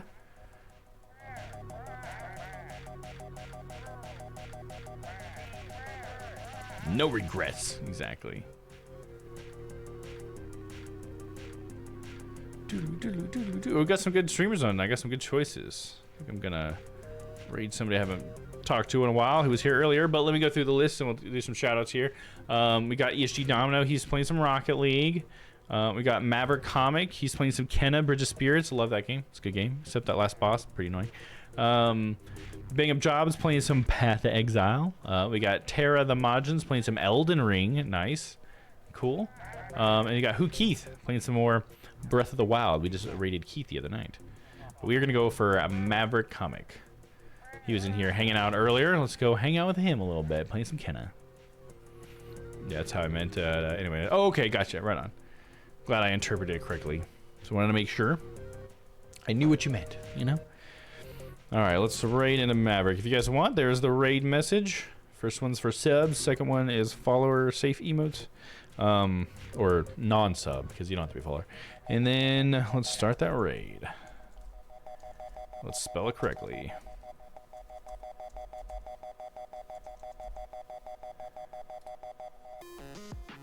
Make sure I got his name spelled correctly. Okay, got it. Here we go.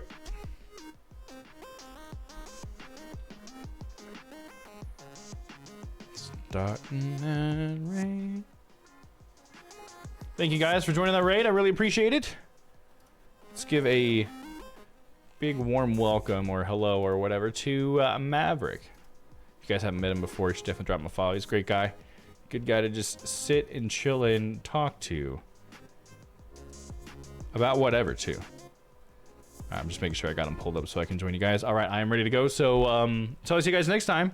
Stay happy, stay healthy. I love you all, and we'll see you on Friday for some more Star Wars.